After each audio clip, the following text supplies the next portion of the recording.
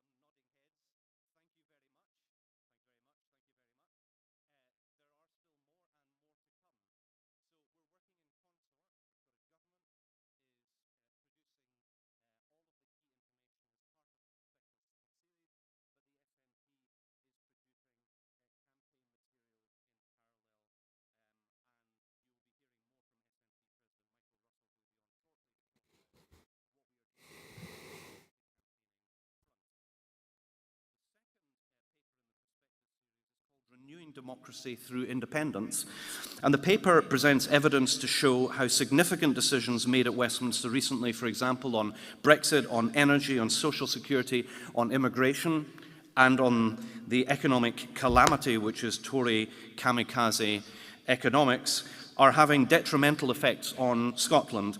There are no constitutional safeguards for the Scottish Parliament or democratic mechanisms that can be exercised by the people of Scotland to prevent these or further damaging decisions. Indeed, the intention of the current UK government to pass legislation in breach of international law even calls into question its willingness to respect the democratic rules-based international order.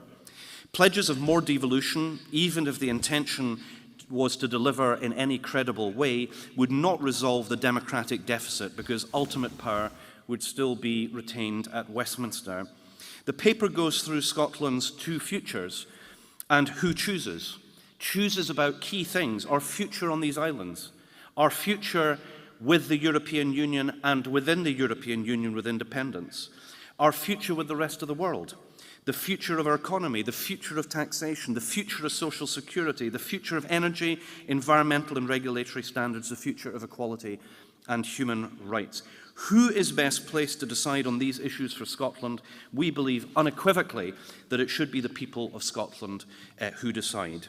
Again,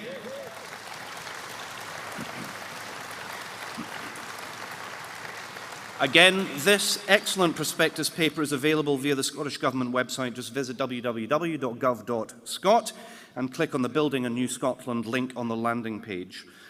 In the near future, the Scottish Government will be publishing new papers on the economy, on Scotland and the European Union, and on a range of important issues which will inform the debate ahead of the referendum. In addition to the policy and the legislative preparations for the referendum, the Scottish Government is also doing the groundwork for what follows after a yes vote. And as you might imagine, I'm asked a lot by domestic and international decision makers about Scotland's rejoining the European Union and the wider international community. And I'm delighted to be able to report that there is an unprecedented level of empathy and understanding for Scotland's predicament, having voted to remain in the European Union but taken out against our democratic wishes. We are doing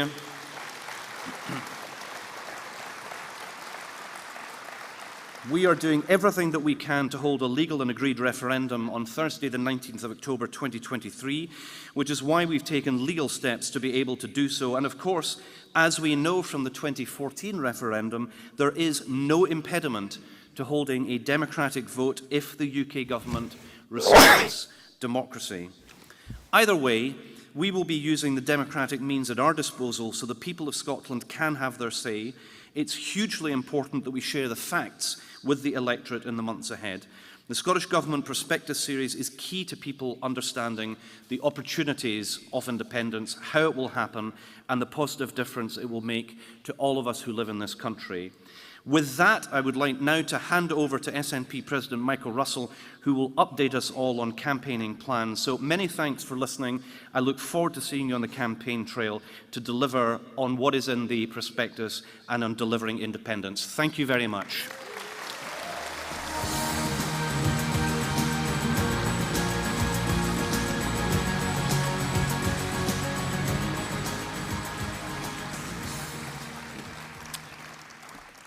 Thank you, Angus. Kirsten, fellow delegates, friends.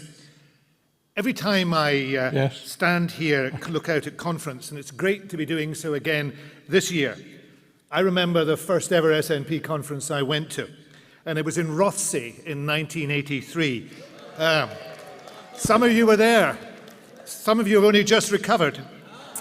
And amazingly, that was almost 40 years ago. I don't remember much of what was discussed, but I do remember that the hall, that great wide hall in the wonderful Rothesay Pavilion, which unfortunately is lying disused at the moment, that could be swallowed up in here several times over. And of course, there was no Scottish Parliament. And in the Westminster general election just 3 months ago, before, we had taken only 2 seats. Labour got 41, the Tories got 21, even the Liberals got 8. We got 2 on 11% of the vote. And support for independence, when it was even measured in the polls, and it usually wasn't, was even lower than that. So when I get a little bit frustrated, as I do from time to time, by the constant negativity of our opponents, when I get a little disheartened by some people who claim to be travelling on our road but just put obstacles in our way, at those moments I look back at how far we have come. Not to look back at it and feel a false sense of comfort, but to say we have still got a job to finish. And that is the job we are now going to finish. That history, this great history in this party, is a spur and an inspiration to us. It helps us to carry on and finish the job. Because although this party has achieved much, it still has much to achieve. And if we don't knuckle down to that challenge, you and I, then it simply won't happen. And unlike 1983, the tools for that job are now to hand, here, today, ready to be used. Angus has already talked about the papers that are coming from a Scottish government, an SNP Green Scottish government, in an independence majority Scottish Parliament. Those are the things that are giving us the arguments that we need. Now, admittedly, our opponents are giving us the arguments that we need too, every single day. They're proving to us, if proof were needed, how they are morally, politically, intellectually, and constitutionally bankrupt. There is no great in Great Britain. And our choice is stark and clear. Decline with the UK or prosper as a small, independent, normal country within the EU. Now we know, as Angus has said, when we are going to make that choice. If the Supreme Court rules in our favour, then it will be on the 19th of October next year. And if the Supreme Court fails the people of Scotland, then we will rise to that challenge too, and put our case at the next general election, whenever that is.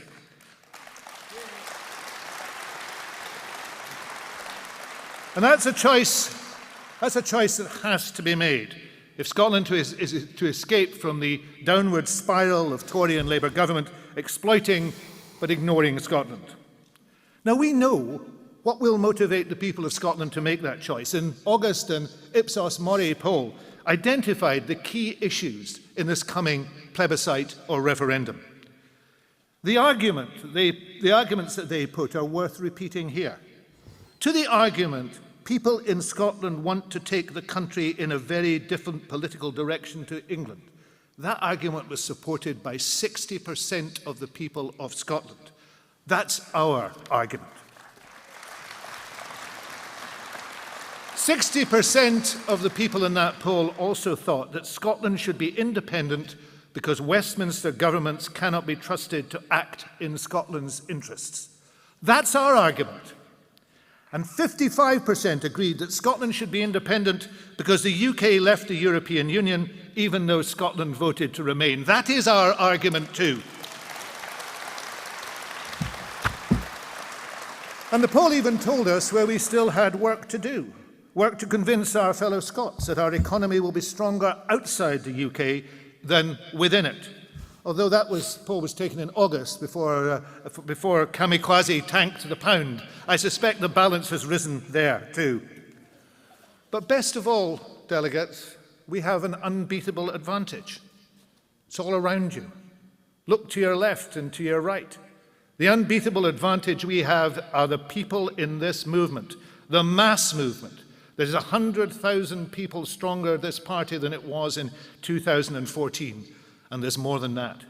Out there, more widely in Scotland, there is a strong yes movement, which seeks, in the words of the first American Vice President John Adams, to begin government anew from the foundations and build it as we choose. That is a job we now have to do.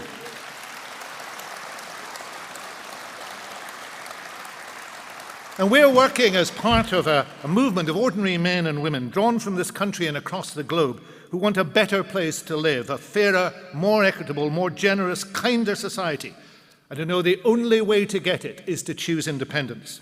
Now, I'm going to say a bit more this afternoon about how we should work with that movement in mutual respect and with the highest standards of campaigning.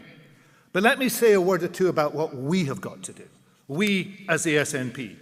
Each one of us has a duty to inform ourselves using the material that has come from government, the information that I circulate from HQ, material that others produce, like Believe in Scotland, and yes, the new material that is coming, for example, the new video material. We need to read, mark, and digest that material. And then we need to inform others in conversations that we have, in family and friends, in the workplace, in the pub. Don't ask when the campaign is starting. We are the campaign. And across Scotland, it's well underway. And don't ask for permission to do that.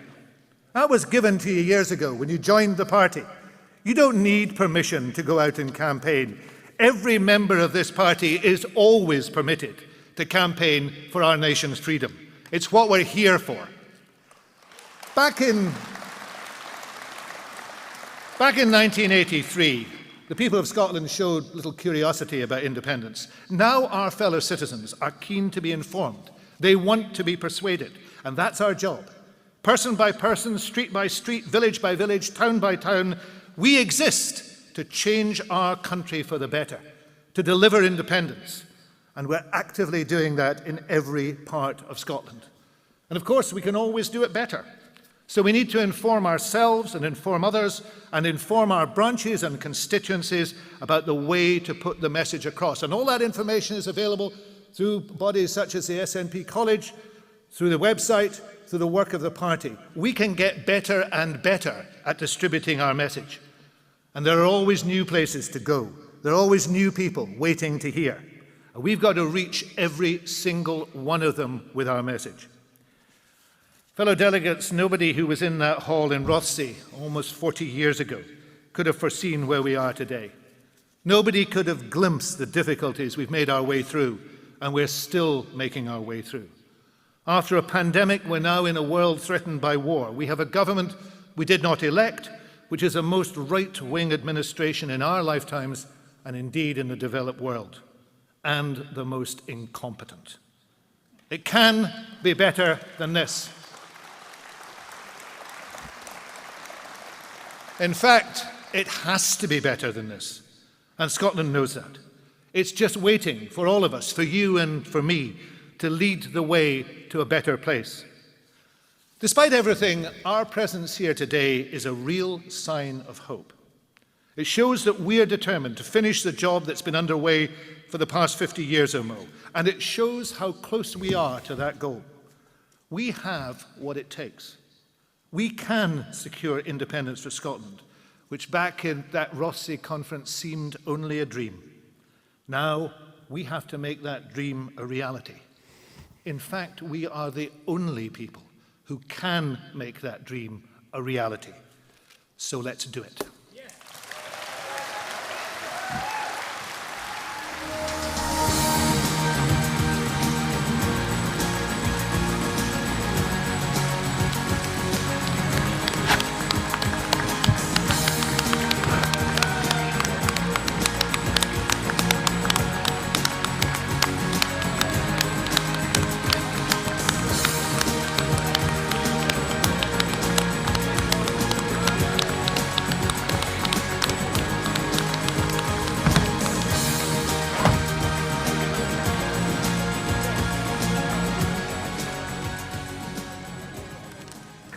Well, Conference, that was a great way to start day two, so thank you to Angus and to Michael.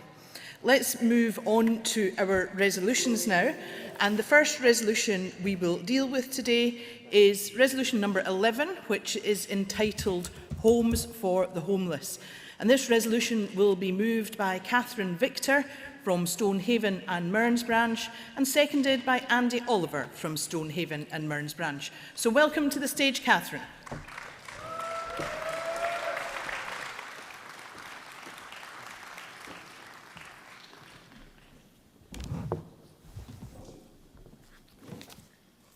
So, good morning, Madam Chair, Conference. This is my second time at the podium this weekend, and to tell you the truth, it's scarier than the first time. However, let's get serious. Every 18 minutes, a household becomes homeless in Scotland. That could be you. We're all equal. Homeless doesn't discriminate, not in religion, gender, beliefs, colour, or status. Numbers have reduced over the last decade, but still there were 35,230. That's 35,230 applications for homelessness and 28,882 assessed as homeless in 2021-22 records. 14,372 children in households assessed as homeless. Just think about that for a minute. That equates to 39 children a day becoming homeless. How can we allow this to go on? Children with no place to call their own, growing up with no security of a permanent roof over their heads. Out of the figure of 28,882, 67% are single people and 22% are single parents. 11% are families or others without children. There are 2,437 sleeping rough 3 months before they applied to be assessed, and 1,471 sleeping rough the night before they applied. 700 people are sleeping rough in any one night. It might surprise you to know that the highest number of homeless fall between 25 and 34 years old. There is also a significant number of over 50s homeless. That is a sad statistic. To spend our senior years with no home, probably worked hard all their lives, and then catastrophe, and you're homeless. This can happen to any one of us through losing your job, a breakup of family or friend relationships, breakup of marriages and partnerships, ill health, or a business going bust. These are the most common reasons someone can find themselves losing their home and becoming homeless. About 60% of all homeless are due to relationship breakdowns or being asked to leave their accommodation. And 48% of people who register as homeless lived with family, friends, or partners. As of March 21, there were 13,097 households in temporary accommodation.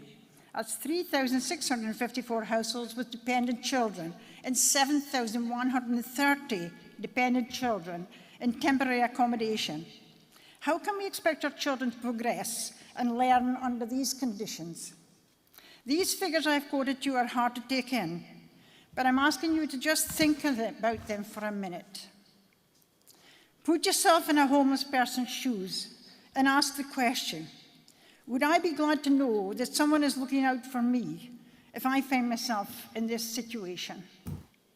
Scotland is a rich country compared to many, and having over 30,000 homeless is unacceptable for a country of our standing in the 21st century, and a shameful situation. There are many good things going on around the country. Rapid rehousing is making progress in Aberdeenshire, and night sport has been a very worthwhile addition to securing emergency, temporary and safe accommodation for young people who can suddenly find themselves out in the cold. There are many charities who do good work, like Shelter Scotland, Crineans, Social Bite, and others working alongside our councils. And we commend them all, and also the Eagle Village created in Edinburgh by Social Bite and the help of the Crineans. A successful model that we should maybe copy. Aberdeenshire Council have also been commended for their work with Sprint, a progress developed by UK Homelessness Impact. Sprint progresses answers to homelessness more rapidly, and the Aberdeenshire group have made good progress in anticipating prison release, for instance, making sure they have accommodation for prisoners on their release, and in doing so, helping to keep down the figures of reoffenders. This is all very helpful work in combating homelessness, but we need more. The figures are not coming down quick enough. Our city centres, along with other areas, have many properties lying empty, and some are owned by private landlords and some are local authority premises.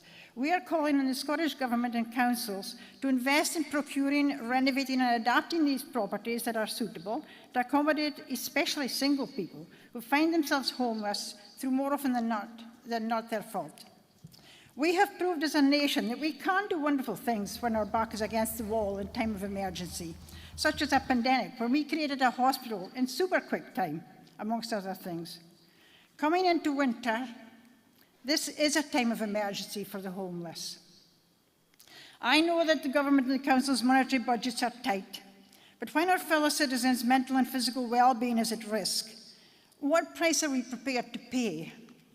It doesn't matter what has gone before. It's where we want to go now that counts. While there is one family, child, or single person out there with no home to call their own, we need to act.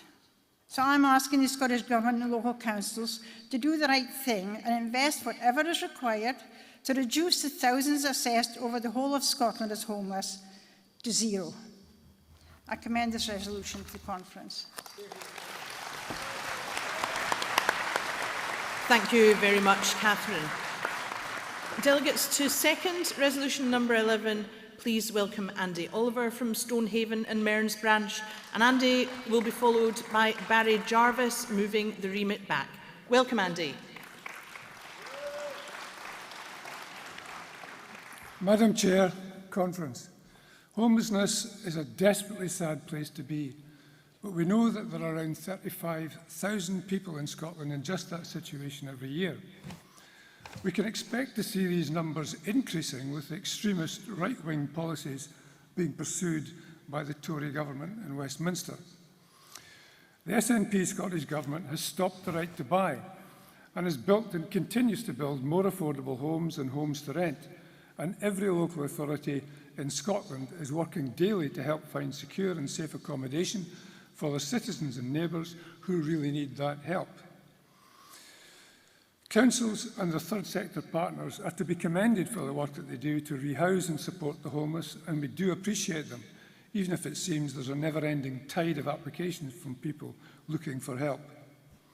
The figures are stark, as Catherine has explained, and the need is increasing, so we have to redouble our efforts to provide them with a safe and secure home and give them the helping hand that will set them on the road to social and economic recovery and physical and mental well-being. But there are more than enough empty properties to accommodate all homeless people in Scotland, although many may be in places where there is no demand for housing, where previous industries have closed and people are leaving the place. But work is ongoing to bring empty houses back into life by councils and also by supporting the Empty Homes Partnership to bring properties in the private sector to make them habitable once again. Empty houses can attract vandalism and antisocial behaviour, but they are located in established communities, which makes it easier for new tenants to integrate. It's also better for the planet to refurbish an existing property and bring it up to modern standards of insulation and energy use than build new houses on a greenfield site. Given that around a third of homeless households involve their families, it must be possible to find all of them a suitable home. Single-person households, male and female, and they are the majority of the homeless applications, they may have different needs, and houses designed for a family may suit some, but while others may prefer to have their own secure space in a shared property or in self-contained accommodation. So we're proposing that new initiatives might create such properties by small-scale conversion of council houses or town centre properties, so they don't change the dynamic of the local housing. Special initiatives such as the Eco-Village, which has been mentioned, should be studied and copied where appropriate, and working together with social landlords and third sector organisations like Shelter Scotland, Cyrenians, we can make a real difference to people's lives. Thank you for your support. I'm pleased to second this motion. Thank you. Thank you, Andy. Delegates, I have a card in from Barry Jarvis of Buckie Branch to move the remit back. If we are to hear Barry, I will need a seconder from the floor. Do I have a seconder for Barry? I do. Thank you very much. Welcome, Barry. And Barry will be followed by Charlotte Armitage, speaking for the resolution.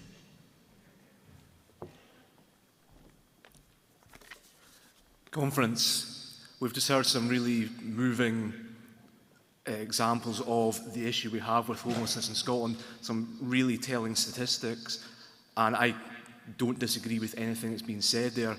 I think we do have an issue that we need to address, but the reason why I'm putting forward the remit back here today is because we're not asking the most important question when it comes to homelessness, and that is why? Why is it that, according to information from the Centre of Homelessness Impact, that LGBTQ+ communities are more likely to experience homelessness? Why is it that young people are more likely to experience repeated instances of homelessness? And why is it that we can't find solutions and we're relying on charities such as Social Bite to step in and mop up the job that we're not actually doing ourselves? All the options and things that have been outlined are great, but what we really need here is a proper, comprehensive and holistic plan, evidence-led and based on best practice that will prevent homelessness. It will make sure that homelessness isn't something we have to deal with, but in itself is something of the past. And the one thing that I think that wasn't mentioned by the previous speakers around the supply side of things was that right now we're making it more difficult for ourselves, more difficult for social landlords to build more properties, because if we go beyond March next year with the proposed rent freeze, then I do believe that we will see a massive reduction in development programmes and for social landlords. Conference, as I say, I don't believe that the motion is a bad one. I just think we can do more and we can add more to it, and that we need to make sure the question being asked is, why do we have homelessness? Conference, I encourage you to remit back for those reasons. Thank you very much, Barry. Delegates, our next speaker speaking in favour of the resolution is Charlotte Armitage from Maryhill and Springburn Branch. Welcome, Charlotte. Thank you, and good morning. I might just say that it is very scary to be up here again. But first of all, let me start by saying how wonderful it is to look across the conference hall and see so many new and familiar faces. It really is great to be back. And thank you to all the proposers of the resolution and to all the speakers so far for engaging in such a necessary and worthwhile debate. Conference, as this motion states, housing is a human right. Article 25 of the 1945 Universal Declaration of Human Rights recognises our rights as human beings to adequate housing. As the proposer of this motion already said, approximately every 20 minutes a household becomes homeless in Scotland. Most of those households are single people. I'm going to focus today on the alarming fact that Scotland's homelessness population is younger than the overall population of Scotland. A fact even more concerning when taken into the context that data shows at least 21% of young people from care experience backgrounds become homeless within 5 years of leaving care. Some experts even suggest this figures could be as high as 30 to 50% due to the problem of unreported or hidden homelessness. I myself, as a care experienced person, am included in this statistic. At the age of 17, I, like many single homeless people in Scotland, was made homeless when my relationship with my foster carers broke down. I spent 9 months in an insecure B&B, alone, re-traumatised and low in self-esteem before I was offered a place to call my own, my first home. I had no access to a kitchen, making only meals with the microwave and using a laundrette to wash my clothes every week. This was not adequate housing, and it certainly wasn't a home. Conference, unsurprisingly, being homeless so young had a detrimental impact on my mental health, and this is not uncommon. Some studies have shown that homeless young people could be nearly 3 times more likely to experience mental health problems than the general population.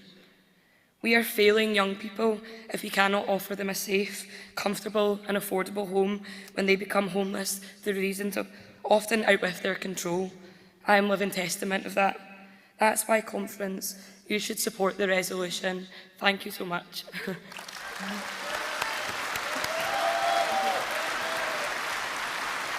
Thank you very much, Charlotte. Conference, Charlotte was our final speaker on resolution number 11. I'm sorry to the other delegates who had hoped to speak in that resolution. We have a number of additional cards in, but as ever, we're up against the clock. What we will do now is to move on to the summing up on resolution 11. And first of all, I would ask Barry if he wishes to sum up. He's waving, but I don't know. He's waving his right to sum up, okay. And then I would call on Catherine to see if she wishes to sum up. No, she's there. No. And she's waving her right to sum up as well. Thank you, Catherine. Okay, that means that we can move on to voting delegates. So on resolution number 11, homes for the homeless, if we can vote first of all on the remit back. And if I can ask all those who are in favour of the remit back to raise your cards now, please. Thank you. Cards down. And all those against to raise your cards now, please. Thank you. Cards down. The remit back falls overwhelmingly. We'll move now to voting on the resolution for resolution number 11. And if I can ask all those who are in favour of the resolution to raise your cards.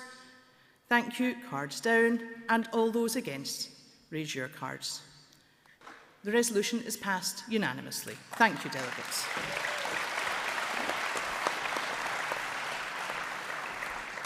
Conference will move now to resolution number 12, which is entitled Transition to Renewable Energy.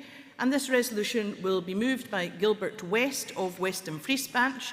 Gilbert is a first-time speaker at conference, and seconded by Tana Tabassum of Pentlands West Branch, who's also a first-time speaker. So welcome, Gilbert.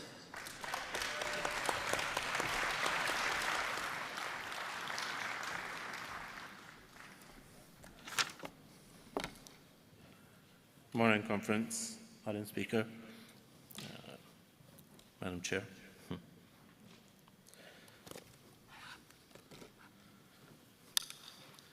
Thank you for the opportunity to speak here today and to bring this resolution and represent the Western Free Branch today.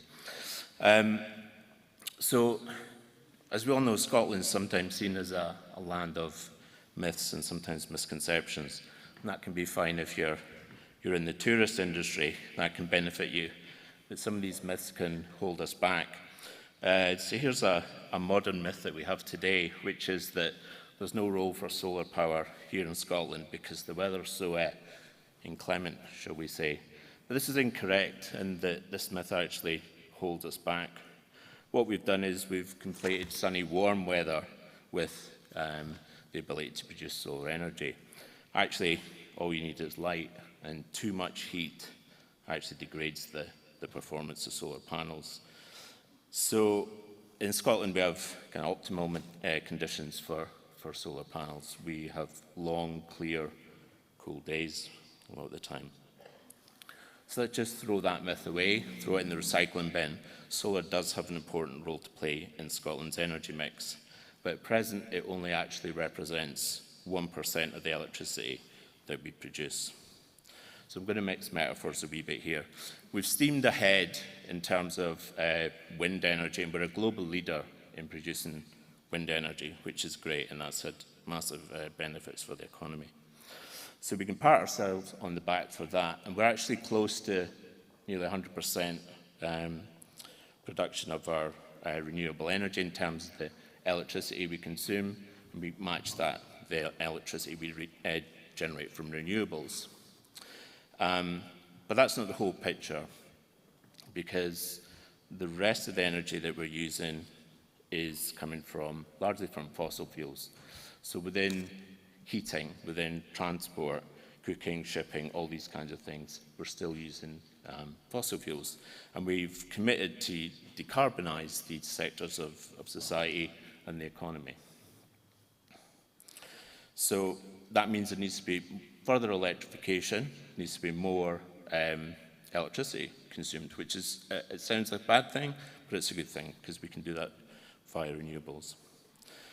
But in a renewables-driven economy, you have to have a mix of onshore, offshore wind, tidal marine, micro-hydro, and solar and storage. Any well-balanced, resilient system has to have diversity of supply in there, which brings me to the core of the resolution.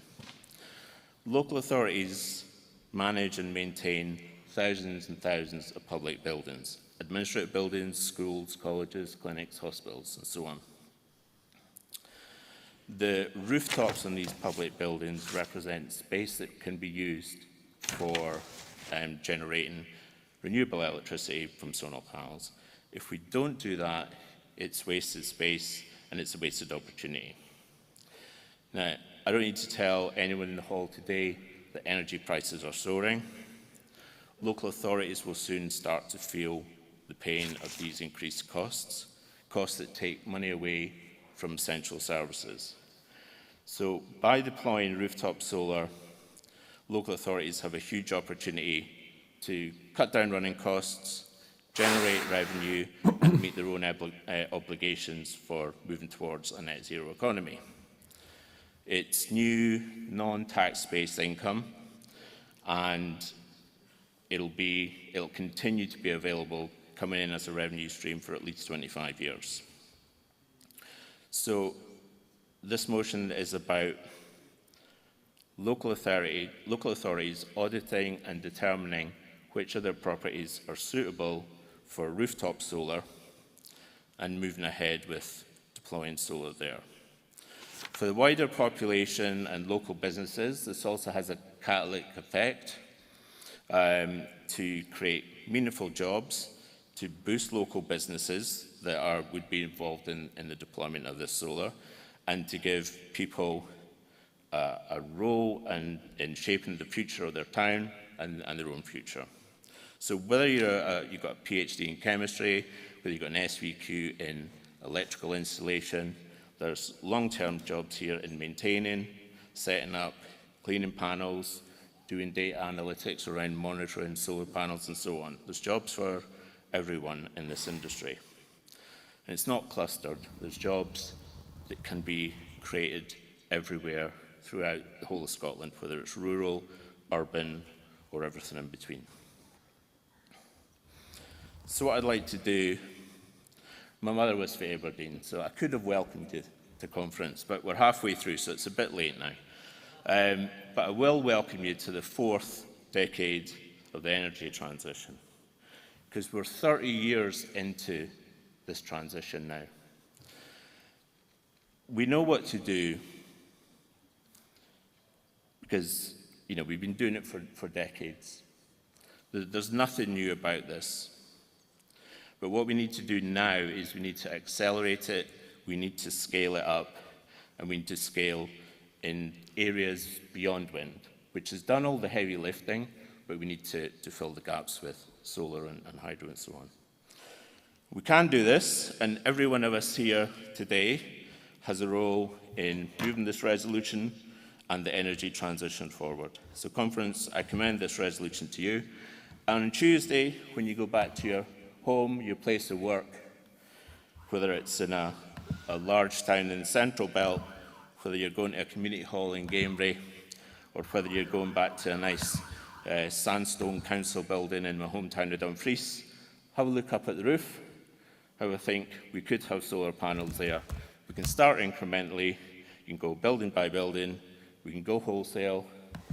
The thing is to get started. Thank you very much, Gilbert. And before I let Gilbert go, so don't go away yet, Gilbert. I don't think he's listening, delegates. before Gilbert goes entirely away from the stage, I was hoping to point out to delegates and to Gilbert as the mover of the resolution that you'll see in your delegate pack there that we have an amendment on the agenda. I don't have any cards in to propose that amendment, but I note that it is simply a textual amendment. And I'm looking to Gilbert to see whether he is content with that textual amendment. I will obviously ask delegates also. He is content. I'll come back to that question at the end, delegates. So, to second the resolution number 12, please welcome Tana Tabassum, and Tana will be followed by Emma Harper, MSP, speaking in favour.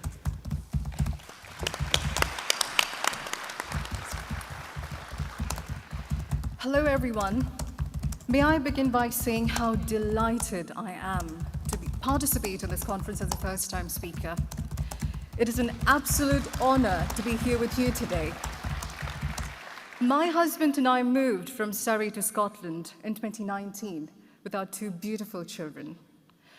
Unsurprisingly, we were immediately made welcome. And I felt engaged enough to join the local branch of the SNP and to immediately make a contribution.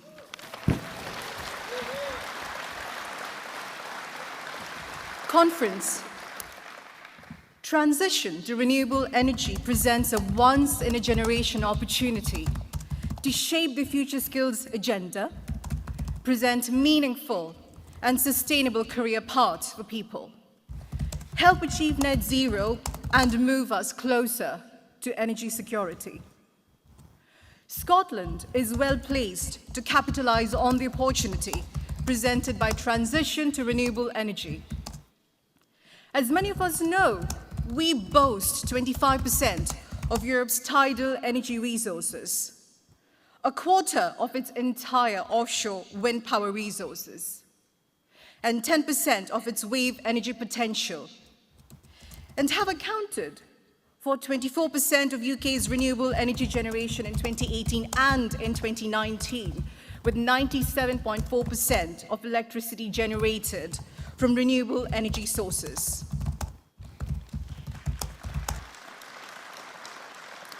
There are additional opportunities to be realized from carbon capture, energy storage, and decarbonization of heat and transport. An ambitious investment program is required to fully benefit from this transition and position Scotland as the hub for renewables. This will play a crucial role in stabilizing energy prices. In terms of positive economic impact, the renewable energy industry can create more jobs than the heavily mechanized and capital-intensive fossil fuel industry because renewable industry by its nature is labor-intensive, needing people for large-scale engineering projects to build wind farms and technicians for the maintenance. Wide adoption of solar panels will have a similar impact, as technicians are needed to design, build, install, and maintain these solar arrays, which typically have a 25-year life cycle. These changes present a sizable opportunity to invest and create green jobs throughout the whole supply chain. This can be accelerated in the near term by changing planning laws requiring all new public buildings to be designed to ensure that rooftop solar and, where appropriate, storage can be incorporated into the new infrastructure. This can be enhanced by requiring that all new retail parks should only include buildings with a load-bearing capacity, capable of safely carrying solar installations. So in summary, we need long-term investment paired with immediate actions to help us realize the benefits from transitioning to renewable energy and make the most of this economic opportunity. I second and urge you to support the resolution. Thank you. Thank you very much, Tana. Conference, our next speaker speaking in favour of the resolution will be Emma Harper, MSP, and Emma will be our final speaker on this resolution. Welcome to Emma.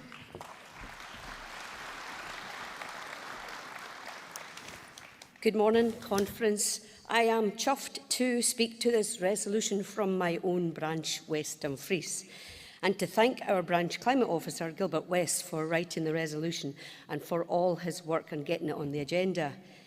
And, you know, it's great to follow him as a first-time speaker and our other first-time speaker as well. Today, 99% of Scotland's energy comes from renewable sources, 99%. The report published by our SNP Westminster colleagues shows that Scotland has the potential to boost our output by more than 5 times this.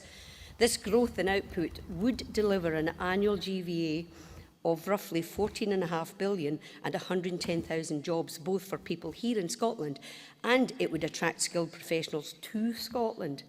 The combined estimated economic value by 2045-50 of aggressively expanding Scotland's renewable energy capacity, as well as the benefits from becoming a substantial green hydrogen energy exporter, stands at roughly £34 billion annually and 385,000 jobs.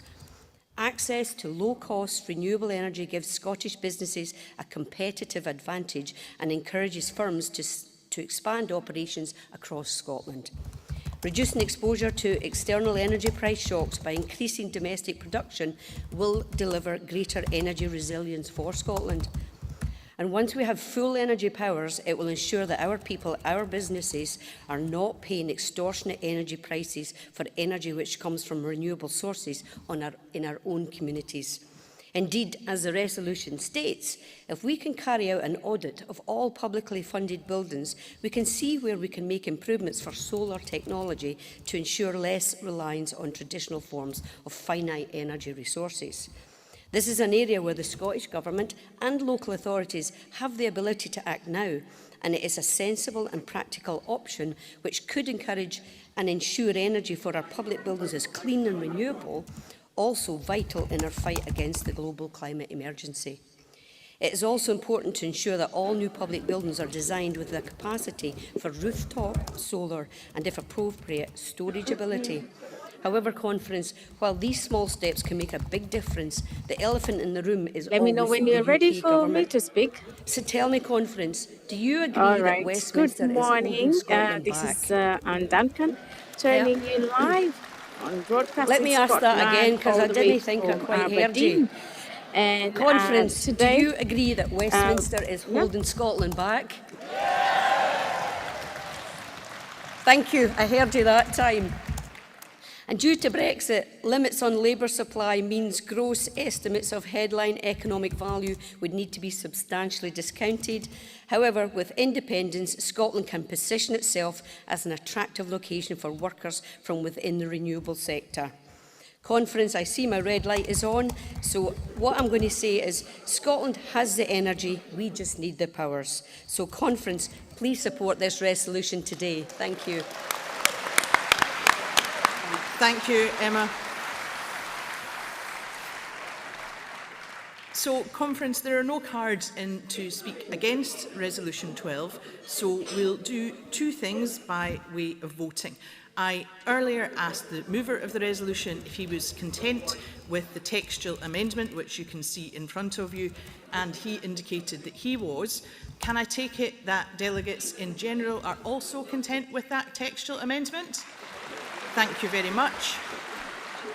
And we will move then to voting on the resolution number 12, and with no cards in against, and that resolution amended as agreed. Can I take it that that is agreed by acclaim also?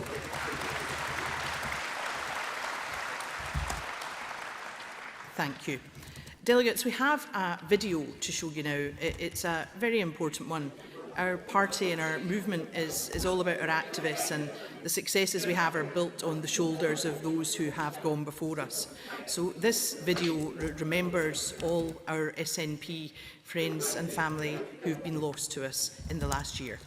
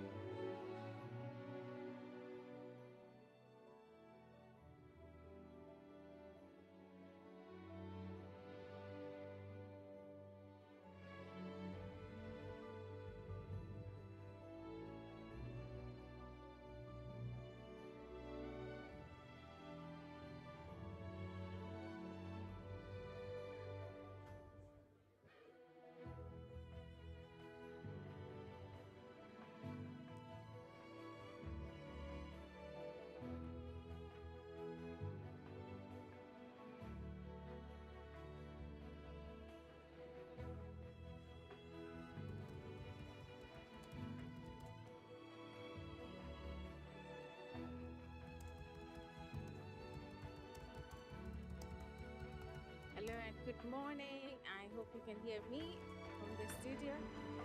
Miranda, good morning.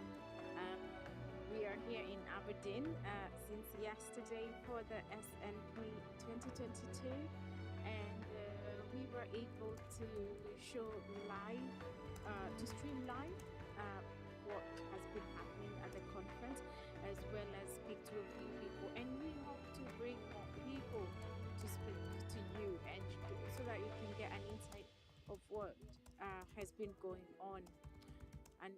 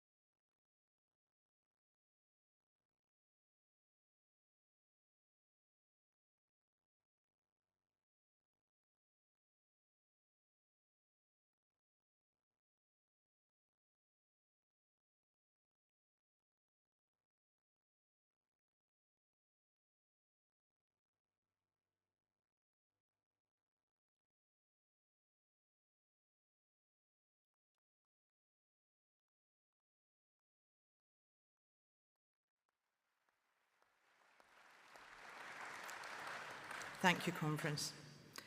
Let's move on now to our resolutions, and we'll continue going to resolution number 13, which is entitled Domestic Energy Savings. And that resolution will be moved by David Mackenzie of Glasgow Kelvin. David is a first-time speaker at conference, and seconded by CoCab Stewart MSP. Welcome to David.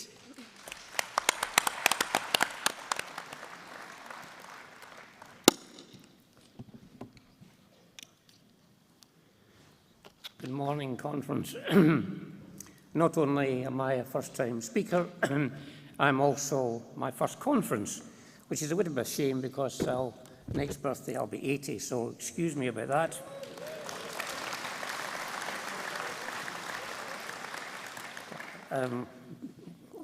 Potential reason for not being here before has been very busy. I spent 40 years in the business focusing on innovation, and after that I spent 10 years as a consultant on renewable energy and energy efficiency. The resolution that I'm proposing today is therefore a combination of innovation and energy efficiency. In particular, the 5 initiatives in this resolution are, I believe, capable of being implemented within weeks. These 4 changes to regulations and 1 act of secondary legislation do not need, I think, to go through the normal grinding process of consultation, followed by consultation, followed by committee meeting by committee meeting. These 4 changes to regulation I am proposing have been implemented in other European countries for years or decades and do not need further study before we can make them happen in Scotland. That is why I'm calling them together as quick hits that can make an immediate and significant contribution to addressing the climate emergency. The 4 changes in regulation being proposed would apply principally to new developments and major redevelopments, but they should also be considered for inclusion in the process of loans and grants available for existing properties. There are amendments on this resolution. One refers to historic and listed properties, energy efficiency, a huge issue. I wouldn't want to accept it in this amendment because it is a separate issue and it requires a lot more study. Secondly, these technologies I'm proposing would be in parallel to a massive continuing and growing focus on property insulation. One of the amendments suggests that we should defer, as I read it, these initiatives I'm suggesting until the insulation programme is finished. I'm suggesting they can be moved in parallel. So, to come to my 5 initiatives. Firstly, I don't need to go over what you just heard in the previous resolution. Solar, what I'm saying is solar PV panels everywhere, on every possible roof space, along with the associated storage. If a roof is being built or renovated, solar PV should be on top and no issues. There should be a regulation required. Domestic battery storage has improved enormously and has now been reached where power can be stored on-site, in a house, in a coal cellar, in a bin shed, for use to heat, lights, run lifts and security systems. Secondly, and this may sound odd, pressurised water systems. May I just take a moment to tell you a quick anecdote. The UK was the first country to have mains water supplied to houses in the early 1800s. And they had an issue with maintaining pressure, and to prevent stagnant water running back from empty properties, regulations were introduced to require water storage tanks in the roofs of the properties. In the 1820s, a one-way valve was invented, but it took until the 1980s to change the regulations requiring water storage tanks. That means we've now had a century of putting water storage tanks in the roof, and there's thousands of properties where that still happens.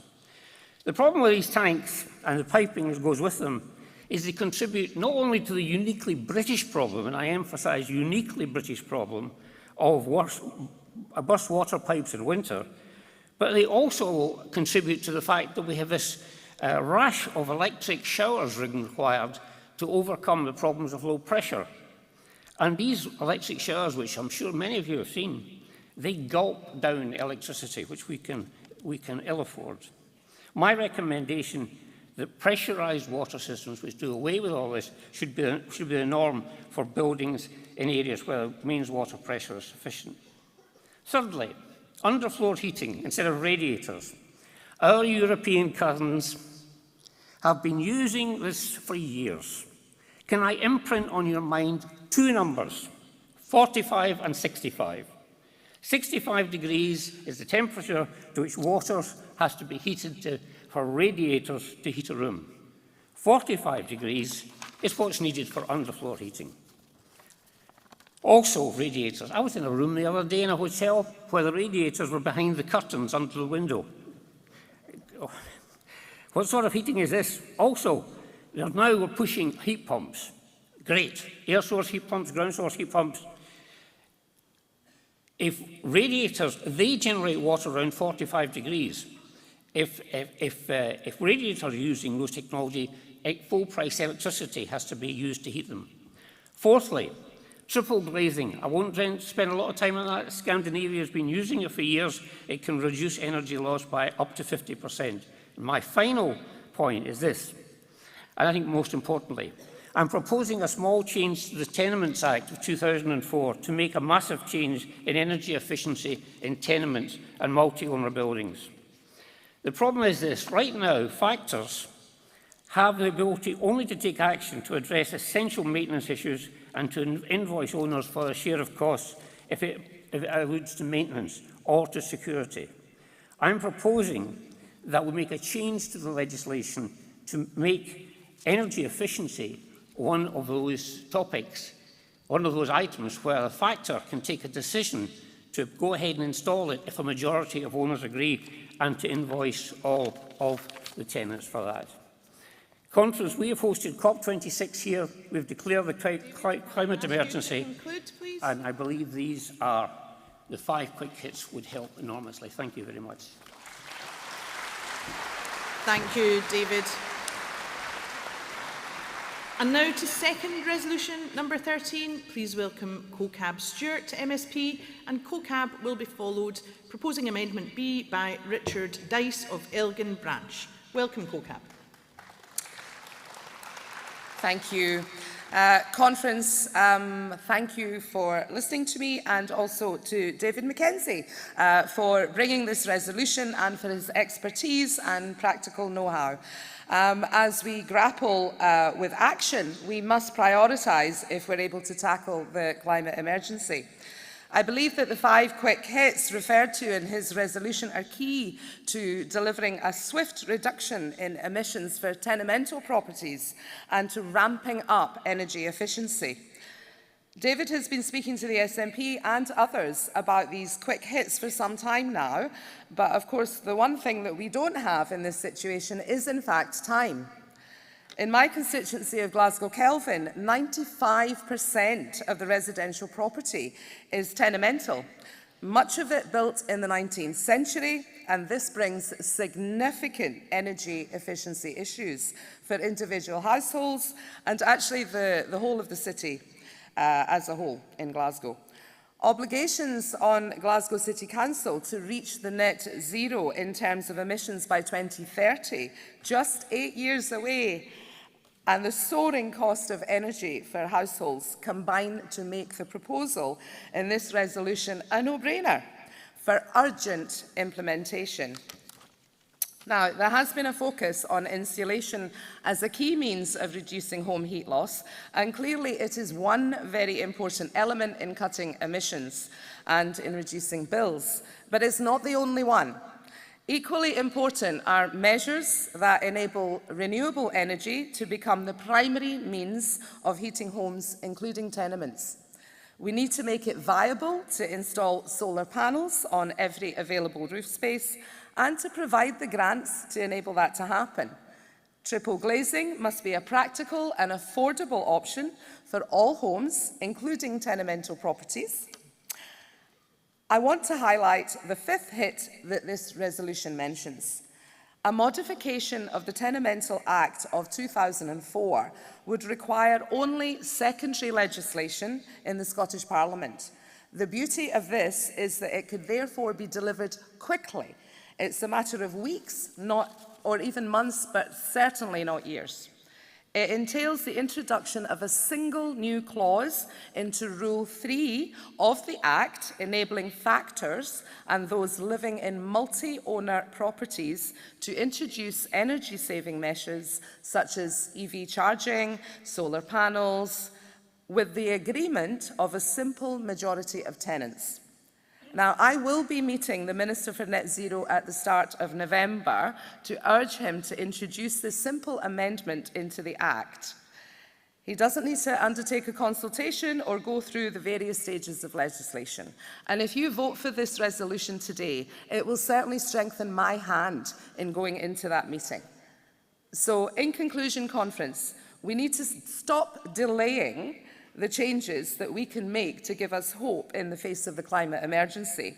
The time to act is now, and as we progress towards an independent Scotland, we must be bold and we must lead the way. I would urge you to support this resolution. Thank you, Co-Cab.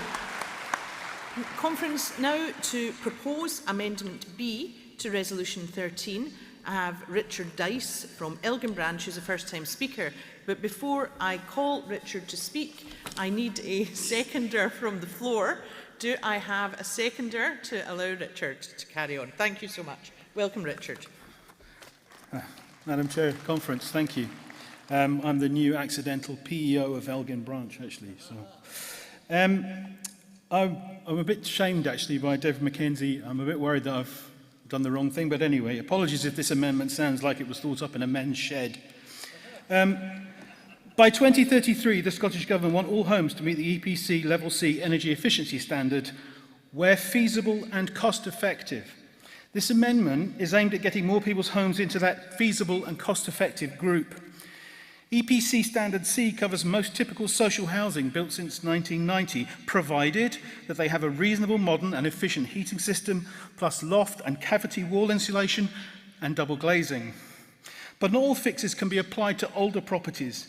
It's unlikely that you'll be allowed to put solar PV or thermal solar on a listed building, which is a shame because Murray's home to the UK's only solar thermal manufacturer. And the benefits of a heat pump assume that the house is already properly, fully insulated. Cavity wall insulation is equally unlikely for a rubble-built 2-foot-thick stone-walled building, plus it might upset the mice, which leaves loft insulation that can improve an EPC rating by as much as 10 to 15 points, and double glazing, which can boost a property's EPC score by 5 to 10 points. The beautiful centre of Elgin, where I live, has plenty of listed buildings and a large conservation area. Along the high street, there are tenement buildings that fall under both restrictions, where tenements want to upgrade their windows. Upgrading includes the cost of planning permission, architect's fees, as well as the sometimes custom-made glazing units themselves. Conference may be familiar with the old planning officer catchphrase. The answer's no. Now, what's the question? Actually, that's not very fair these days. The Murray Planning Department were very helpful with my recent application for upgrading the windows in my money pit of a house. But it was a faff and an expensive process with site visits and drawings and fees, and that was before paying for the glazing.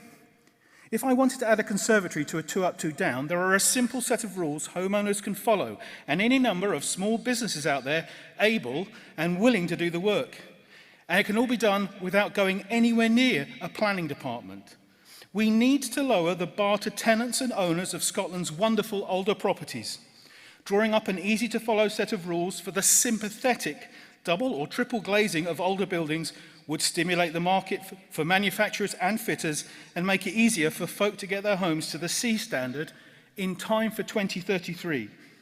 The only downside I can see is that you'd no longer be able to sidestep the double glazing salesman on the way out of B&Q by saying, sorry, listed building. Conference, despite David Mackenzie's objections, I would urge you to vote in favour of this amendment. Thank you. Thank you, Richard. Delegates, Richard was our final speaker on Resolution 13. I know that you can see... Oh, I beg your pardon.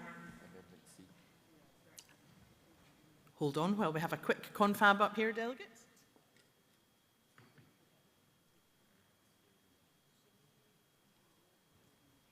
I I'm awaiting a wee bit of an instruction here. We've lost the card, is the technical term. So, in fact, we do have another speaker conference. So, to propose Amendment C, I would like to call Chris Hanlon, and I wonder if I have a seconder from the floor to enable me to do so. Thank you very much. Welcome, Chris.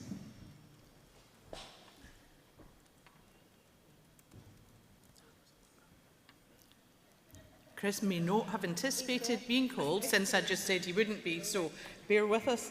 Thank you, Chris. Much closer from that side.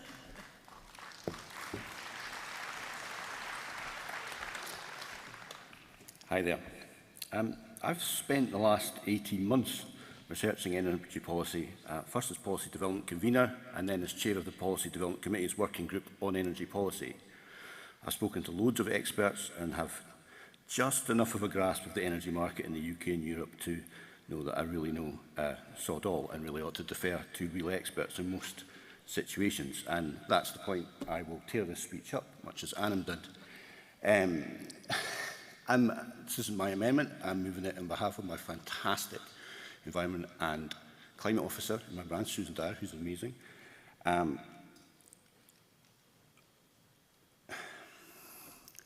This is a fantastic resolution, an absolutely fantastic resolution, and so are all of the amendments. I want to reassure the mover of the resolution that I think all of the amendments can equally be put in parallel. You know, it's 5 quick hits. All of them are independent. All of them can be slapped into place as quickly as possible, and so can the amendments. Some of them might take longer, some of them might be quicker, but that's fine because it's all about getting this job done as quickly as possible in reducing our dependency on fossil fuels, in reducing the demand for fossil fuels. So anything we can do that reduces demand is a great thing. So if it's cheaper to knock 2 kilowatts off the demand of a particular property by insulating it first and then going on to put PV, that's the order you should do things, and that's, I think, the sensible way to proceed. There's not been enough focus, I think, on reducing demand, and I wanted to really get into that, which is why I've torn up this speech. When you reduce demand, you do 2 things. And one of those things is you reduce the overall peak amount of energy required on the spot market. Now that sounds like gobbledygook. But what it means is the price of energy for everyone comes down. You need 2 gigawatts in any particular instant. Maybe it costs 50 pence a unit. If you only need 1, maybe it only costs 12. So every watt that we can save, every tiny little bit of demand that we can get down, and the quicker we can do it, the more cheaply we can do it, and the easier we can do it with the labour that we already have, we should definitely do that as quickly as possible. Because as you reduce that demand, you don't just reduce the costs for the people in the houses that are insulated, you also reduce the costs for everybody else. Even the people in those houses, like the tenements that are listed, that it's much more difficult and expensive to insulate or put solar panels on. So it's absolutely worth doing all of these things and doing it as quickly as possible, because there's a massive benefit to doing it, not just for the individual properties, but for the whole of society. Thanks very much. Thank you very much, Chris, and for your swift appearance on stage also.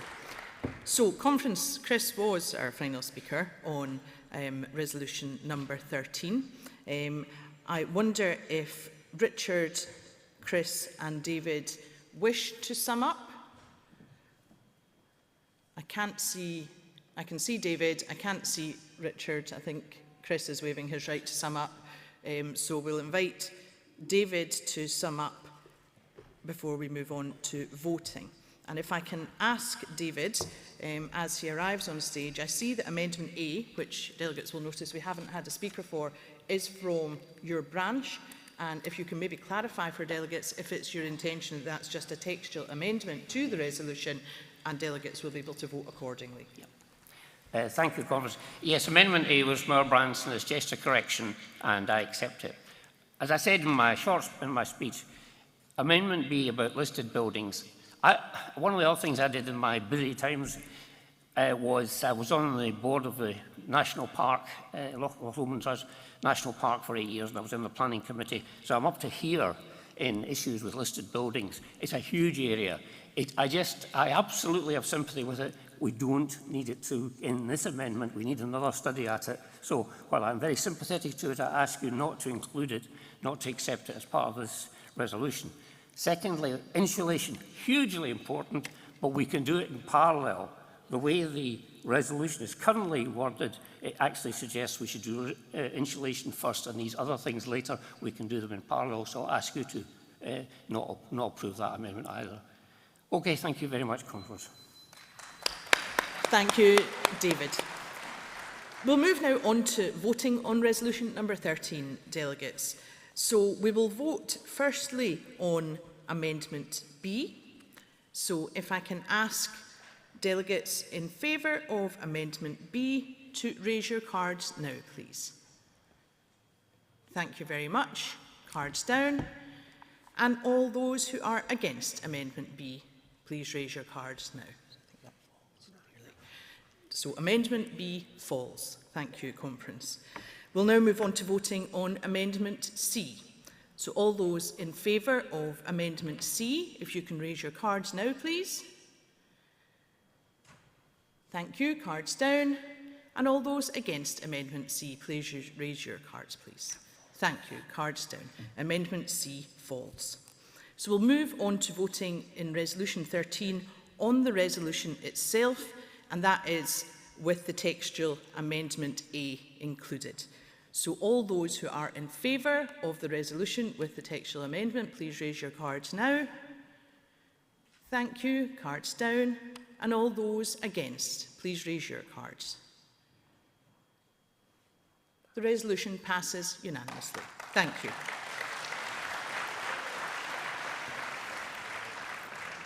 Conference will move on now to resolution number 14, which is entitled Carbon Capture, Utilisation and Storage.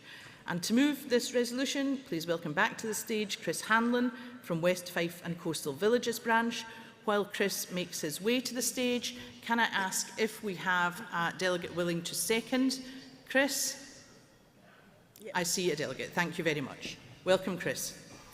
Following Chris, we will hear from Stephen Flynn, MP, who will move the direct negative. These are not my words. They are the words of the author of this resolution, Susan Dyer. She is my branch's Environment and Climate Officer and since Thursday our new PEO. Susan is a force of nature and is dedicated to ensuring that we do everything we need to do to survive the climate crisis we have brought upon ourselves. But she doesn't do public speaking, so I'll be speaking on her behalf this afternoon. I might try and squeeze in some of my own remarks at the end. Good morning, Conference. We need to stop talking about global heating as an existential threat. A threat is something that might happen, but this is happening in the here and now. It's not a threat, it's a reality. The scientific evidence is irrefutable, and even we lay people see the proof before our own eyes. Floods, wildfires, droughts, crop failure, record temperatures, ever more powerful storms, and so forth and so on. In response to this unfolding catastrophe, there are proposals to build carbon capture facilities. There is strong support for this from the fossil fuel lobby, who already know that carbon capture has been used to pump out oil that would otherwise have been inaccessible from exhausted reserves. This, when the IPCC says we cannot extract any more oil and gas. The extremely wealthy and powerful oil lobby want to use this as greenwash to disguise their attempts to maximise their already obscene profits. This is killing all life on this planet. This is crackers. According to an article in the New Scientist on the 18th of February this year, most carbon capture and utilisation technologies emit more carbon than they capture. The Canadian National Broadcasting Corporation transmitted a programme on the 20th of July last year. In it, the Centre for International Environment Law cited the unproven scalability of carbon capture and storage technologies and their prohibitive costs mean they cannot play any significant role in the rapid reduction of global emissions necessary to limit warming to 1.5 degrees. A further Centre for International Environment Law report concluded carbon capture, utilisation and storage was ineffective, uneconomic and unsafe. Following recent events, the pound has plummeted, which can only mean that costs of this technology will spiral. In summary, the efficacy and scalability of carbon capture and utilisation and storage is unproven, it is prohibitively expensive, unsafe and net emitter of carbon, and by the time enough of these industrial units are built, we must have already decarbonised, so they will be obsolete. This is to say nothing of the variability of the geology of the North Sea and the unsuitability of much of it for carbon storage. So let's start talking about doing something a bit more sensible. There are much safer, cheaper, more effective solutions. They are called plants. Mangroves, peat bogs, rainforests, seagrass all sequester carbon very effectively. In addition, they provide biodiversity on which our own survival depends. They produce food, they prevent or reduce coastal and inland erosion, they prevent flooding, they provide habitats, they supply raw materials for clothing and building, they create microclimates, prevent water loss, purify water, provide oxygen, and improve soil health. Moreover, this offers massive opportunities for green jobs as part of a just transition. So why wouldn't we invest our money in already proven natural solutions that give us all these additional benefits? Furthermore, do not underestimate the value of their beauty and the benefits we can derive for our physical and mental well-being. I hope you will give strong support for this sane option. Now, for myself, I feel compelled to say that despite the misgivings those in the North East might have, this is an important resolution that is intended to protect you. There is a strong possibility that carbon capture is our generation's cold fusion, and the laws of thermodynamics themselves will make it inevitable that it cannot produce the results promised by the fossil fuel industry, at least not for a minimum of 15 to 20 years, by which time the biggest parts of the transition to net zero will be done. There is a huge risk that if we do not take the time to properly assess the practicality of industrial-scale carbon capture in the short term, that we will waste time and resources on dead-end projects and retraining the workforce of the North Sea for jobs that will never materialise and will never pay as much as the jobs workers need to transition out of. We need to do the due diligence necessary to ensure that we back the right horse and give the workers of the North East the skills they will actually need to transition to well-paid jobs in our new green economy. Those that risk their lives daily in the North Sea to keep our lights on deserve the best chance we can give them of a brighter future. Thank you. Thank you, Chris. Conference to move the direct negative to Resolution 14. Please welcome Stephen Flynn, MP.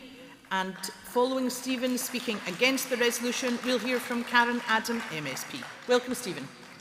Thank you, Kirsten, and good morning. I still think it is conference. It's great to see you all here in Aberdeen, my wonderful hometown. But I want to start my remarks by reflecting upon a slightly different conference. The Conference of the Parties, which happened just less than a year ago in Glasgow, COP26. Well, the eyes of the world were upon Scotland, as they always should be, in my opinion. But what a story we had to tell just last year. Scotland leading the way globally on tidal energy and technology. Scotland, the nation that utilises hydro pump storage, has done and will continue to do with new projects like Corrie Glass coming on stream in the not too distant future. Scotland that went big and went early on onshore wind to great success. And Scotland which stands ready to utilise and capitalise upon the 25% of offshore wind across Europe that sits just off our shores alone. And what does that mean at this moment in time? That means when it comes to clean, green electricity, Scotland consumes just 14.4% of that from gas generation. A remarkable statistic, an enviable statistic for nations right across Europe. But despite our plethora of renewable resources, and we do have a plethora of renewable resources, the reality is that we cannot get to net zero to meet our targets without carbon capture and underground storage. The conference, don't take don't take my word for it, take the word of the Independent Committee on Climate Change, because they regard carbon capture and underground storage not as a choice, but as a necessity not just for Scotland to decarbonise, but a necessity for our friends and allies on these isles and indeed on the continent of Europe to decarbonise too, because they do not have Scotland's renewable resources and they do not have our storage capabilities. They will have to transport it here to Scotland where we can safely do so. That's why carbon capture and underground storage is a European project of common interest. It's not just important for us and the jobs and opportunities that also come, it is important for our European allies too. Now, the motion that's before us highlights the fact that this technology has perhaps not been implemented at the scale that we are hoping to do so. But I'll tell you, Conference, exactly why that is. Because in 2014, the Tories told us, that we would have carbon capture and underground storage in Peterhead. And in 2015, they took that promise away. And then they did so just last year again, when they funded projects in the northeast of England instead of the ACOM project in the northeast of Scotland. Let's have this debate today. I'm happy to have this debate today. I think we should be at Conference debating such matters, but let's put this debate to bed today and let's turn our ire and our focus on the UK government and their continual betrayal of the northeast of Scotland when it comes to carbon capture and underground storage.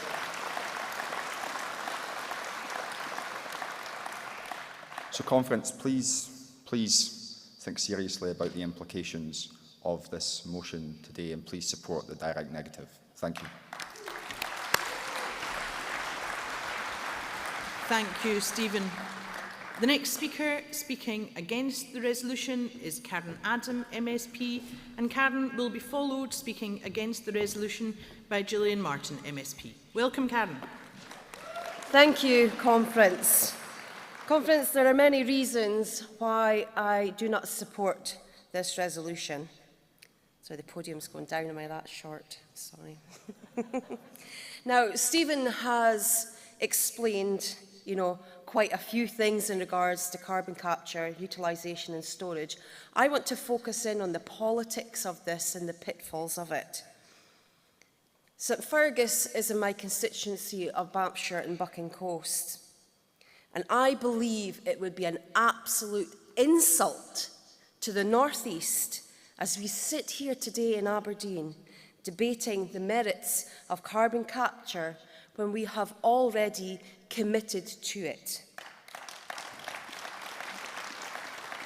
Conference, we should be celebrating the fact that we have such an incredible resource just off of our coastline, a resource which is crucial to getting to net zero, a resource that is going to be utilising infrastructure which is already in place, and a resource which will need people to operate it, and that means jobs.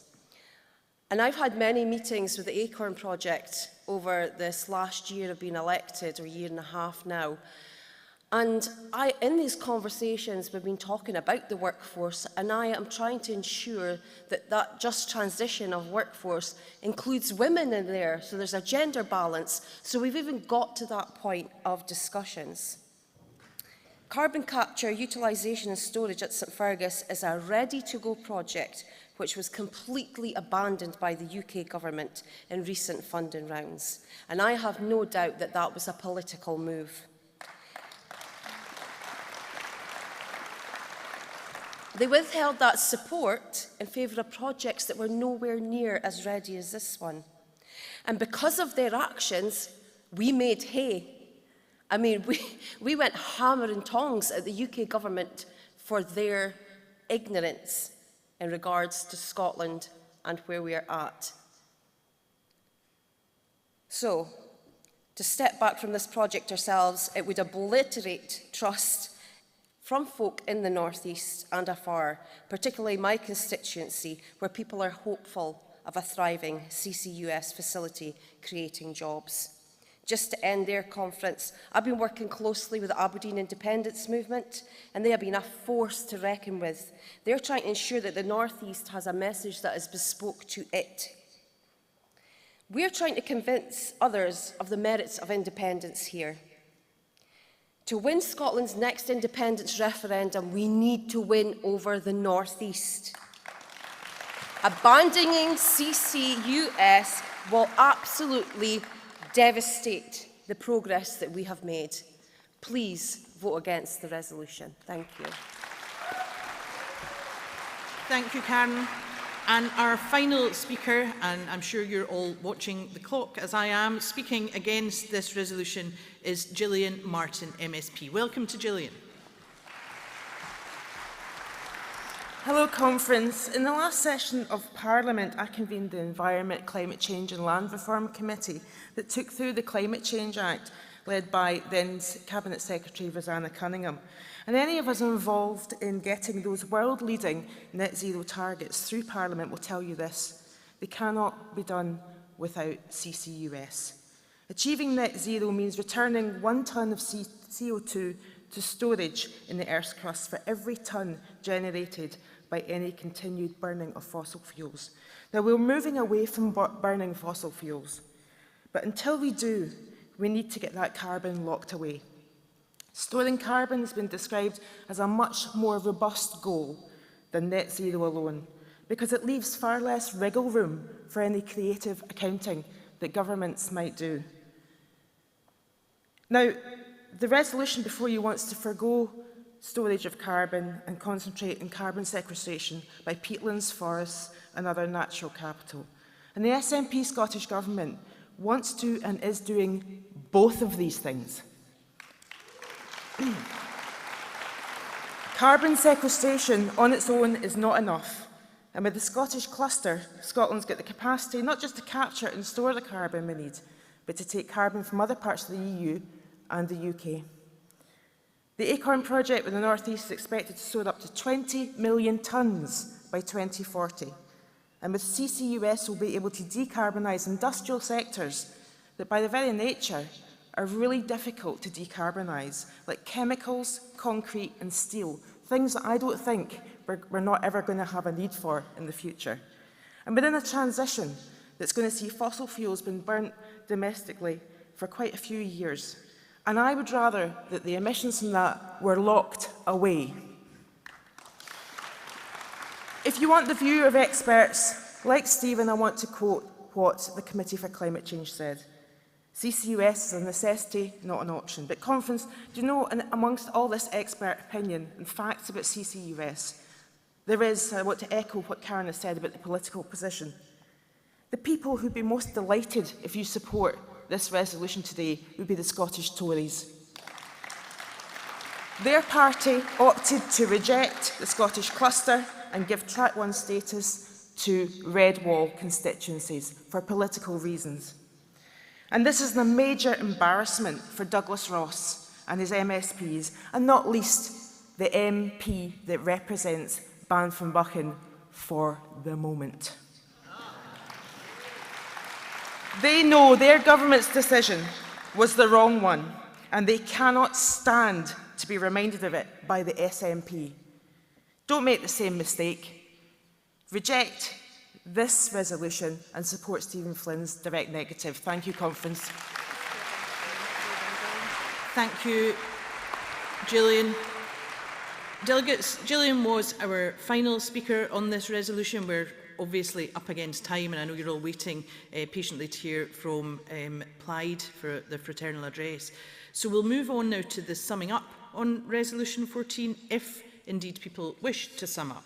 I would call first on Stephen Flynn to see if he wishes to sum up, and I can see him approaching, and then Chris Hanlon, who I can also see approaching. So welcome, Stephen. Thank you, Conference, and I'll not try and take up too much time because I'm looking forward to hearing from Liz too. Just very briefly, two quick points. I'm reminded when we're talking about this discussion of something that happened in relation to offshore wind. It was April 2012 in an Aberdeenshire hotelier was giving evidence to the Scottish Parliament in relation to offshore wind. And what he said about offshore wind was that it was unreliable and very expensive, so you know what, we shouldn't do it.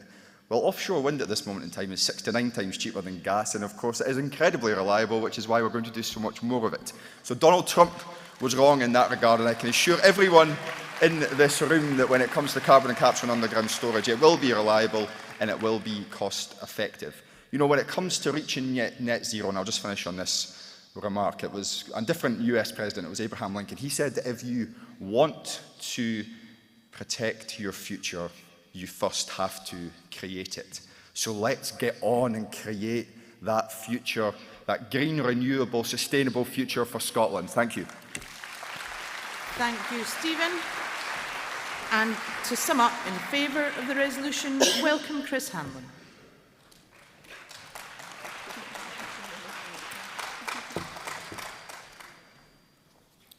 Sorry, me again.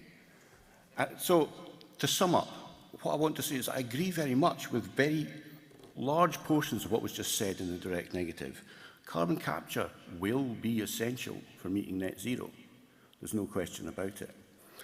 The question is it something we need to do now, or is it something that would be counterproductive to do now? It's absolutely essential to hit the 1.5 degree target. We must do industrial carbon capture. The IPCC plans are essentially for an overshoot and then carbon capture in the 2040s to bring it all back down again. That's the plan. Now, in taking evidence on this subject over the last 18 months, I've spoken to a lot of people, and I recently spoke to someone who works as a consultant, and they actually prepare the bids for the companies that are doing this in the North Sea, that are bidding to the UK government. And they don't think it's going to work. They're almost certain it's not going to work. It's their job. They have to do it. And they're concerned that money will be poured into something that will fail. And companies will bid for that money because they're companies. If there's money there, they'll take it, even though they know the project is going to fail. And what that will do is it will take scientists that could be working on a different project that would succeed and waste their time for years or decades. What this resolution calls for is to stop, take a breath, and do the sums, talk to the experts, and work out what is actually the correct thing to do, so that we don't sell the workers of the North East on this generation's Betamax. Thank you very much. Thank you, Chris. Delegates will now move to voting on resolution number 14, carbon capture, utilisation and storage. And voting, we will deal first with the direct negative. So if I can ask all those who are in favour of the direct negative, please raise your cards now.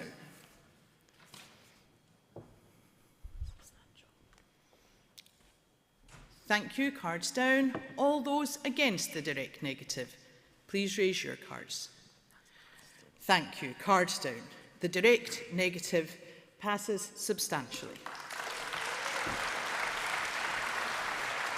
And that being the case, delegates, the resolution falls. So thank you all.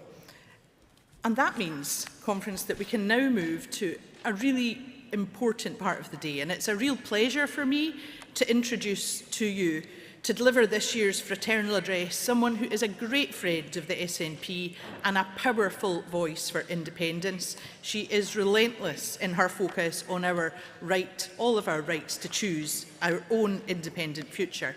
Please welcome to the stage the Westminster leader of Plaid Cymru, Liz Saville-Roberts, MP.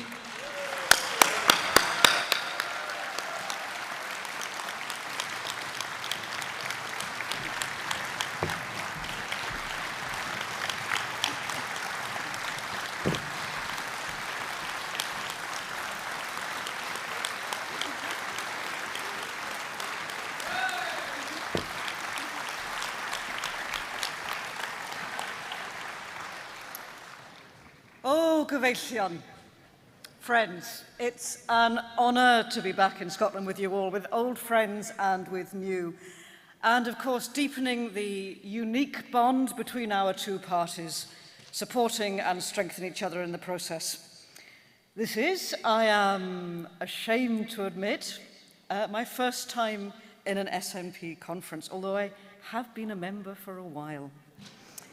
It's my second time in Aberdeen, of course, a fantastic, vibrant modern city, and to the untrained ear, it could well be a Welsh city. It would fit in well among our long list of Abers: Aberystwyth, Abertawe, Aberdyfi, Aberdeen.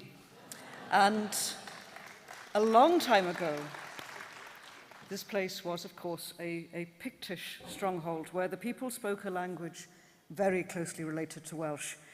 And today, we all still very much speak the same language, maybe not pedantically, literally, but in culture, in humour, in ideas, in aspiration, in narration. Plaid Cymru and the SNP, just like Wales and Scotland as nations, we understand each other deeply, and I'm honoured to be here strengthening that bond today. Because your fight is our fight, and ours is yours. Diolch yn fawr iawn. I'd like to thank you, diolch, Tapalif, for the welcome and for the decades of friendship between our parties.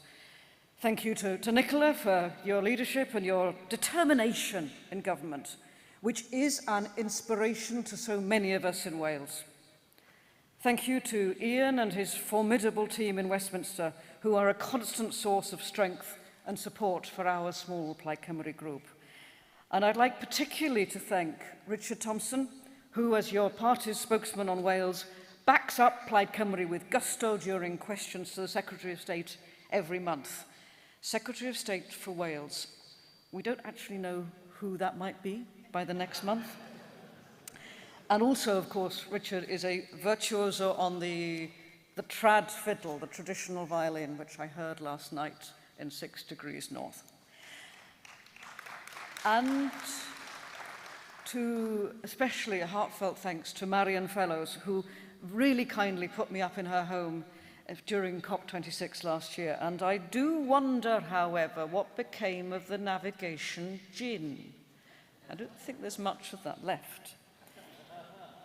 And thank you again to Ian in particular for your eagerness to work together and for always supporting Plaid Cymru's endeavours in Parliament. When Ian takes down the Tories with his scathing, resonant voice, it reverberates not just across the mountains and glens, forgive me the hyperbole, the mountains and glens of Scotland, but across the hills and valleys of Wales too. We like to hear what he says on social media. Now, the close cooperation Ian and I have in Westminster dates to those early days, back when Gwynfor Evans and Winnie Ewing held the fort for us all. They were then surrounded by a sea of blue and red, but they never let them drown their voices out. Thanks to them, our nations have a loud and a clear democratic voice. Back in the 1960s, Welsh Labour MPs refused to speak to Gwynfor. Many refused to even look at him. So deep was their resent at us for taking a seat that they saw, how dare they, as theirs. The entitlement of unionists, eh? And as we face a crucial Westminster election, let's remind the Westminster parties that no seat belongs to them. As they rant against self-determination, let's remind them that the people of Wales and Scotland owe them nothing.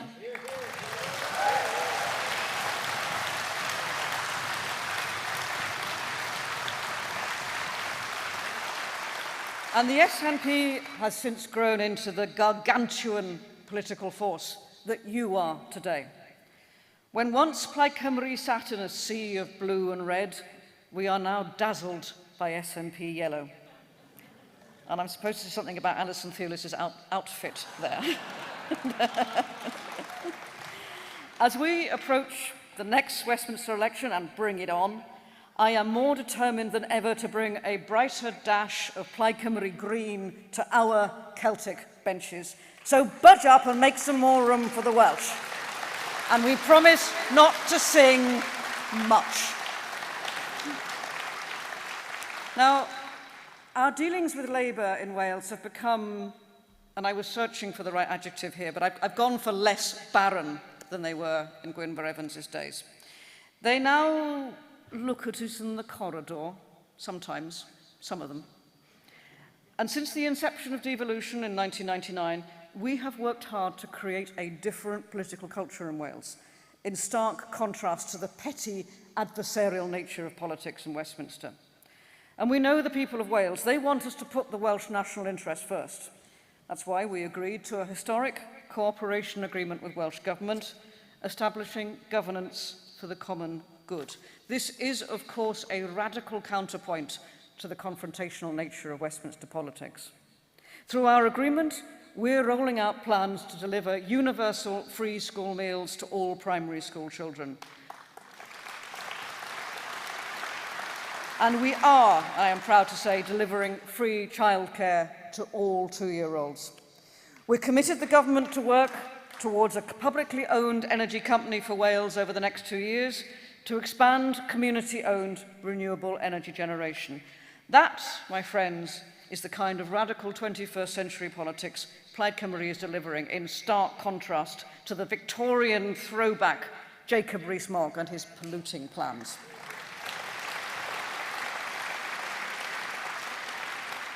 But of course, it wasn't easy. We dragged Welsh Labour kicking and screaming, but thanks to my colleagues in the Senedd, Plaid Cymru is delivering a better Wales for our children. And it doesn't mean, of course, nonetheless, it doesn't mean we agree with Labour on everything. We don't.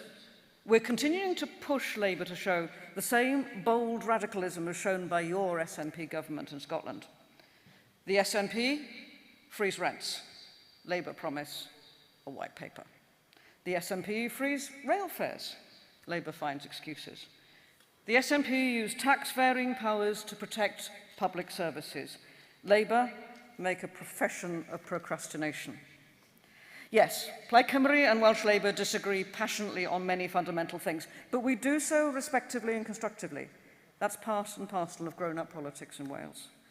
How depressing it was, therefore, to hear Keir Starmer using his conference speech to rant against the SNP. UK Labour's attachment to an archaic voting system means that in their eyes, you're either with them or against them. Those attitudes should have stayed in the 1960s. Keir Starmer, get some perspective. Get real. Know your enemy. The SNP didn't plunge the pound, causing mortgages to soar. Plaid Cymru aren't cutting benefits during an economic crisis to pay for reckless ideological tax cuts. Neither of our parties took away the rights and freedoms of our young people through a destructive Brexit.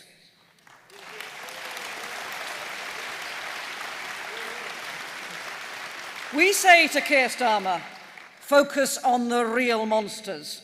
The Tories are the root cause of misery on this island, not us. And it's time for UK Labour to grow up. Look at how we are doing politics differently in Wales and Scotland, and you might just learn a thing or two. And you don't know, you might just need us one day.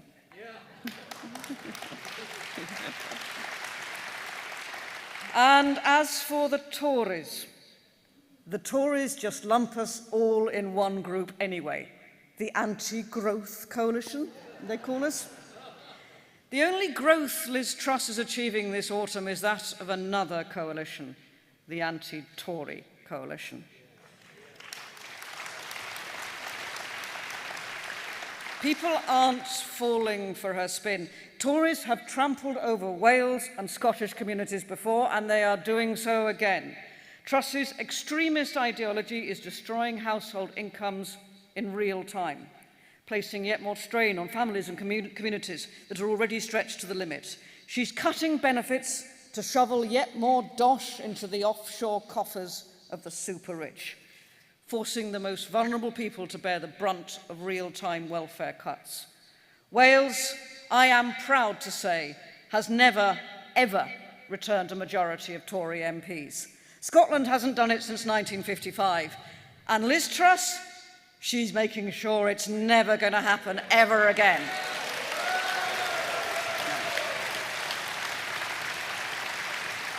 That's extremist libertarian ideology we've seen in recent weeks has no mandate in Wales or in Scotland, and we will defeat it. She likes her three-word slogans, doesn't she, Liz Truss? Growth, growth, growth. Slogan, slogan, slogan.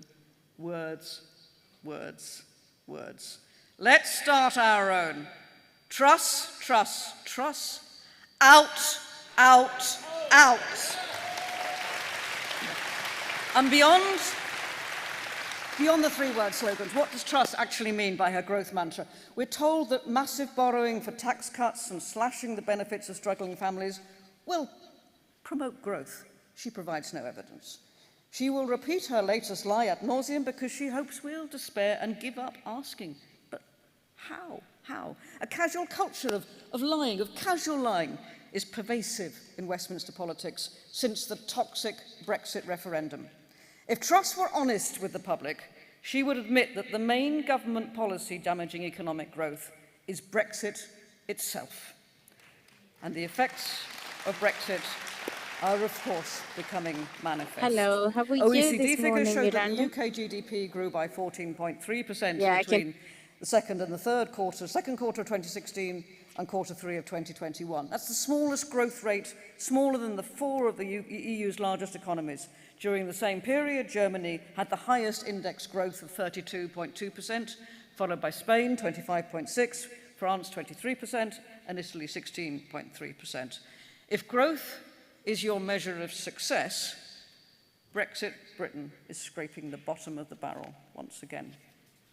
In October 2021, the UK government's own Office of Budget Responsibility calculated that Brexit would cost 4% of GDP per annum over the long term.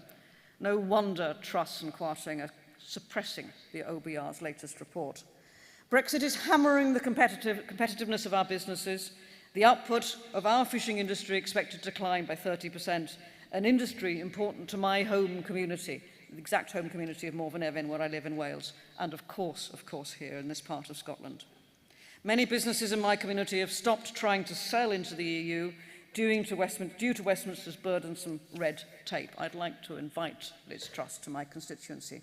Try telling those struggling businesses that the Tories are the party of economic growth. Frankly, it's an insult. Both Tories and Labour are deeply committed to the Brexit project. Both are committed to strengthening the horsepower of the economic crisis that's hurtling towards us. For the sake of our economy, we must join the single market and the customs union. Wales marginally voted to leave in 2016, but no one voted for this shock doctrine, for the crazed destruction of industries, for skyrocketing mortgages, or for lower employment rates and environmental safety standards. That's why I am not afraid to tell the truth. Wales belongs to the European family of nations. Scotland, of course, belongs to the European family of nations. We must, and we will, ensure a brighter future for our children by rejoining the European Union, together as independent nations. Now, of course, you'll be familiar with this mantra, and so are we in Wales. We're told we're too poor to be independent, too small to run our own affairs. Well, friends, new research by Professor John Doyle of Dublin City University debunks that argument. Time and again, we have heard wild estimates about an independent Wales's likely fiscal gap, the difference between public expenditure and what Wales raises in taxes. Surprise, surprise. Professor John Doyle shows our fiscal gap would be a fraction of what the Unionists quoted us. In his words, Wales's fiscal gap is not sufficiently large to close off the possibility of a viable, independent Wales. And this shows once and for all that fantasy economics are peddled by those who fear our independence.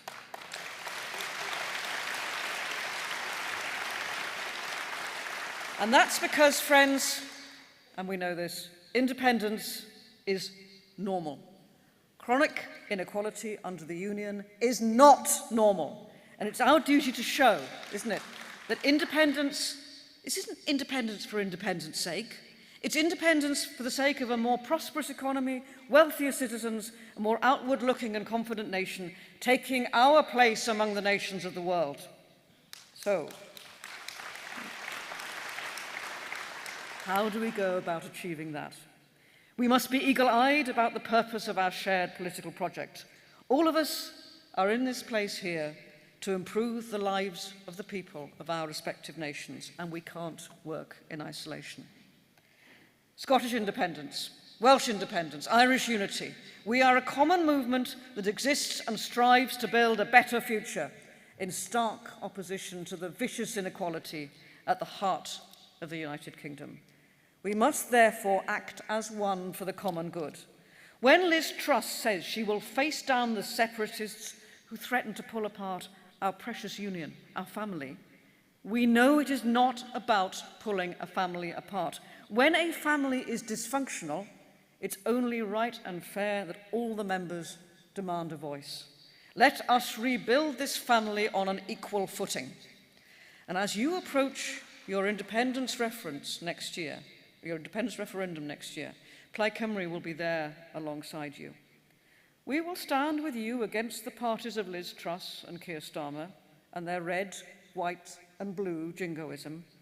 We will be with you, the people of Scotland, standing up for democracy and self-determination. Last week, I marched with 10,000 people in our capital city in Wales, in Cardiff, in favour, all of us calling for our independence. We are building our nation's economy and institutions ready for an independence referendum too. And when that day comes, I know you also will all be standing alongside us for a fairer, more democratic and more prosperous Wales. Gyfeillion, diolch yn fawr iawn. Diolch yn fawr iawn. Thank you very much. Thank you.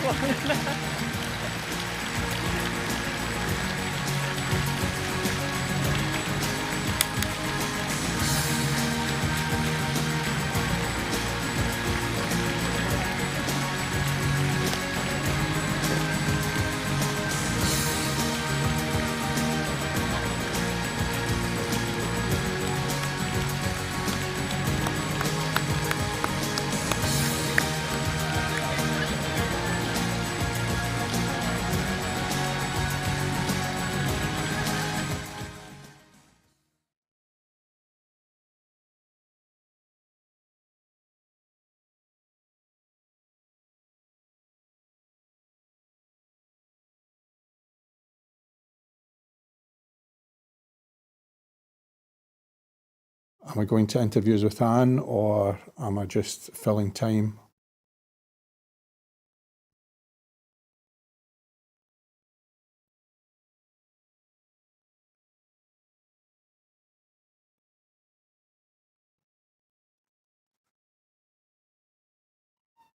Okay. Good afternoon, and an incredible morning.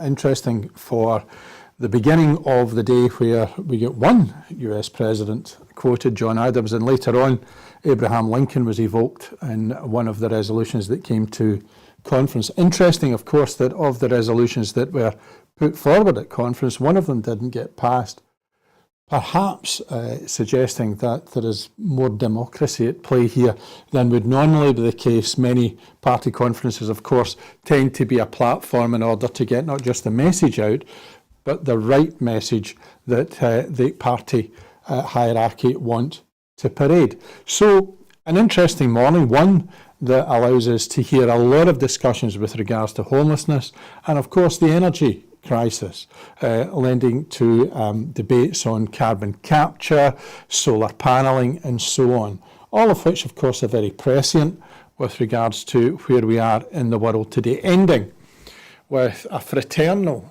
address, perhaps even a sisterly word of support from the Westminster leader of Plaid Cymru. That would be Liz Saville-Roberts MP, who gave an interesting broad-ranging speech looking at not only how the movement within the SNP had developed over the last goodness knows how many years, but given a sort of personal Plaid Cymru angle on it and how the very first Plaid Cymru MP was treated in Westminster, reminding perhaps how we began the day with Mike Russell talking about his very first SNP conference in 1983 in Rothsay, where there were perhaps a little more than would fit in a phone box, but certainly not enough to fill the Aberdeen Conference Centre where we are now at. So, during the course of this morning, what we heard from both Mike Russell and also Angus Robertson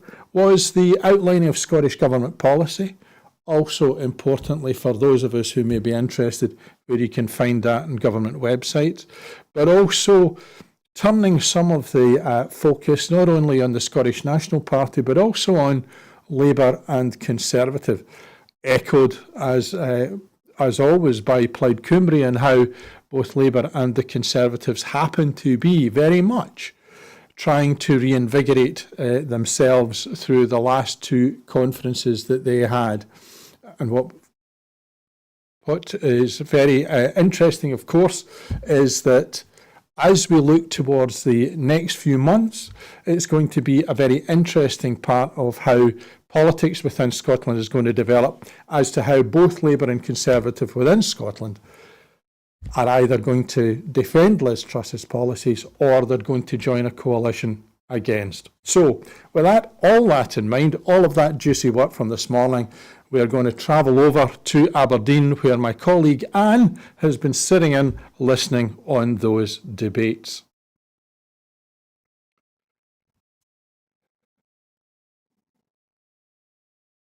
Good afternoon, and it's wonderful to see you. It's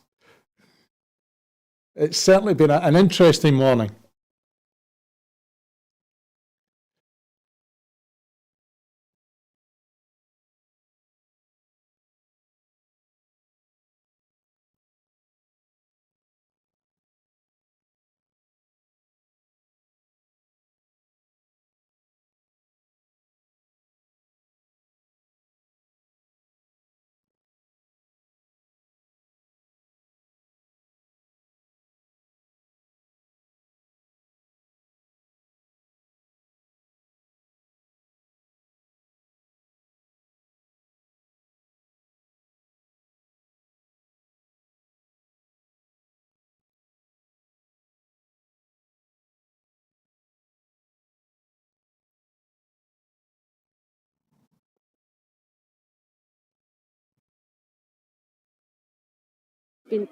Has been in relation to what was aired yesterday. So many things, like Donald, what you said about homelessness. Yesterday they spoke about homelessness of asylum seekers, refugees. Today this has been expounded, has been taken on everybody else, considering that the rate of homelessness in Scotland has really, really increased, and this has also been addressed in so many ways. If you remember, last week there was also the tenant protection bill. I think the emergency it was an emergency protection for tenants following the cost of living. That's and this got so many people nodding, and eventually the resolution was passed. I don't know if you're following closely as well, Donald. Absolutely, Anne. And I think that what was interesting this morning was, and yesterday, obviously, the impact of being a refugee in Scotland was taken through in terms of the debates. But today, I think one of the most astonishing things that came up in the debate was three particular types of individual who find themselves one of the 35,000, and that's an astonishing number, 35,000 homeless people that we have in Scotland, and that would be over 50s, those from the LGBTQIA plus community, and also care and experienced young people, where they find themselves in very, very dire straits, financially unable to pay rent and so on. So the bill that went through last week is a clear indication of the Scottish Government doing something practical to make a difference but recognising, I think, this morning that a number of significant groups and individuals who are not part of those groups are facing a very bleak winter ahead of them. Yes, yes. And, these discussions, I was following through and, like you mentioned, the bill last week as well, and the other interventions that the Scottish government is bringing on. And, it takes me back to what they were really, really amplifying in since yesterday, which is Scotland's dream. Because, every speaker who was talking was really insisting on this is the Scotland we want. This is how we want our people in Scotland to be. This is the kind of life we want here in Scotland. So that was quite moving on, from the people who spoke about homelessness and and new ways, they were saying these groups like the singles who are not getting a place to stay, maybe because they can't even afford it. And all these proposals of using the old buildings, also looking at other places and structures to be able to accommodate the people of Scotland, that was also very outstanding, if I may say. Of course, interestingly, Anne, we then went on to the discussion with regards to buildings themselves and how they can contribute to fighting off the climate emergency that we currently have. And indeed, one of the resolutions talking, I thought, very interestingly about how solar panels on the top of public buildings could actually make a significant difference and allow us to work towards dealing with the climate emergency in a far more proactive manner. Again, as you're pointing out, action that could be taken and action very practically that is very much possible. Yes. They were talking about very, very practical ideas, like having, better built structures, the structures that are being refurbished to also include these kinds of measures. And that, that shows maybe a government that is thinking about the future of where is our energy going, like how is everything, how are we going to protect ourselves and keep ourselves warm, considering that now everybody's panic is on the energy bills, electricity and gas, and they are loudly saying if we can have structures and move, modernized ways of heating ourselves and being able to preserve our energy, then that would be very good. And I hope that we will see these things come to pass. Yeah, I think it was a very interesting debate because, of course, what we got was a range of opinions and a number of practical applications that could be put in place in terms of things like, just from what was being said, that the solar was part of it, energy capture in houses, pressurised water system, and something that I have experienced and in fact was talking about not too many weeks ago, which is underfloor heating, which I have experienced in Scandinavia, which is just incredible. And the amount of energy that's required to do that in houses is less than sticking a radiator, as was pointed out in the debate, underneath a window behind a curtain, which is potentially not going to heat many apart from the birds and the trees outside and not give us the warmth that we are after. Yeah, very, very true. So, Donald, I will cut you short because I have a lovely, lovely guest. We were hoping to catch up with her yesterday, but she is here. She's found us right here. And it is Rosa. Rosa, really nice to see you today. Hi, thank you. Thanks. Yes. How was yesterday? Did you enjoy yesterday? Conference has been interesting. I spoke yesterday on a motion for educating new Scots the right to vote. and I think that will be impacting on a lot of people's lives, because many people don't know how to register themselves to actually vote, and that education I think is important, and talking to them, making sure that they have a say in Scotland and their future, really. So I spoke on that motion, and I have an emergency motion today at 3 on Mahsa Amini for women's rights in Iran. And basically, worldwide people are protesting for women's rights. And, I'm sure you're aware of that her only criminal act was that she was not following the dress code of Iran, which is a very discriminatory laws that are in place. If someone when their hair is shown, basically they will be criminalized or killed or tortured or imprisoned.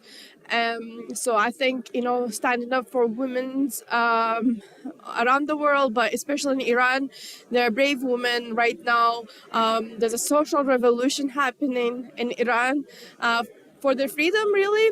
Over 40 years, they have been oppressed, and the people had just enough. And we're hoping to support them. And Scotland has a strong international solidarity. We're proud of that international solidarity, and hope that in conference at 3 o'clock, people will support it, members will support it. Wow, that's quite interesting. And yesterday, you also mentioned that you have a protest going on in Glasgow today at 1. That's correct.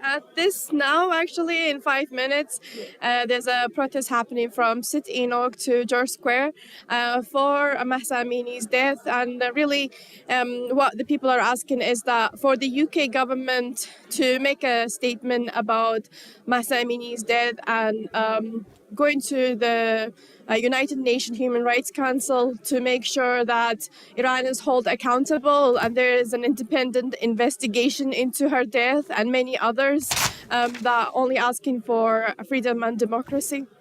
So in matters of protests, there has been so many protests going on, from climate change to how asylum seekers are being treated, how housing, some of the issues that you also mentioned yesterday, and also the reason you're protesting today. I would like to hear your views about the protest, and if some of these agendas being spoken today have been brought about by such kind of protest, and what your views on protest generally is. Well, protest is the right of people to protest. That's why we're in a country, or the democratic country. So I support anyone that wants to protest. And of course we have many issues in the UK and in Scotland, and we want to tackle those. But at this stage, the cost of living crisis is the most, it's affecting people's lives, between heating and eating, really. And how we want to go forward and what kind of initiative we want to bring to support people. So I can speak from the Glasgow City Council, because I'm elected councillor for Glasgow City Council, and we've brought a really good initiative to help people. Like Glasgow Help Initiative is basically people who are on council tax reduction. They will be supported with their energy prices or energy payments. Or the warm banks, where churches and communities will be warmed, where people can, it's heated, so people can actually go in and have a place to warm themselves up if they can afford to put the heating on in their own homes. So these are really good practical steps that we're taking forward. And I'm sure other local governments are following suit, that initiative, and we hope that we do more, really. People need us right now. It's a really challenging time, and people just need us to listen to them as well, their worries. I was just speaking to some pensioners today, the WASPy Women campaign is a great campaign, but I don't think we're just the 1950s women should be campaigning for their pension, and where all the women should be joining up with them. It's not just their problems, because our age, when we get older, we might be no pension for us. So I think we should be speaking louder and be angry, really. be angry because we are in a challenging time and we just need to be more vocal, and don't just believe in the status quo, and the right to protest is so important. Wow, that's really, really good. So anything that has been outstanding for you in these discussions and even the fringe or the exhibitions that you'd want to share with us? From the exhibitions. Exhibitions, fringe, or even Actually, I'm gonna go right now to the Land Reform exhibition. I think it's interesting just to learn their expertise. I think it's a common person is actually in this fringe. I want to listen to her. I think her name is Amanda. So I think it's great to get people's expertise because we don't have all the answers. Someone else might have that answer, but we need to listen and see how we can actually improve Scotland's lands really and reform them. Okay, thanks. So, and what are you looking forward to? It's day 2, and we are already halfway to SNP's conference 2022. Do you feel what's the temperature like for you?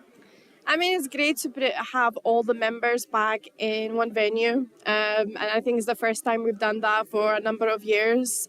So it's just nice to see people, connect with them, and just build that relationship with them again. But also, we won an independent referendum. And that's what we're fighting for, really. We're hoping that Scotland can have a say on this referendum. And that's what we're all here together hoping that we do have that right. And hopefully the Supreme Court will make the right decision.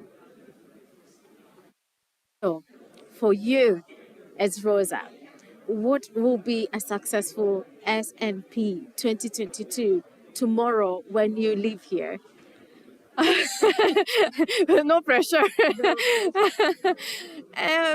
I think it's just nice that people kind of take away with them what they've learned. Sometimes we speak on resolution is to raise awareness of that issue that you're not aware of, or like fringes we have, just to listen and learn, and take that back to wherever your community and try to do something or speak about it, tell a friend about it. I think we have the powers that we don't actually recognize sometimes, or don't understand it, but we do. The people have powers and they are the change for making our society better. And I'm sure all of us want to be part of that. And we're all going to be part of that if we just try to do our best. So, final words for the ladies and the gentlemen who are protesting today on Iran, and especially the Iranians who are here. Earlier on, I spoke to a few, earlier on in the week, I spoke to a few, and they feel quite helpless because they say, that's like my sister, that's like, my younger sister or my mom that it happened to, and they're quite, they're out of touch because they are far from home. But again, they still feel so part of what's going on. What would be your words to them? Sorry, I didn't understand. What was the topic on? Yes, earlier on in the week, I spoke to a few ladies from Iran who were talking about the issues going on in Iran, the protests and, human rights and women's rights. But they're here, they feel like they're out of touch. They feel like they have independence and freedom here. And they really feel for their own sisters who are back in Iran, and they feel quite helpless. Yeah, I mean, of course they will be feeling very helpless because they can't do anything about the situation in Iran. But I think they do have power. Speaking to, there was a protest in front of the Scottish Parliament. People have written to Nicola Sturgeon and the Scottish Government to do something or speak up. And I think Nicola Sturgeon did speak about it yesterday in her video about women's issues and women's rights in Iran. And I think these are great to have it from the leader of our party, but also a First Minister of Scotland. It's just, I think it just impacts, international solidarity is so important, and we have a role to play. in the world. You know, we want to be part of Europe. We have an international look, outward looking. So I think they do have power of speaking up. You know, the people in this country, what's important is that we have democracy. We can speak up, we can protest and raise awareness of those issues, because women in Iran are getting killed for speaking up, and we have the freedom in this country to do that. And I think most of the women I've met on the protest, they were not afraid to speak up, and some of them actually cut their own hair in George Square and in front of like protesters to show that, you know, women should not be criminalized for not wearing a scarf, and you know, women should decide what they want to wear or not wear. It should be a decision. It shouldn't be a compulsory, and that's what people are asking for. Thank you so much and I wish you the best with your proposal later on today. It was such a short notice. Thank you. Yes. All right. That is Rosa, and yeah, she had a very interesting motion yesterday. Really nice to speak to her today. As you've had, Donald, people are so powered up. People, you know, there is space for people here to bring in new agenda. There is space for people to express themselves, and also to even get a bit more information or educated. And that's why I was saying earlier, it has been a really lovely experience, even for myself. I will, yeah, Donald, if you have any response towards that or comment, and Absolutely. then I will have my next guest. I think that the interesting thing there, particularly with Rosa's input there, is I suggested that the Fraternal address perhaps was more like sisterly love that came from Plaid Cymru to the SNP, both the Westminster leader in Plaid Cymru and the leader of the SNP obviously being female. And here again, an issue with regards to femininity, with regards to the female right to dress appropriately as they wish, and the internationalism of the conference, where we have heard from Plaid Cymru. We're talking now about an emergency motion in terms of Iran, that we are not backward, we're not backyard in terms of our outlook, that there is something that is looking internationally, and we saw that obviously yesterday with Ukraine. So who is it that you've got for us now, Anne? Oh, I've got Councillor Ali Salamati from Ward 9, East Kilbride West. Yeah. And good morning, and how are you today? Thank you very much. Where do I look at the camera or to you? Yes. Yeah, okay, thank you. I'm very pleased to be with you. And how are you today? I am fine, yes. Yeah, nice that was. to have you. Thank you for coming to speak with us. Thank you very much. Yeah. So, what has been outstanding for you? It's day 2 of this conference. What has been outstanding? How is it for you?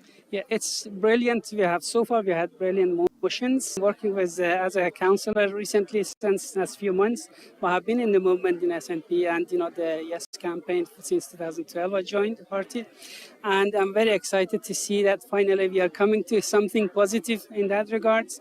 In terms of the motions, we had some brilliant motions, and I've supported most of them. And in terms of the Islamophobia and Rwanda, if you can remember those motions, I work as a BAME network, as a member of BAME network, so I was involved in developing those motions, and I'm very pleased that the conference has took very good support of that. And also in terms of sustainability, climate, environment, and also I'm involved in that and passionate about equalities, and all of these the dimensions, aspects are being presented with lots of motions and resolutions. And brilliant, very exciting. They have brilliant guest speakers, especially in Blackpool, who came and was brilliant speech yesterday. So yeah, excited to be part of this conference. Yeah, you mentioned you are part of the Islamophobia motion, and tell us more about how it is in your own constituency. Yeah, well, in my constituency, the population of Muslim community is growing.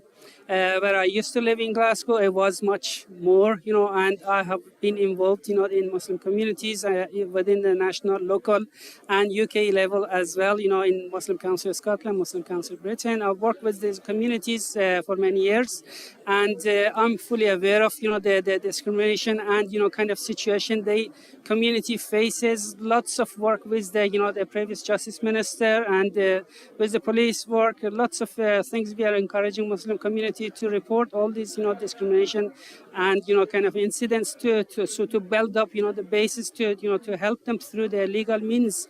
And recently, it's been discussed, and as you know, APPG in down south, in Westminster Parliament, as well as in the Scottish Parliament, trying to, start from somewhere to create some sort of, the legal support for the Muslim community to feel at their home at ease and comfortable, and, to protect it similar to any other, the organization, community or religious organization.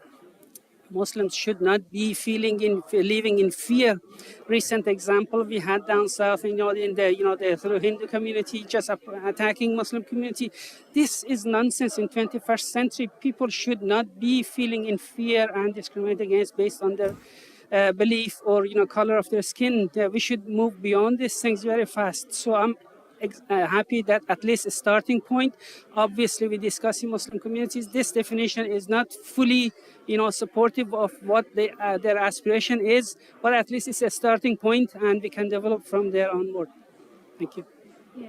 And on this agenda, we've had so many things moving forward, so many resolutions, but do you think integration has been an issue for the Muslim people from the Muslim community? Do you think more learning needs to be done, and how does it look like moving forward? Yeah, you see, it's a natural human, kind of, the response. If you pressurize from somewhere, there's bound to be some, kind of reactionary kind of action against these things. We have seen how ISIS managed to use this, certain, elements of within our communities or from the whole Muslim, communities, when there are discrimination, and when you talk and we talk and we talk and we get nowhere. Other extremist elements try to, take lead and, take advantage of the situation and misguide some of our youth. And we work very hard within community to, raise awareness and educate our young that, look, these are, misguided messages coming. Islam is all about peace, is all about, living respectfully within your neighborhood, whether you are a person of belief in Muslim country or a person of belief in Western or none. Say, look in France, for example, when they, ban people from wearing, their desired kind of, clothing. You see, there will be the uproar and, the dissatisfaction. In Iran, you recently see people are wearing hijab, and some of them are not wearing hijab, and these elements deserve, surface. It's not really in Islam. You impose your opinion to others. In Islam, it says, La ikraha fi din qad tabayyana rushd min al-ghayy. So it means, you need to work basically in educating people, and whoever reaches to that level of, kind of understanding, they choose to wear hijab. It's nowhere obligatory. Similar should be this, it should be everybody should develop understanding that, you don't impose your opinion, whether religious or political. I'm very glad to be living in Scotland. Look, in Scotland, say SNP or any radical movement, they could, encourage people to go and, go have a fight on the streets. That would not have been, helping our movement. The wisdom that SNP is trying to discourage, the extremism within the party, try to, reach in a way that you can do and reach, in a way that supports majority in the community, in the country, and, do it legally rather than, burning, tires on the street, damaging properties and, causing, bloodshed. This is not really a way of wisdom. And I'm very glad that Scotland and SNP is moving this way. Wow. Really, really nice. And thank you for sharing all that. But I'm also curious, tomorrow, when you're going home and you'll be like, we have done SNP 2022, what feeling do you want to go with, and why? Really, as I said, I joined SNP purely because fighting for, the Scottish independence. And I would be really, looking forward to hear something from Nicola tomorrow and saying, we are actually, moving, beyond these limits that the Tories, put in front of us, and we will, go to appeal to people. I worked 2 years, before in the Scottish previous referendum. And I was really disheartened to see, when you put freedom into the Swinney Plaid in front of Scottish people, and they rejected. I was, gobsmacked. I could not really believe how this happened. Other countries, people, lose, the lives and, fight. So we have to respect people's choice. So all we can do, raise awareness, try to, kind of uncover, kind of the silly, kind of, the dubious kind of the plots that oppositions play. And we want to let people know Scotland's decisions should be made in Scotland, and the Scottish, the political system should allow this to happen. And we should not be, imposed upon by, a party which Scotland did not, choose down south, or we were taken out of Europe against our will. So there should be, if we are talking about democracy, there should be some way to actually implement the will of the nation. So I would really be looking forward to see some progress on that. That is really good, and I wish you all the best and hope to catch up with you sometime. You know where we are, and would like to know, as you're going home tomorrow, you are very happy. And thank you very much. Thank you so much. Thank you. So, Donald, you can already hear, the energy. People are really, really happy and excited, and they are believing that all these things that they're talking about are being heard, the resolutions are passing, and I can't express the energy here without just inviting people to come and speak and express themselves directly. You can hear the affections and the infection of that enthusiasm both through your voice and also the people that you've managed to capture in order to interview. Particularly, and it was interesting to hear from the councillor there in terms of Islamophobia, because I think there was someone who spoke to conference this morning who talked about leaving England and leaving Surrey and bringing her family and her 2 young children up to Scotland, and found a very warm welcome when they arrived here. And we should never forget that racism as an insidious stain upon our communities is something that we should work very hard to rub out. And the councillor has given us very much, not just a resolution for the conference, but an enthusiasm to support any efforts to do that. And I suppose in a sense, and that is something that when you have an issue, when you have something you want to be dealt with, when you receive the enthusiastic response from those around you, you feel emboldened and better able to tackle such important issues. Yes, definitely, Donald. And I am happy that I also have another guest. I have David Hamilton, who is the chair of Scottish Police Federation. I hope I am right. Yes, thank you. Good morning. Yes, good morning. Thank you, good. Yeah. Nice to see you. Thanks. Yeah, so I'd love to hear how the conference is going on for you. So the Scottish Police Federation's here. We've got a stand here, and we've been speaking to a lot of the politicians, the delegates, and we are essentially here to represent the police officers as their union.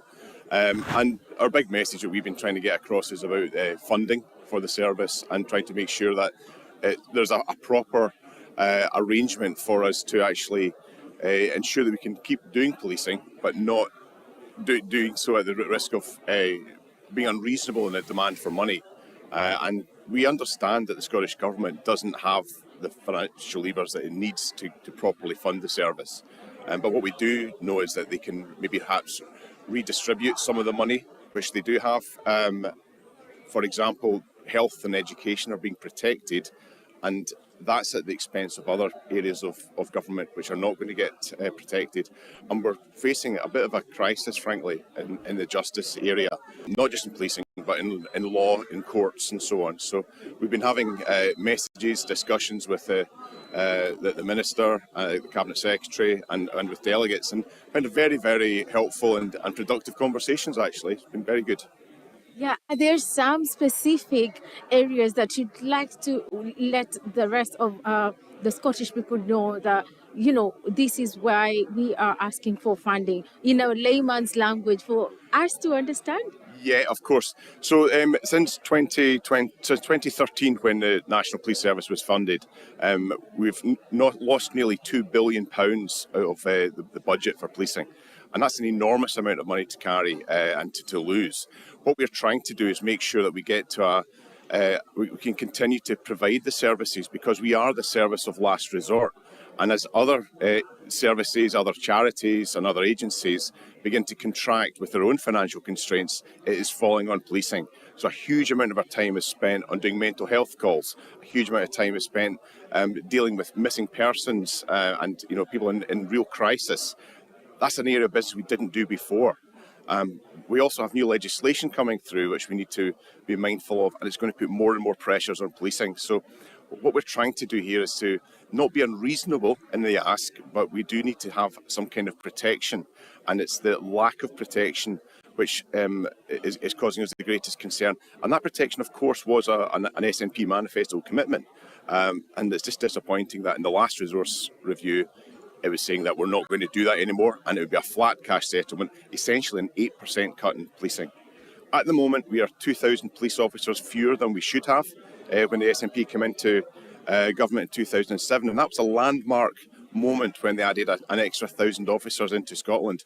We're now down to 2,000 less. That's the lowest in 13 years in terms of numbers, and that impact is going to be felt across communities, and that's why we're saying to the making these pleas to government.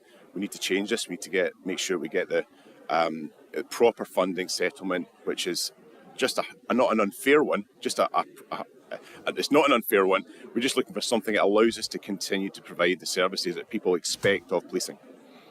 Right. So you mentioned that you are less in staff, in staffing, and there is also financial constraint. Do you have anybody in the agenda who's going to, bring this on to the conference? Do you have anybody speaking on your behalf? And what are you expecting to hear at the end of SNP 2022? Well, we did have a Fringe event, and it was attended by the Cabinet Secretary and other leading members of the Justice community. And I think, in fairness, we were heard by the Cabinet Secretary, but we also appreciate the fact that it's not in his gift necessarily to give us the funding. There's no magic money tree. The money that comes from London is the money that comes from London. But what we're looking for is a change in the position that's been outlined in the resourcing review that was going to suggest an 8% cut in police budget and that is being essentially transferred into the protected areas of health and education.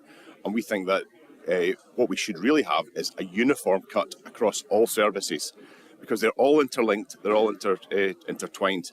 And again, a lot of the delegates here are very sympathetic to that perspective, and they understand that. So what I'd like to see at the end of this is that there's a recognition of the problem, and that the government has been listening to that and at least considering what we're asking. And I think the Cabinet Secretary is probably, he does listen and he does speak to us. So we'll see what happens. Oh, I really hope I'll get a chance to also speak with him and hear how far and his thoughts on the same as well. And it's really, really nice to speak to you. Hope to speak to you again. You're welcome. All right. Thank you so much. Yeah. Back to you in studio, Donald. Thank you, Anne. Very interesting. You cannot see me very well because the person behind the camera. So. Isn't technology absolutely wonderful? And yes, this technology, yes. So I will be having another guest for you in just a little while. But you've seen people are coming in with a lot of hope and a lot of expectation to be heard, to express themselves. And, like I said, it is very, very loud and clear that people are emphasizing the Scotland dream, the Scottish dream they have, what their needs are, and what they really want to see. So I will be inviting Simon Barrow Yeah? Hello. Hello. Very good to see you. Yes, yes. Really nice to have you. Okay. Yeah. Yes. So I'm Simon Barrow, and I'm the National Secretary of the Trade Union Group within the SNP. So we've been very active at this conference, and it's been great to meet people. And it feels like trade unionism has really found its time at the moment. Yeah. So, how have you been participating in all this as a trade union? Okay, well, first of all, obviously we have a stall, which is a point of contact for people. The trade union group is the largest affiliated body in the SNP, and we've got just over 14,000 members at the moment. And really, we're sort of campaigning around three areas. I mean, obviously, we're campaigning and organising for independence, but we're also working for economic justice, and the whole question of a just transition to a green economy requires a green industrial strategy, and that's something that we're working on and pushing on. And at this conference, we've been trying our best to push the whole issue of how we have fair and just taxation and how the Scottish Government can use the powers that it does have whilst recognising that it's under a massive amount of pressure and that there are lots of powers we don't have. I mean, the reason we need independence is that Scotland needs full economic powers in order to be able to, well, meet the demands for wages, better wages and conditions and better public services under the kind of pressure that we faced from the UK government. So that's a major priority of ours. Yeah, cost of living has been really spoken about yesterday and today, and just the good kind of living standards. And so many people have represented you, and they keep mentioning, different workers and all that. Do you have anybody specific that you felt this person has represented us, or this agenda has really represented us, and what do you want to see more of that touches what you do? Okay. Well, in terms of what we want to see more of, we did actually put before the conference a couple of motions. One was on the whole question of exploring a levy on the big corporates who are part of the whisky industry, which is one of Scotland's really important industries. We're not talking about small producers, we're talking about the giants, really. There's been a lot of talk in public about a windfall tax on the energy companies, but we also need to look at the whisky sector. That unfortunately wasn't selected. We've also pushed a motion on the question of taxation. The kind of things that we want to see the Scottish Government taking an initiative on are, first of all, ensuring that wealthier taxpayers pay a larger amount, adjusting the marginal rate. The second thing that we want to look at is local government. It's under huge pressure at the moment, and we think that local authorities should have the capacity to have tax-raising powers in order to defend and extend their own services. And then there are a number of other measures that could be considered. Property taxes, for example, on second homes or on unoccupied properties are things that we could look at as well. So there are a range of measures, and we have put in a topical motion on defending Scottish public finance because it's under enormous pressure. It's under pressure from Brexit, from inflation, from the impact of the cost of living crisis, and of course from Kwasi Kwarteng's mini budget, which has been not only disastrous for the UK economy, but will create ongoing problems for Scotland as well. So we recognise the Scottish Government and local authorities are under huge pressure, and that needs to be recognised, and they need greater powers and so on. But there are things, even within the restricted devolved settlement, that can be done. And we hope that there will be an opportunity for this conference, or if not, then for National Council in the future to debate those issues and to develop a dialogue with the Scottish Government, because we need to remember this is a party conference.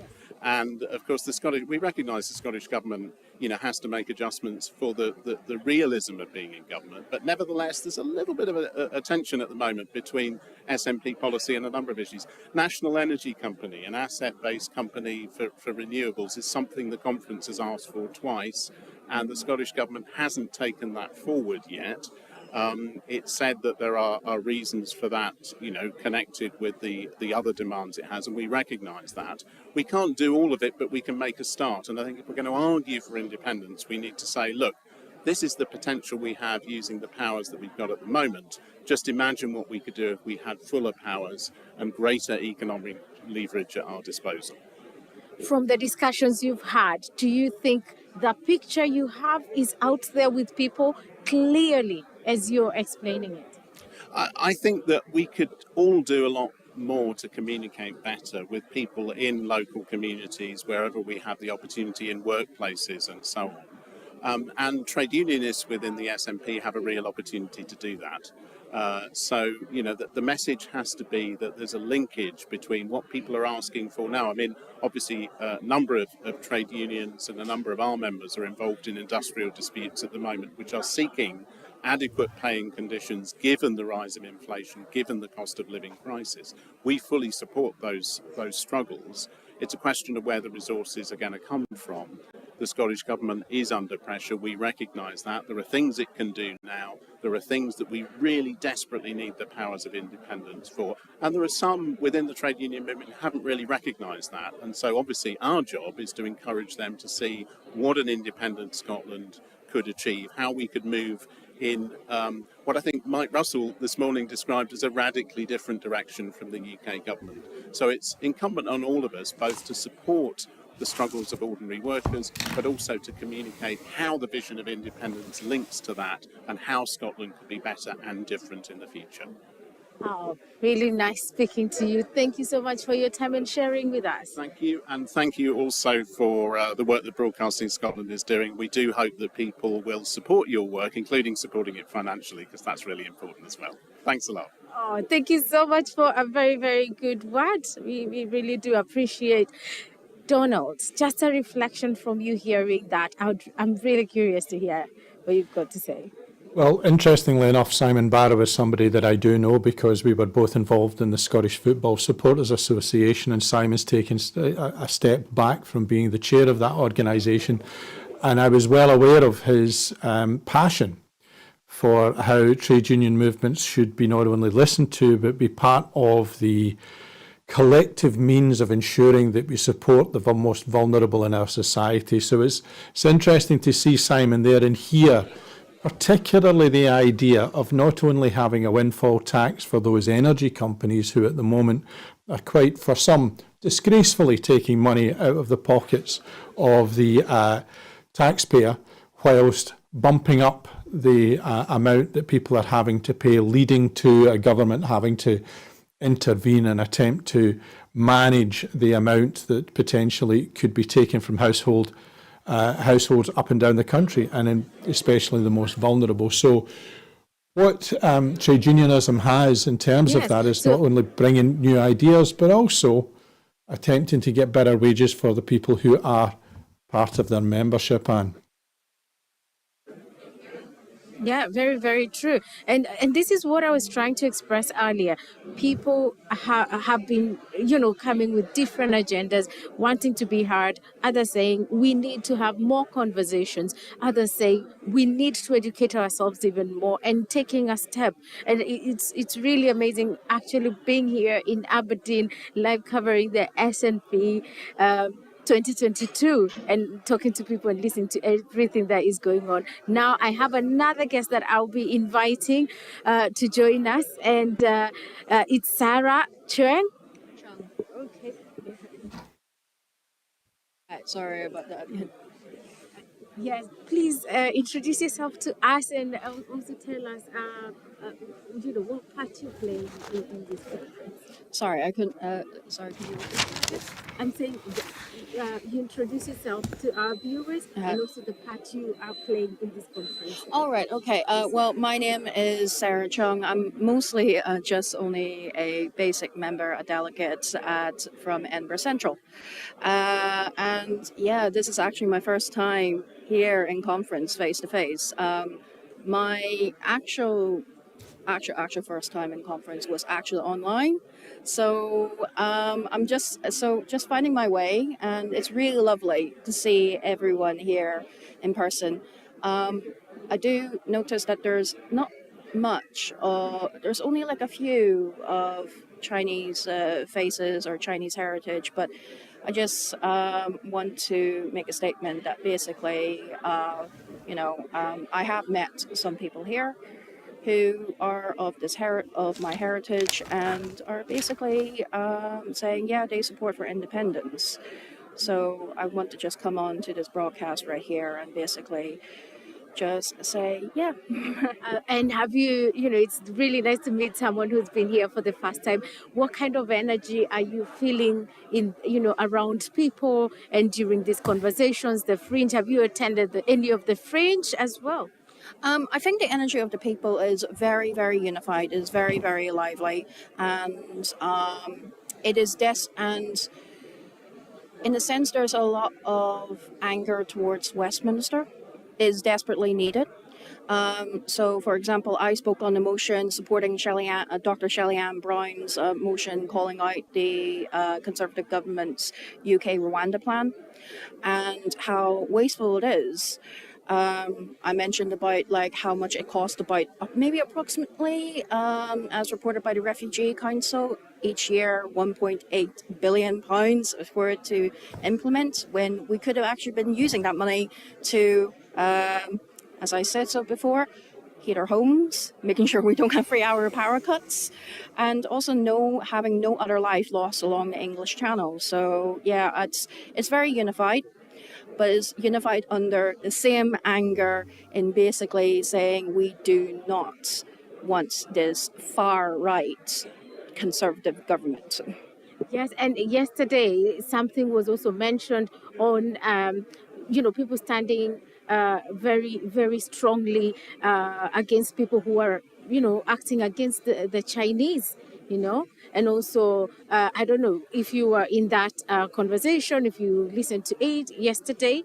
I wasn't too sure about this, but could you let me know about it? Yes, yesterday, I think it is Dr. Shalin who mentioned there's a lot of Islamophobia and also Chinese being attacked, the Chinese being attacked. And she strongly stood about, It was actually a co-cap's chart. Okay, yes, Yeah, that meant a lot. It meant a lot. I stood up and clapped, and it brought a tear to me because, like it or not, my community, and obviously I can't speak on all of my community, but considering I'm not much around here, it does mean a lot. It does mean a lot. There's an rise of xenophobia increasing throughout the UK. And it's something that we need to be aware of.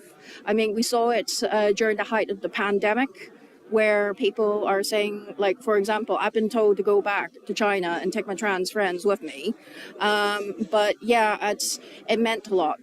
It meant a lot because the problem is that Chinese people or East Asian or Southeastern Asian people or people of Chinese heritage, we are actually the second largest here in Scotland, and yet we are still underrepresented.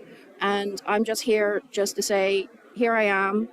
I support independence, and there are others out there I know in this party that actually who are where I am, and I would like to tell them to come out. So if you can let us in a little bit on why you feel that the Chinese people are not coming to the front and saying, like you have very confidently, to say, I am here. And there are so many other Chinese people. If you can give us an insight on why you feel this is the case. I think it's a lot more complex, and I think it's because of the fact that politics is not really something that the Chinese community tends to talk about. But because of the fact that, we're all we all pay our taxes, we all work hard, and because of the cost of living crisis, it's actually hitting our communities. I mean, so I was informed by one of your staff members that you're based in Chinatown at the old place, and I read a sad story about Seawo that they have to close down a Viewpoint, is it? And but they are reopening Chinatown, but they were trying to make sure that they were able to hold two places, but because the cost of living crisis is actually hitting us, and I would like to say, you have a voice, you can come out and say it. I think it's just because of the fact it's not something that we're particularly used to about it. even especially, I'm mostly the anomaly because like I grew up here, well, I grew up in Northern Ireland, but it's just something I tend to notice. We tend to try and be the standard ideal of a model minority where we keep our head down, don't say anything, shut up and everything else. But we pay our taxes, our businesses are being hit, and you know, we have to say that enough is enough about this. And actually, around here in Aberdeen, there was a long-standing, I think, Chinese takeaway shop or something like that, closed after 20 so years, and that is pitiful. That is wrong. And I'm just saying right here that you don't need to stay in this awful ride of this government, of this UK government, basically. Ever since 2016, the writing was on the wall. It's time for us to actually stand up and say, yo, not enough. Come on.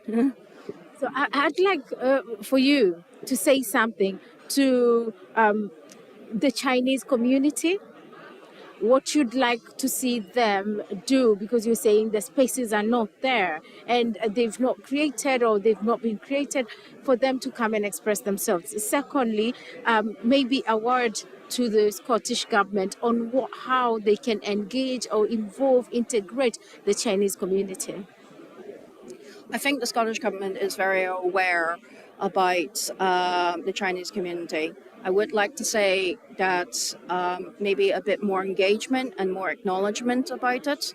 I don't know, maybe more celebrations of, I mean, in Glasgow does it very well, but I don't see much of a community collective. I'm based in Edinburgh, and that's the capital city of Scotland. That's not really great.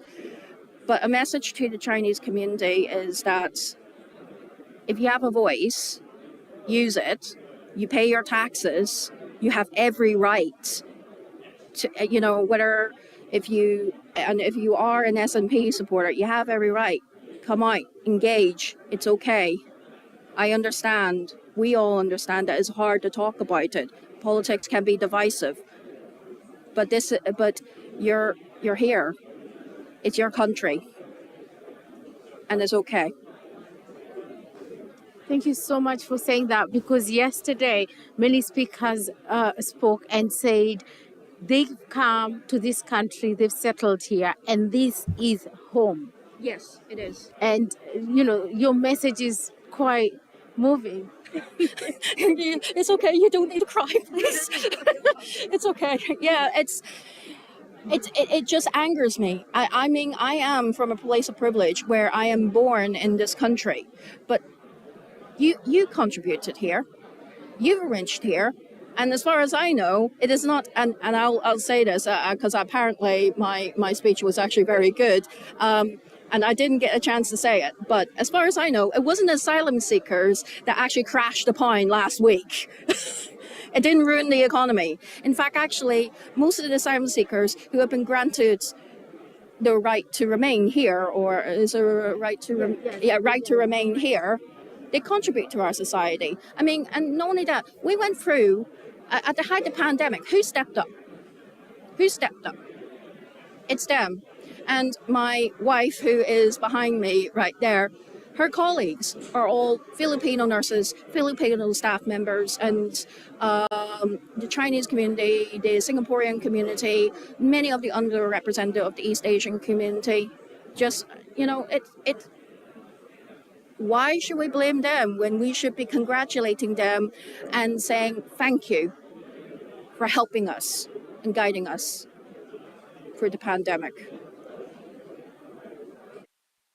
Thank you so much for speaking to us, and we hope to, you know, to hear more. You know where we are now, and you're always welcome to speak more. That's no problem. Yeah.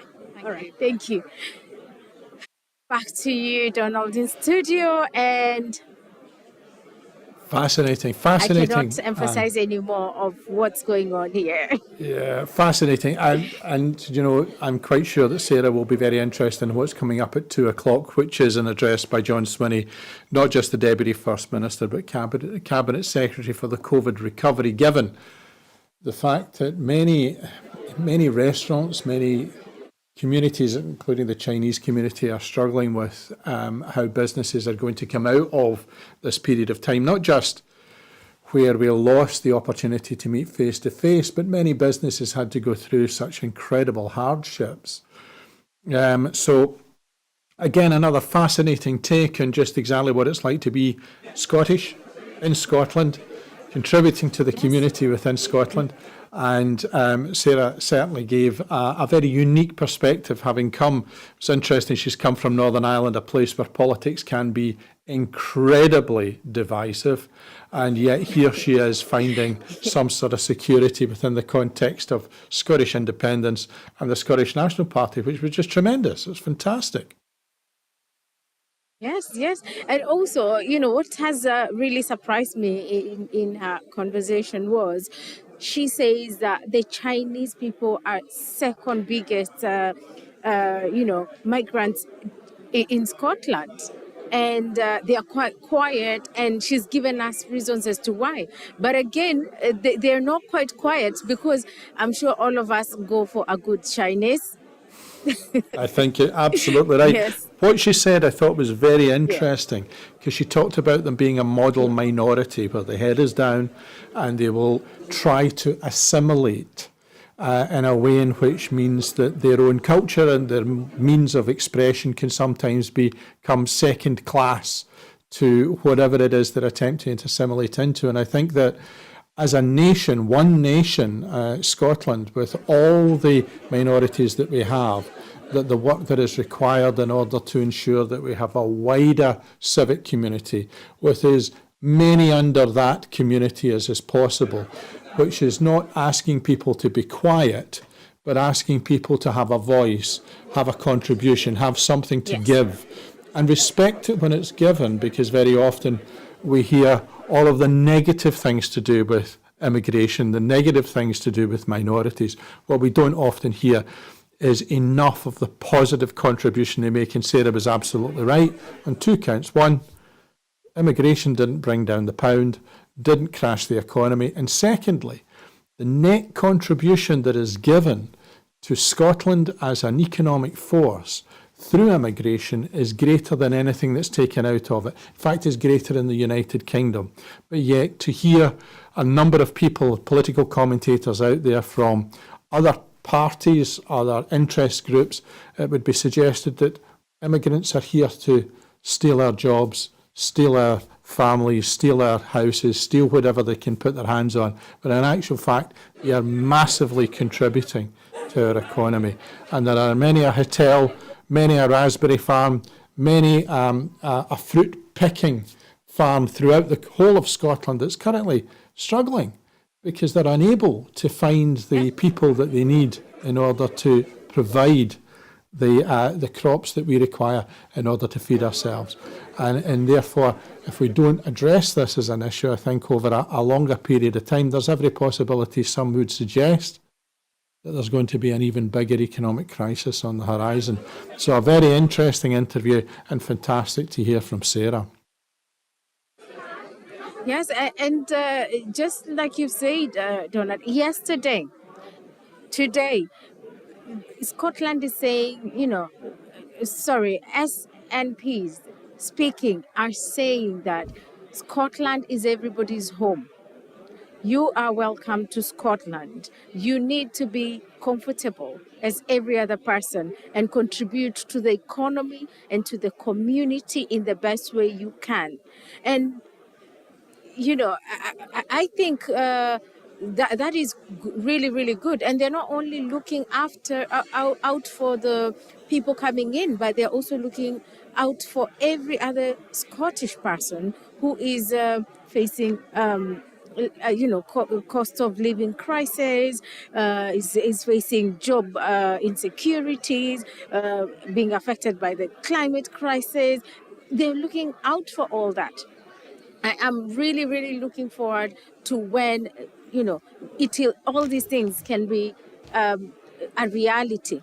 And also, having seen some of the very practical steps set on a few areas, having more practical things that can be done and be done now, as we heard from is it Simon, when he was saying that there are things that can be done right now, by members of SNP, even in their own areas and in their own capacity. So people are really asking questions, people are inviting others for conversations, people are willing to get more education, to share information, and to create spaces for different groups in the community.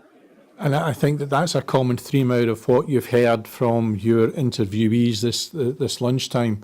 And you've heard people talk about how there needs to be a reach out to even the Scottish Police Federation, talking about how they are being called to incidents which were not normal 10, 15 years ago, and looking for resources as to how you deal with people who have mental health issues. I know, for example, that if you have a physical health issue, you phone for an ambulance.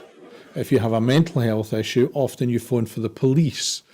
And therefore, those two health concerns are not being treated with the equality that perhaps they require and they deserve, because we can criminalise people who require the support and help that is available if it was a broken leg or it was some kind of cut. But what mentally people require is some kind of support that is about mental health nursing more than being put in handcuffs and perhaps taken away. And I think that idea of community working with each other as we come through and out of this pandemic is something that I get a sense within the Scottish communities right through across the whole of the country that people are beginning to battle with, find solutions around each other, and perhaps make better connections, which I presume is a sense of what you're getting up in Aberdeen. Yes, definitely. So, and as we go into this afternoon, there's plenty there in order to build upon that, because I'm looking at this afternoon, and apart from John Swinney, who I mentioned a little while before, we've got plenty in terms of the principles of building a civic movement, which I think is the first resolution, and some topical and emergency resolutions. We're looking out specifically for the one that was mentioned at the beginning of our little section here, Anne, which is to do with the hijab in Iran and the tragedy of a young woman who was captured and indeed arrested by the morality police for not wearing her hijab properly, and ending up as a death in custody, which her family have very much campaigned against because they believe that she was both tortured and indeed murdered by the police in Iran. And that will be very much a very interesting debate and a focus of later on this afternoon. Yes, and I'm really, really looking forward to that as well, because of, people are talking about rights. Yesterday was all about rights, and today is about more of education of what people want, people are requiring. And so, yes, I am really looking forward to that, and also to speaking to different people before and after. And as I'll cut you short, Donald, because I have another guest with me, and Stuart Stevenson is joining me. Good morning. Good morning to you, and delightful to see you at conference. Oh, yes.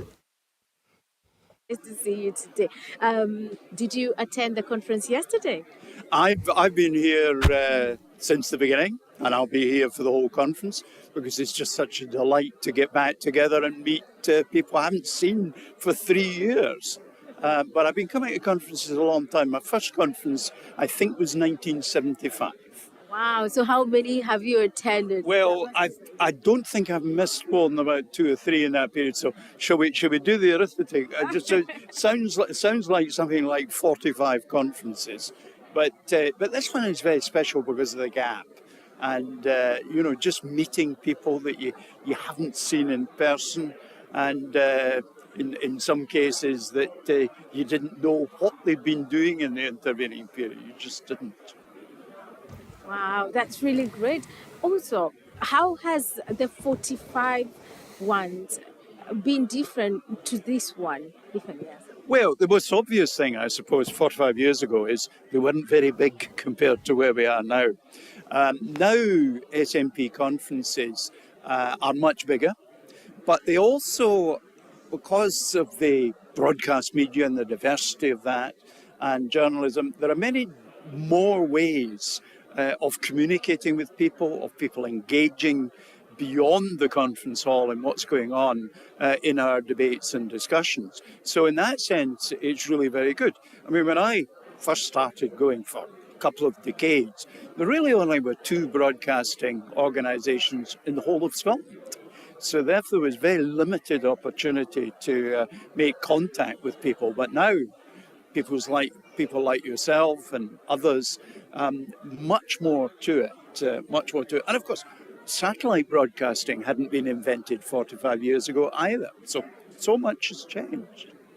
And I'm just curious on now being here today and discussing all these things, which most of them sound quite new, you know, that issues that have been brought up by things that have happened in the last 4 or 5 years, or even lesser, you know. What is your feel of this conference? Well, conference for the SNP is not just a social event, although it of course is that. It is about making the policy of the party. And I certainly know when I was a government minister, and I became a minister in 2007, and one of my first thoughts when I became a minister was, what am I going to do? So I went and I got 10 years of decisions from national conferences, because I was responsible for transport, and looked at all the decisions we'd made over the preceding 10 years. And that informed what I then sat down at my ministerial desk to do. And today that is the same, but of course the agenda is different and the things that matter are different. The importance of climate change is increased. We're seeing the tragedies around the world. I mean, in Pakistan, in Florida, in the United States, and so on. We're really beginning to see the change that is happening from our changing climate and the risks and the dangers that are coming from that. And so that's higher up the agenda than it was when I first came into office, and so it should be. And so that's one of the things we've been discussing. I mean, this morning, for example, we had a motion on a particular aspect of carbon capture and storage. We didn't accept that motion, which was good because it had things in it that I think were rather unhelpful. But I think we're all of a mind that we need to respond to the environment which we find ourselves. And in the 28 or so motions that we've got in front of us at conference, there's a lot that addresses that agenda. And the other one that's a big thing at the moment, as it always should have been, is equality. We've still got equality challenges to meet, and we're having debates and discussions about that as well, which I hope is one of the older members of the party I will continue to be part of. Really, really great. So, what would you like to see for you to say SNP 2022 was a success? It was steered the right way, it was the right direction. What do you want to see tomorrow evening? Well, the important thing, and I'm sure when the First Minister so straight to conference after this, Monday, not me, that she will address this, is of course getting ourselves match fit for the referendum in 2023 or whenever, but we certainly were planning for 2023, because that's the inflection point when we can acquire the powers that enable us to do some of the things that at the moment we find difficult to do because the powers lie elsewhere. And they lie elsewhere with a government at Westminster that is almost as a matter of principle hostile to Scotland, to Wales, to Northern Ireland, being able to make decisions independently that are different. And yet, all sorts of reasons mean that decisions may have to be different. I mean, for example, if you look at agriculture, in Scotland, 85% of the ground that farmers have in Scotland is what we call less favoured area. In other words, it's scruffy land on upper hills. In England, it's only 15%. So therefore, you obviously need different policies in Scotland from those you need in England. There's nothing unnatural about that. but it's true in many other areas as well. I mean, we take different view of education. Young people are able to go to university and get their fees paid for. In England, there are huge barriers to people getting there. So we take different decisions in Scotland, not because we want to be different, but because we have a different view of the world, a more inclusive view of the world. And I think this conference sets the scene for that and preparation for the referendum in the autumn 2023. So that's what I hope we do thoroughly, effectively, and remorselessly. Thank you so much for joining us, and thank you for sharing your views and opinion and what you feel about this conference. Thank you very much indeed. All right, enjoy the Cheers. rest of the conference. Oh, Donald, as I said, people are open-minded. People are, very energetic. They're very happy. They're really focused, and you can feel the energy. I'm really, really looking forward to this afternoon, the rest of the conference today, because it's in a few minutes, and that's the kind of energy I'm expecting from everybody.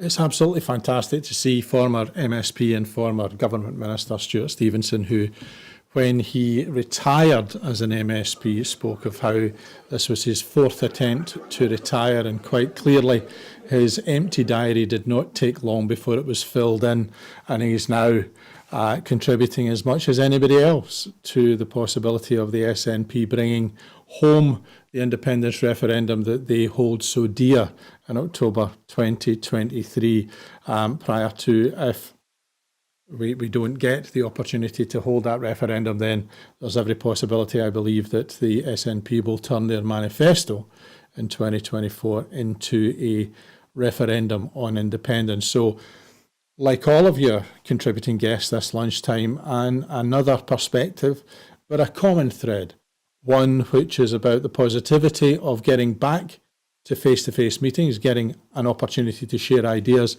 and have the opportunity to see which ideas have some kind of traction that could perhaps be part of a manifesto and a future, given that the Scottish National Party have indeed held office for so long, a reinvigoration of what they want to achieve within the Scottish Government's time and what they want to achieve for their communities, which is as wide and diverse as the voices we have heard over the last 2 days. And I think, Anne, for yourself, it's important that as we look to the afternoon, and we've got John Swinney and we've got other resolutions to come up, that there's a common thread of a positive outlook for the future, and indeed not a negative commentary, but at least one that will examine what is going to be part and parcel of their debates.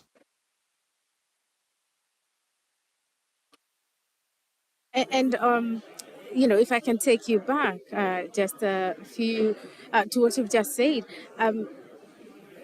you see, so many people have said that they're so happy to meet each other in person.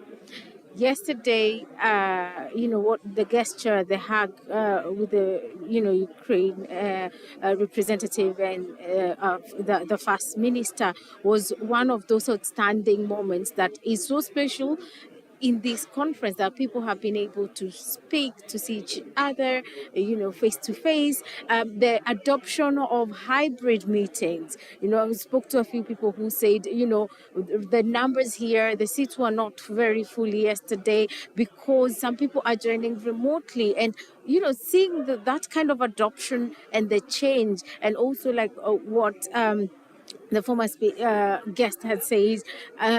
You move with the times. There are things that are now outdated that were very relevant back then, and it's quite insightful. It's really lovely to be here and to even experience this firsthand. Of course, it's not just unique to the SNP. A number of conferences that have been held over the last few weeks have included forms of hybrid meetings, but also how we have the opportunity to reflect upon not just the pandemic, but the changes that have made to everybody's life and everybody's working patterns, so that we have the on-site meetings, we have those that are through Teams or Zoom or whatever medium there is available for people, but what we also have, I think, is quite importantly an opportunity to reflect upon, discuss, and indeed get a chance to catch up. I think Stuart was talking very much about how... Yeah, before we let people in. Yep. Back to the conference, which is we should be going on just now. It's some of these things will be had in the next section on how the SNP is looking at advancing in their ways to to communicate with different members and also the Scottish population at large.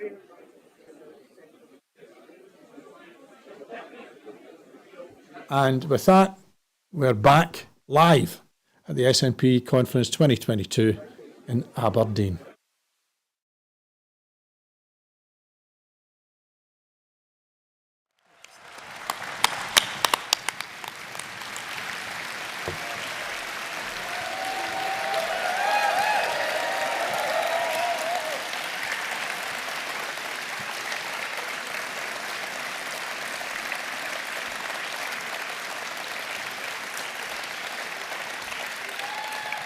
Conference. Good afternoon, Conference. What a great pleasure it is to be back together in person at an SNP conference, seeing old friends, making new ones, debating the issues of the day, making the policies that will help shape tomorrow, creating the space for this party together to take the next decisive steps to deliver Scotland's independence.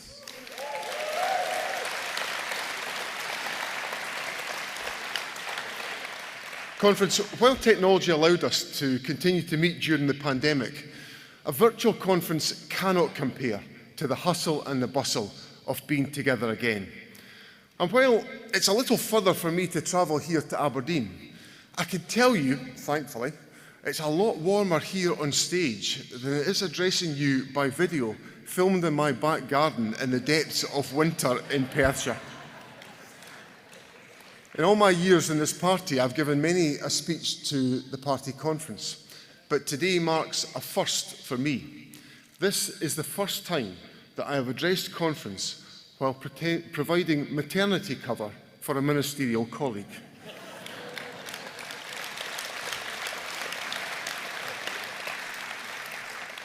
In the summer, Kate Forbes, our fantastic Finance and Economy Secretary, and her husband Ali welcomed Naomi into the world, making Kate the first serving Cabinet Secretary in the Scottish Government to take maternity leave, hence why I'm here.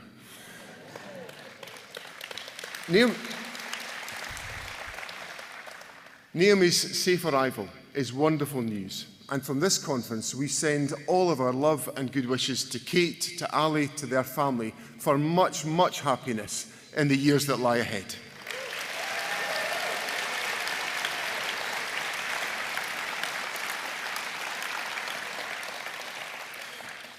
And we meet at this conference after much electoral water has gone under the bridge. Just after our last in-person conference in 2019, we won 48 seats in the Westminster election, gaining seats from Labour and the Tories to dominate the electoral map of Scotland.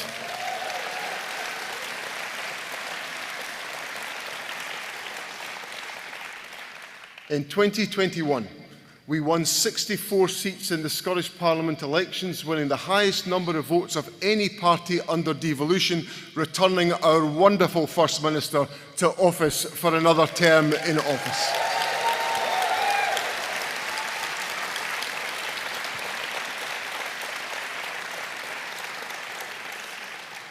In 2022, we won the council elections and increased our share of the vote and elected a fantastic group of councillors the length and breadth of the country.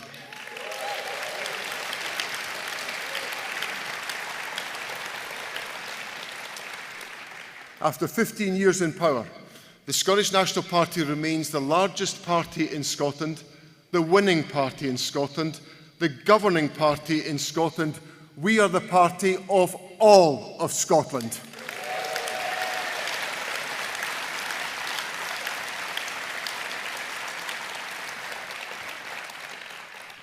Conference, it's also great to be back here in Aberdeen, a city at the forefront of our strength in energy and at the heart of our nation's transition to net zero.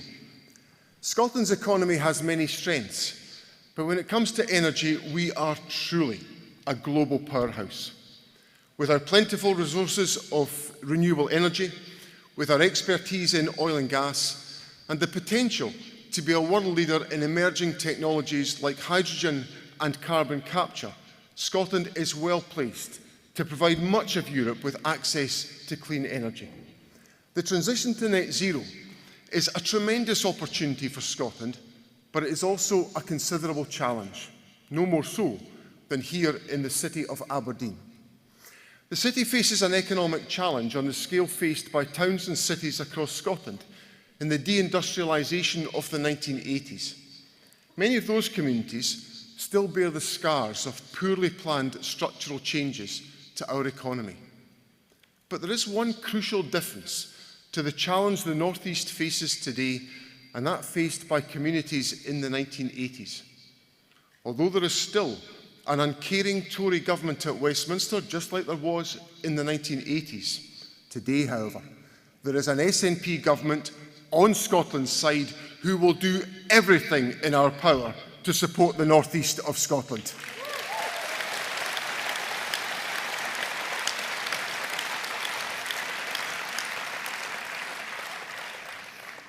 Aberdeen's economy, like Scotland's, must transition from its reliance on oil and gas. But it has to be a just transition, one that takes our people, communities and businesses with us. That's why we're supporting that transition with an investment in this region of £500 million over the next decade, securing jobs and investment and ensuring Aberdeen's place as a powerhouse of green energy expertise. Conference, since oil was discovered off Scotland's shores in the 1970s, the Treasury has raked in more than £300 billion in tax revenues.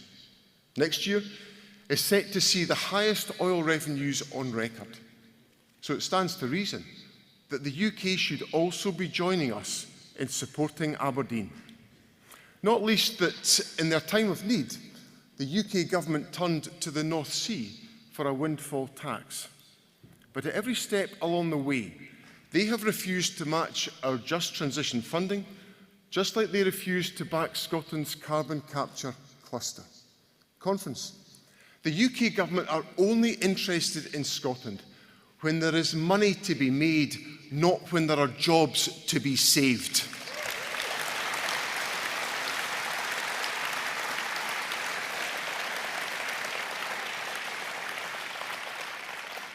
Scotland is a nation rich in energy resources. We have a plentiful supply of clean, green, affordable, renewable energy.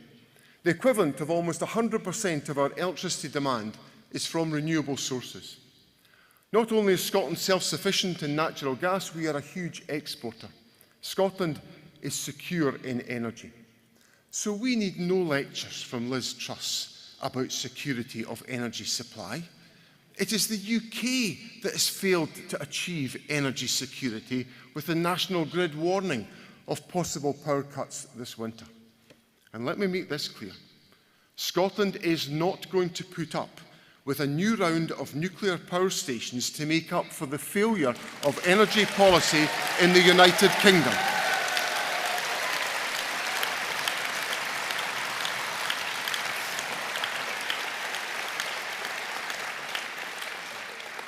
Despite our huge strength in energy, 150,000 more people in Scotland will be forced into extreme fuel poverty as a result of the UK government's increase to the energy price cap in September. We are an energy-rich nation, but 35% of our citizens live in fuel poverty. Why is that?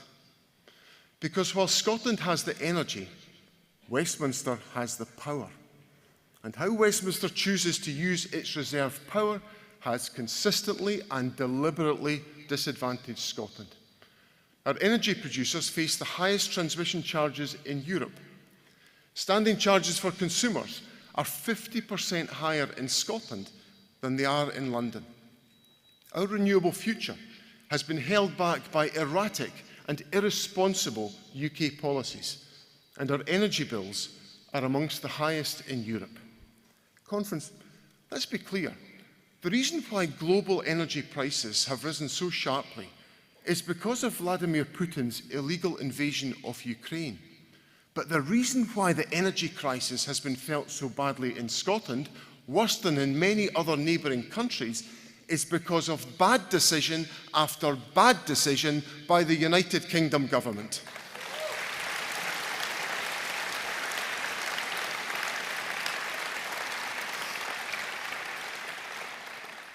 Conference, when Liz Truss became Prime Minister a little over a month ago, she inherited from Boris Johnson the worst cost crisis in decades. At a moment of huge difficulty for people struggling with the cost of living, what did the Tories decide to do? The Tories decided this was the moment to lift the cap on bankers' bonuses and give tax cuts that benefit the rich. How foolish could they really be?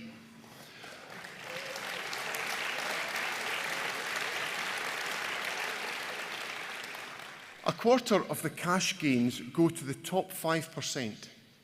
If the UK sticks to its plan for a real terms cut to benefits, the poorest 20% in society will see their incomes fall next year. Meanwhile, the richest 5% will see their incomes boosted by more than £9,000. During a cost of living crisis, the Tories are quite literally taking from the poor and giving to the rich. They did so with no independent reports on the costings and no idea how they would pay for the tax giveaways. And what happened? Well, none of it was really a surprise. The pound fell to its lowest level ever against the dollar. Mortgage providers withdrew hundreds of products from the mortgage market overnight, increasing the cost of home ownership and threatening a collapse in house prices. The Bank of England took emergency action to avoid a collapse of British pension funds. Within weeks, the new Tory Prime Minister decided to transform a punishing cost crisis into a full-blown economic and financial crisis. In an act of fiscal recklessness, the Tories have threatened the financial security of millions of our people, jeopardised the homes of many through higher mortgages, and shredded in one fell swoop the fiscal credibility of the United Kingdom. That is just the latest disaster the Tories have delivered.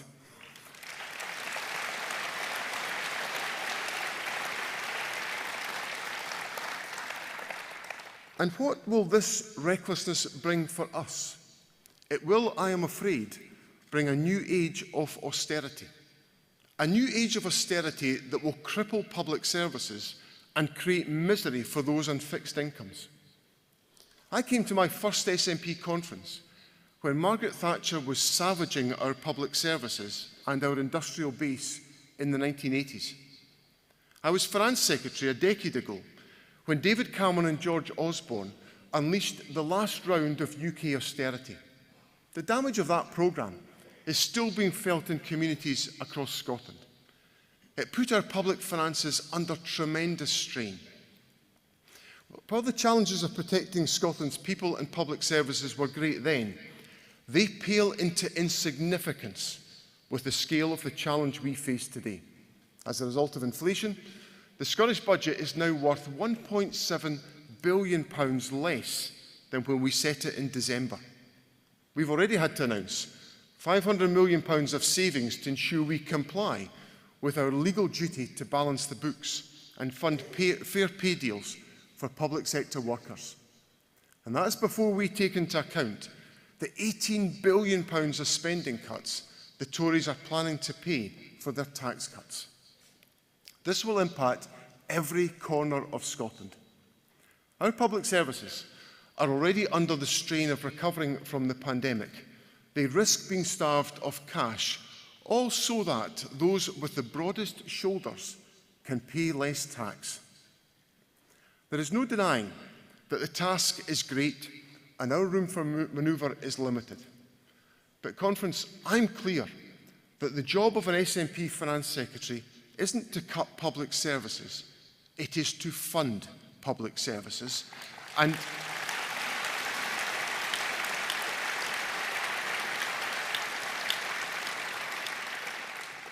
despite the harsh fiscal constraints of devolution, supporting public services is exactly what we intend to do in the SNP government.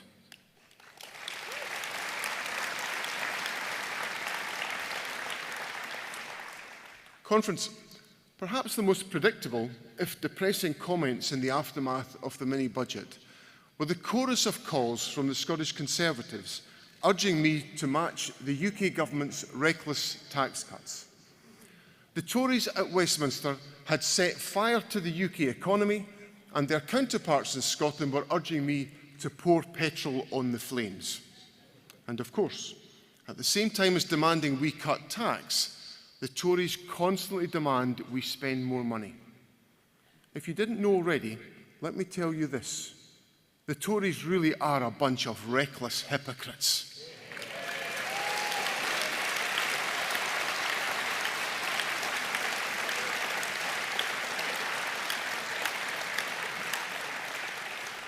By their actions in the mini-budget, the Tories threw away any claim they could have to be a party of fiscal responsibility.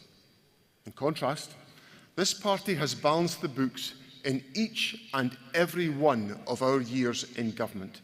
We should make no apology for believing in and delivering fiscal responsibility, and we should take no lessons on the subject from the Conservatives.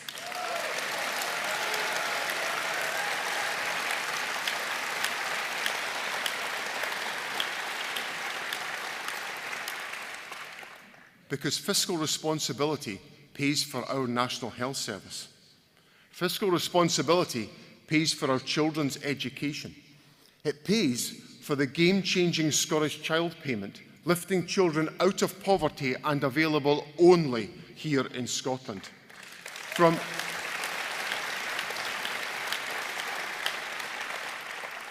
From free personal care to prescriptions, 1,140 hours of free childcare to free university tuition, from free bus travel to the small business bonus, we won't follow the Tories down the rabbit hole of tax cuts for the rich. We will do what is right for Scotland's people, our economy and our public services.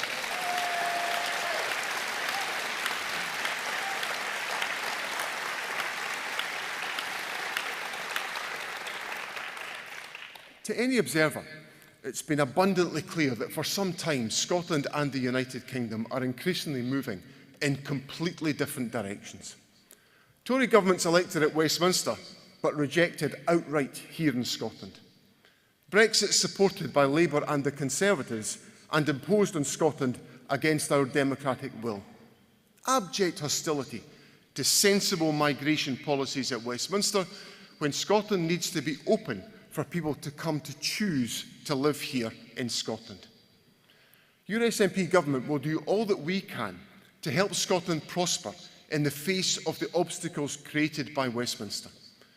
We will work to make Scotland the best place to start and grow a business or a social enterprise, a magnet for inward investment, an international example of how to decarbonise our economy, a nation where people and businesses can continually upgrade their skills, a leader in research and development, a great place to live and work with high living standards.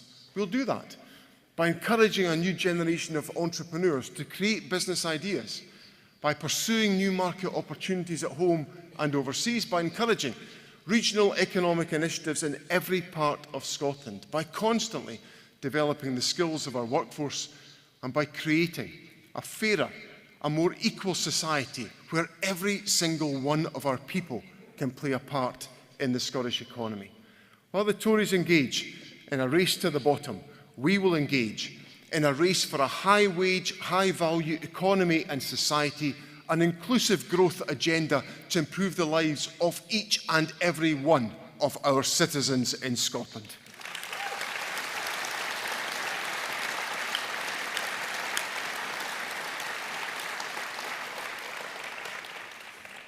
Since we came to power in 2007, we've used the powers of devolution to the maximum we possibly could. We gave the strongest support to renewable energy, and we're now able to generate nearly all of our net electricity needs from renewables. We invested in our schools, so that today over 90% of school pupils are educated in good or satisfactory schools, compared to just over 60% when we came to office. We introduced the Scottish Child Payment and increased it swiftly to help those facing the greatest need today. We've delivered much to improve the lives of the people who live in Scotland. But there are clearly limits to what we can now do as a new age of austerity is about to be inflicted upon us. If Scotland wants to be able to tackle the enduring scourge of poverty, if Scotland wants to play her part in the world as an equal member of the European Union, if Scotland wants to be a country that creates the best life chances for every one of our citizens, then devolution is not enough. We cannot be at the mercy of Westminster decisions any longer. Scotland has to choose to be an independent country.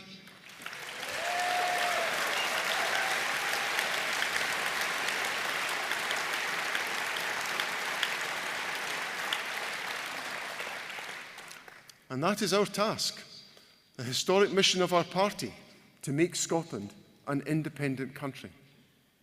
If I think back to conversations I had with people who did not support us during the 2014 referendum, many felt and said to me that they felt they had financial security within the United Kingdom. After the events of the last few weeks, how can that any longer be the case? How can any politician look a pensioner or a mortgage holder or a person living in poverty straight in the eye after the wreckage of the last few weeks and say there is financial security any longer in the United Kingdom? Our task is to engage with those people, with those who we could not win over in 2014, to explain our beliefs and our values, to share with them our hopes for our country, and to help them believe that Scotland can join the nations of the world and play our rightful part in an atmosphere of mutual respect, of trust, and of financial security. It is a task of respectful persuasion and of reassurance. It is a task of significance in the lives of all of us who choose to live here in Scotland. It is a task that can chart a new course for Scotland. It is a task that we must and we will win for Scotland. Thank you very much.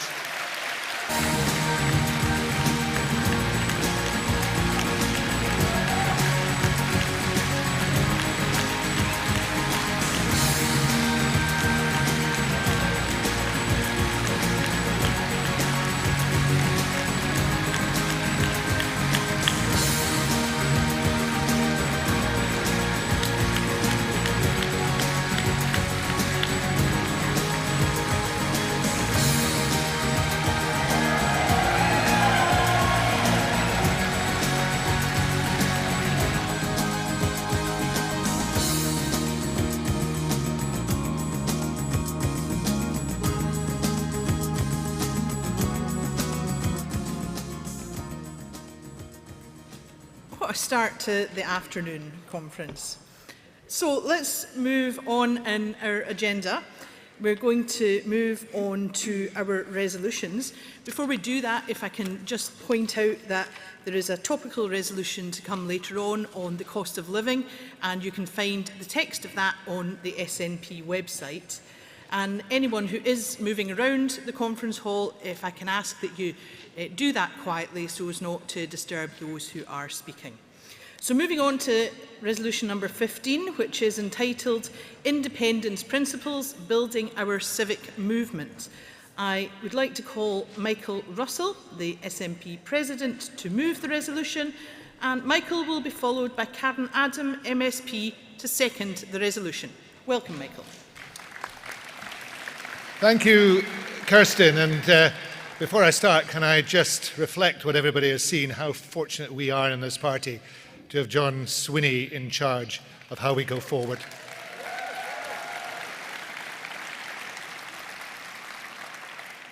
Kirsten, this morning I outlined the tasks that each one of us, as members of the SNP, needs to undertake to spread the word about independence. As we do that, we are individually, as members of the SNP, bound by a code of conduct, which sets out the standard of behaviour that are expected of us as members. But not just when we're campaigning. It applies to us today, to me on this platform, to you at this conference. It applies to each of us when we work in our branches and constituencies. There's nothing terribly onerous in those standards. Most of them are common sense.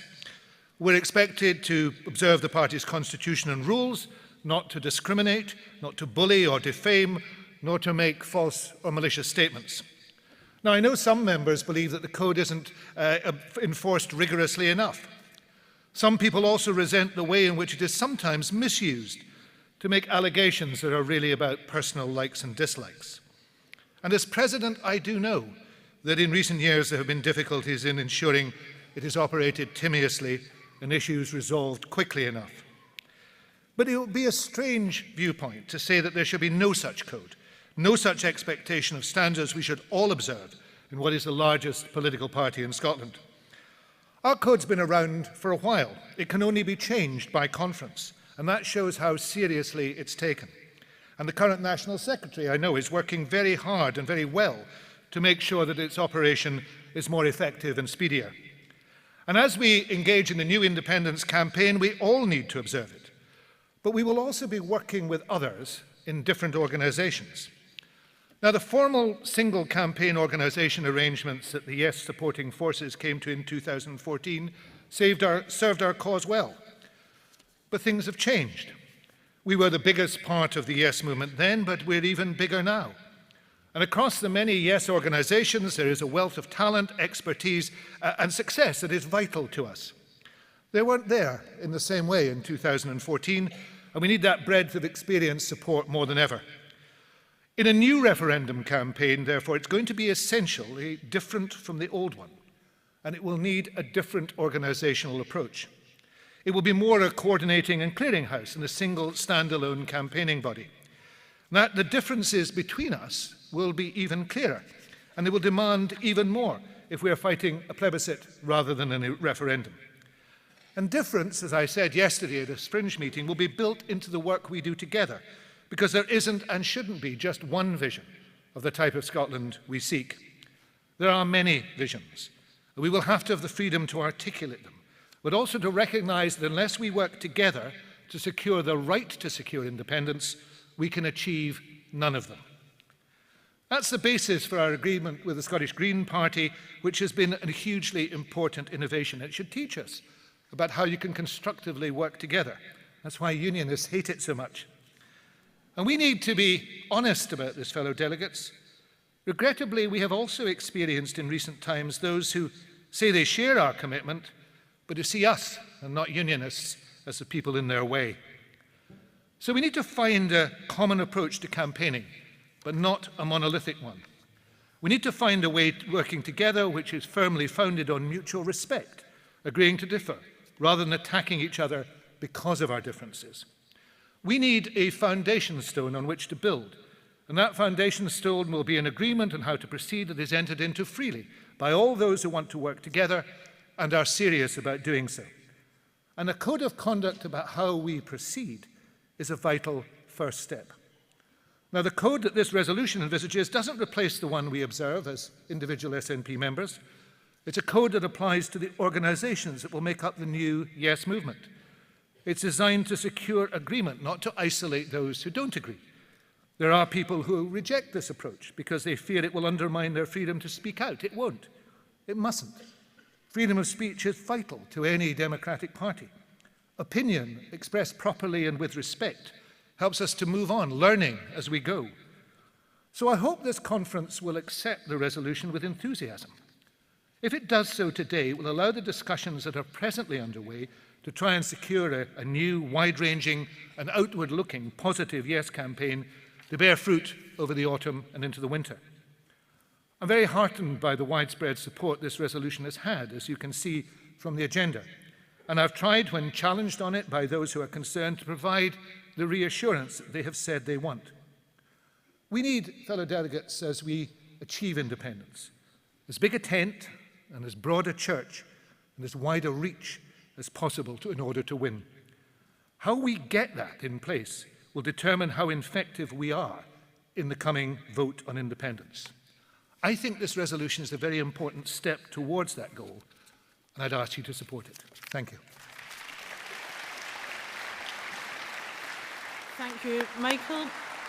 And delegates to second resolution number 15, please welcome Karen Adam, MSP, and Karen will be followed by Graham McCormick, who is moving the direct negative. Welcome, Karen. Hello, Conference, and thank you, Kirsten. You may have seen that I've recently been quite vocal about this on social media and in the press, and I've said quite a lot. I've went into a bit of detail about why I believe a code of conduct is necessary and how we might go about doing that and what it might look like. But ultimately, Conference, when I thought about what I was going to say to you, I thought I'm going to reflect on why, when I was first asked about the idea of a code of conduct, that I thought, yes, absolutely. Me, like many other women in politics, have suffered extreme abuse online, intimidation, confrontation, all because we are women and seen as a soft target. We talk about the gender gap. There's a gender gap in politics. There's a gender gap in our activism. But not only that, there's a gender gap in our vote, and there was one for the referendum.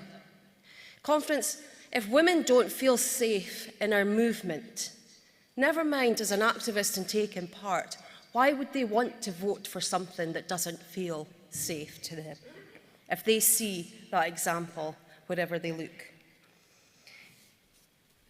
And I just want to be clear that this goes for each and every minority group. The BAME community, we must never tolerate racism. You would think that was a no-brainer. But I see so much of it online, and we saw a horrific example of that just a few days ago when the First Minister visited a school. Let's set a code of conduct so people feel safe in our movement.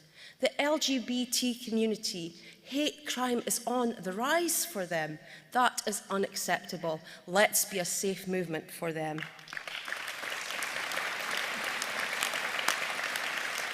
And unfortunately, this also goes for the disabled community, believe it or not.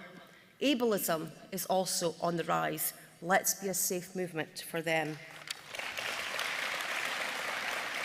We need to say loud and clear, you are safe here.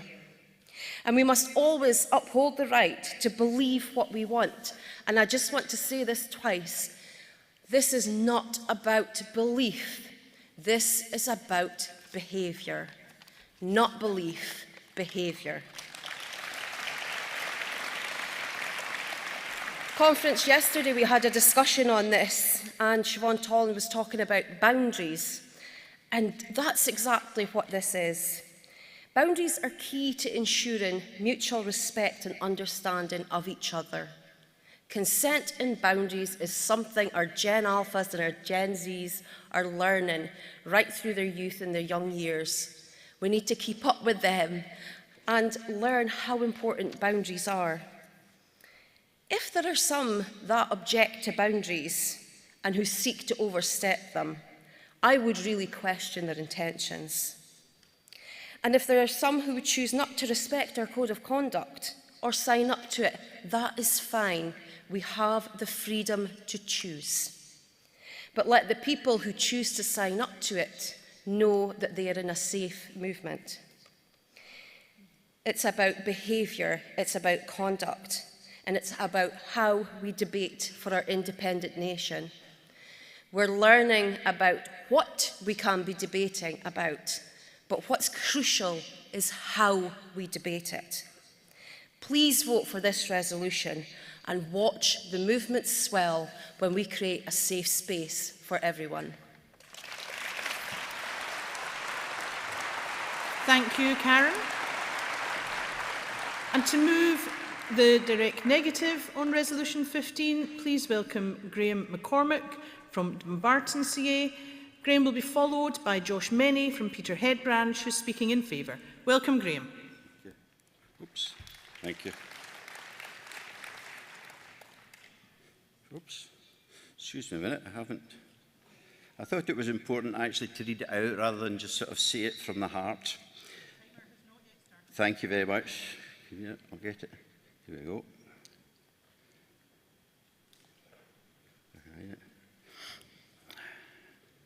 Oh.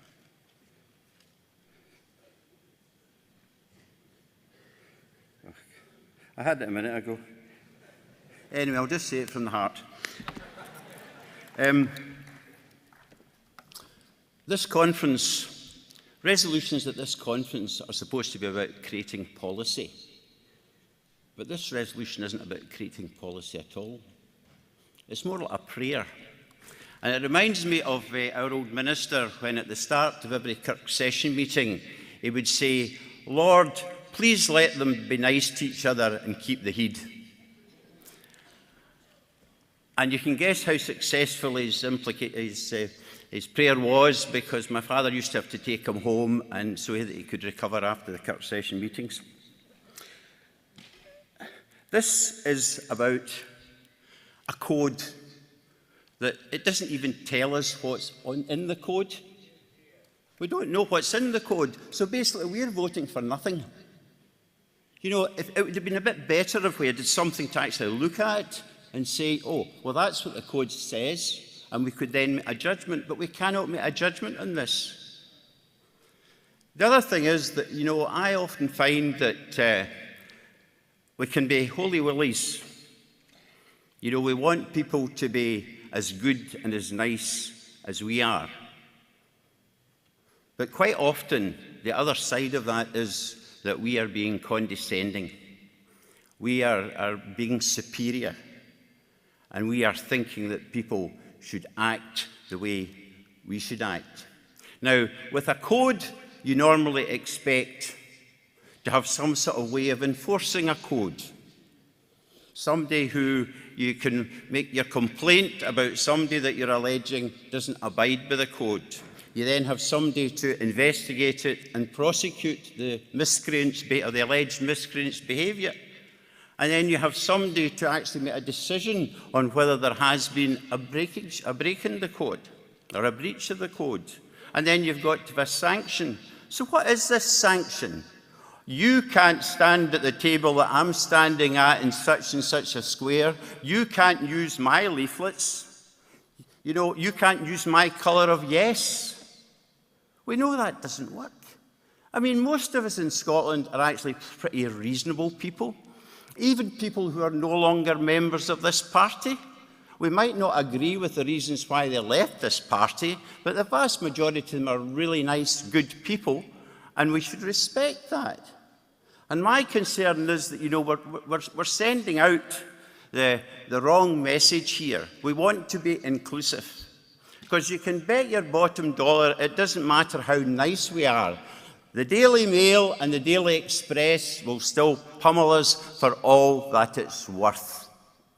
So I would say to you, reject this. Because, you know, we're all Scots, we're all, whatever, we're new Scots, old Scots, whatever kind of Scots, you know, but let's take this together with an element of respect and not start trying to, in some ways, you know, say that we're better than other people. Because I can tell you that some of the people who have got their name to this resolution, you know, they've not been nice to some people within this movement in the past either. And as a result of that, we must not, the worst thing that we could do would be to be whited sepulchres. And that's the thing that will be if we approve this resolution. Thank you. Thank you, Graham. Our next speaker on Resolution 15, speaking in favour of the resolution, is Josh Meny from Peterhead Branch. Josh will be followed by Lisa Clark from Leith Branch, speaking against the resolution. Welcome, Josh. Good afternoon, Conference, and actually what a fantastic resolution brought before us today.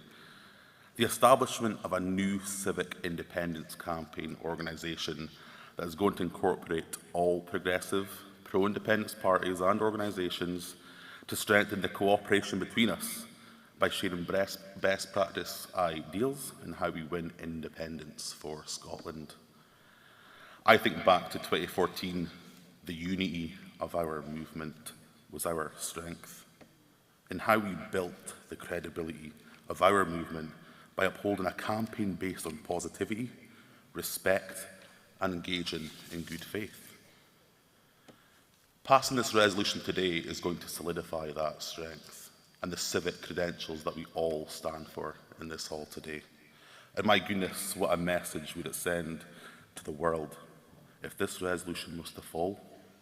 If we were to say that we didn't want to take a firm stance against this British nationalist Tory UK government under Liz Truss. Today we are here to say Scotland is different.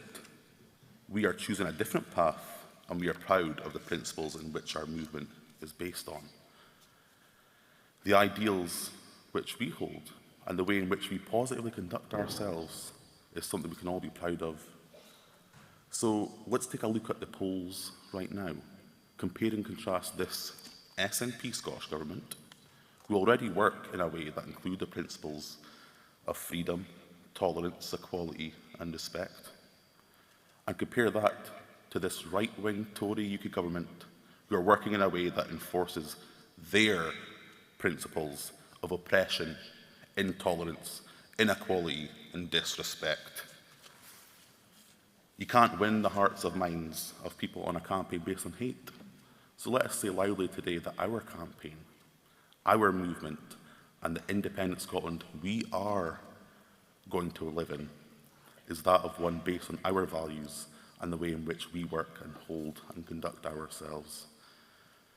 Conference, this is how we win, and this is how we will soon realise our ambition of living in an independent Scotland, because goodness knows we can't afford to remain shackled to this broken union. So Conference, please, I urge you to support this resolution. Thank you so much.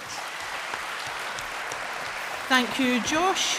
And our final speaker on Resolution 15, speaking against the resolution, is Lisa Clark. Welcome to Lisa.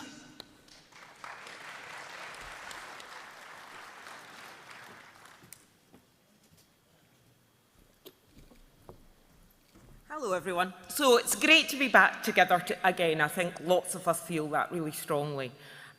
Most of us are seeing people that we maybe haven't seen in person for a number of years, and my main focus, my main feeling when I'm walking around these halls is, please don't have, I hope I don't have someone with me who asks me to introduce them to that person because I'll have forgotten their name. But by and large, this has been a really warm, experience of just being back together. So that's actually the main reason why I want to really strongly speak against this resolution. I thought about remitting this resolution back, and I always like the idea of that because I want to be Jerry Fisher one day. But I have to say, I thought this resolution, and I'm going to use this word, was such garbage, there was nothing from it that could be recycled. Sorry to say that. So, and I really feel bad about speaking against when Mike Russell has led this, because I couldn't respect anyone more than Mike Russell. But we're going to disagree on that. But that's fine. I don't mind disagreeing with Mike Russell. I'm sure Mike Russell doesn't mind disagreeing with me if he knows who I am. But fundamentally, that's what we do in this party. We work together, we work in common to try to achieve the goal that every single person in this hall, apart from possibly a photographer here or there or someone from the press, is working towards, which is independence. Now, to do that, that doesn't mean we're going to have to agree at everything. There are people in this hall that I know, that I would call friends, who violently disagree with me on certain issues in this party. But it doesn't matter. We still go out, we still walk up and down stairs, we still knock on doors, we still shove leaflets through. And I'm very much speaking as an ordinary member. I'm not an elected member. I don't work for an elected member. I've been in this party since 1986, knocking on doors. And one of my main thoughts in 2014 of the sadness of losing that referendum was, damn it, I'm going to have to keep going up and down these stairs and my body's not quite up to it now. So let's just keep the atmosphere that we all have together where we know each other. We do disagree, but we just because we are good and heartwarming people in Scotland, working for a common aim, but we know that we won't disrespect people, as in swear at them or attack them physically or in press. However, the one concern I do have is that if we're to say this is one of the 93 reasons I think this resolution is garbage, and don't worry, I'm not going to list all 93, is because this is not even a resolution about us. This is a resolution about the independence movement. Now, who, as one of the previous speakers says, so who's the board of governors of that? If I do something that you think, oh, you've broken this code of conduct, which, as someone else has said, we've not seen, so we don't know what's going to be in it. If I break that, what star chamber am I being put in front of? You know, at the moment, I would just hope that if someone was offended by something I'd said, that they could just say to me, you've gone too far there. And I would hopefully say, sorry, okay, can we talk about it? I was at an event at lunchtime today, which was on community empowerment. And I'm noticing the flashing light. One of the things about that community empowerment event that I really liked was we talked about trust. We talked about trusting communities to let them build up the resources they need. So let's trust the people who will build an independent Scotland in terms of our way of managing that together. Thank you very much. Thank you, Lisa. Delegates, Lisa was our final speaker on Resolution 15. Point of order at this point from Jerry Fisher. Welcome, Jerry.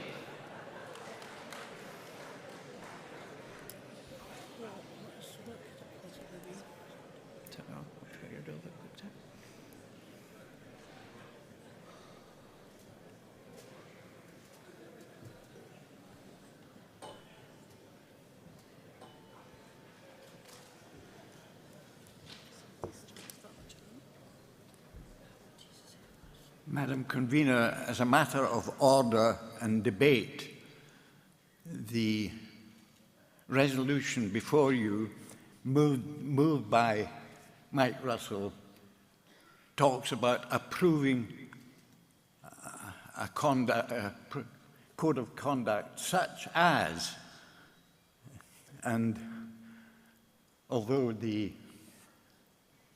there is no statement of what that code of conduct is or was proposed to be. And Mike Russell, in his movement, talked about approving such a code of conduct, again, without any notice or in the resolution of what that code of conduct be.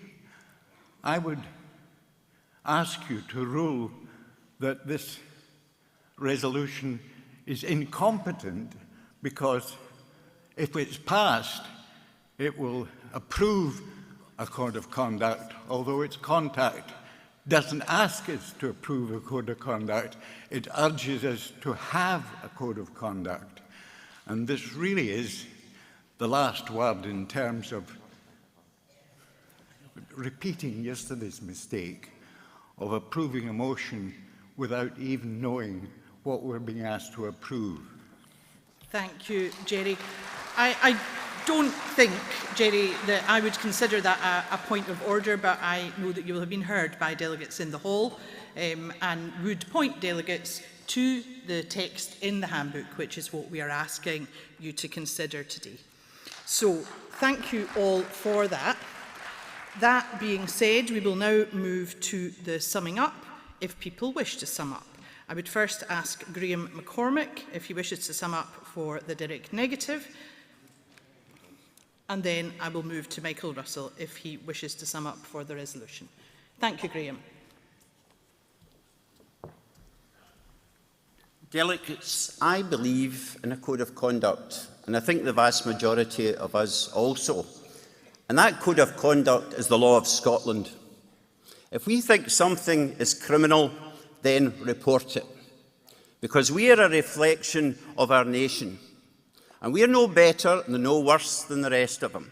So, if there's something wrong that you feel is wrong, that is against public policy and all the rest of it, then report it. Because remember, we are the government of Scotland. Our government actually has the power to legislate. So if there is public conduct that we disapprove of, then we can make it illegal. That's the position. So the best code of conduct we can think of is the law of Scotland, and that's the one that we should abide by. Thank you, Graham. And summing up for the resolution, Michael Russell.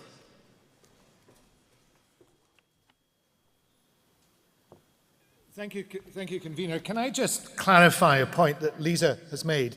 And I have the greatest respect for her, and I'm quite sure we will continue to disagree. But this is a code of conduct which we are going to negotiate between the organisations that will be working together on the Yes movement. That is what it's about.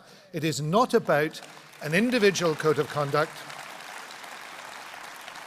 And if there is such an objection to an individual code of conduct, I have news for Graham and for Jerry. You're already bound by one. You're bound by one within the SNP.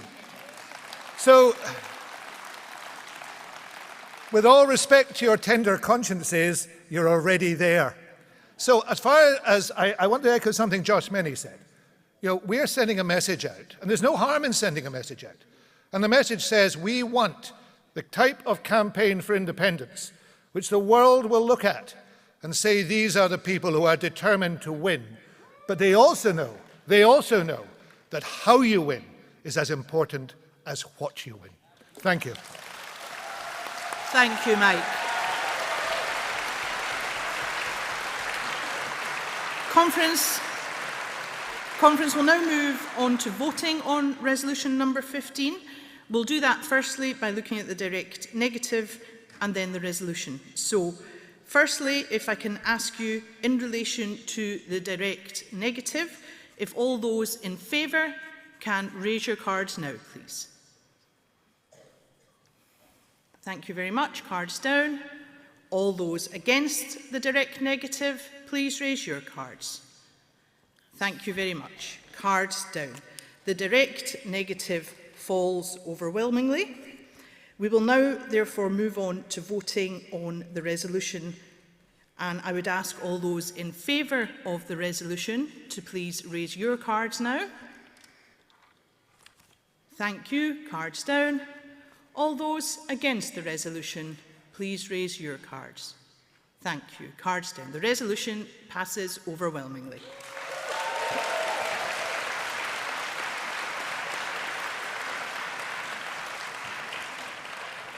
Delegates, let's move on now to resolution number 16, which is entitled Local Government Ballot Paper Ordering. This resolution will be moved by Councillor Angus Miller and seconded by Laura Ann Murtagh. If I can ask Angus Miller to come to the podium. Thank you very much, Kirsten, and thank you, Conference. I'm pleased to propose this resolution on behalf of the ANC, the SNP's local government wing, and I would like to thank the Dundee City West Branch for sponsoring the motion and helping to get it on the agenda today. Conference, earlier this year, the SNP had its most successful ever local election results. We won more votes and more seats than at any council elections in our party's history and achieved the best results of any party in the era of proportional representation. But in addition to our party's success, there was another clear winner in May's election, the alphabet. For the fourth successive election under the STV system, candidates placed more highly on the ballot paper than their party colleagues were disproportionately likely to be elected.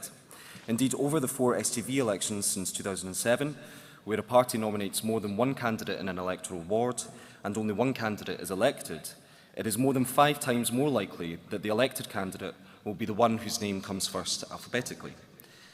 We see the impact of this in council chambers across the country when councillors are asked to vote by roll call.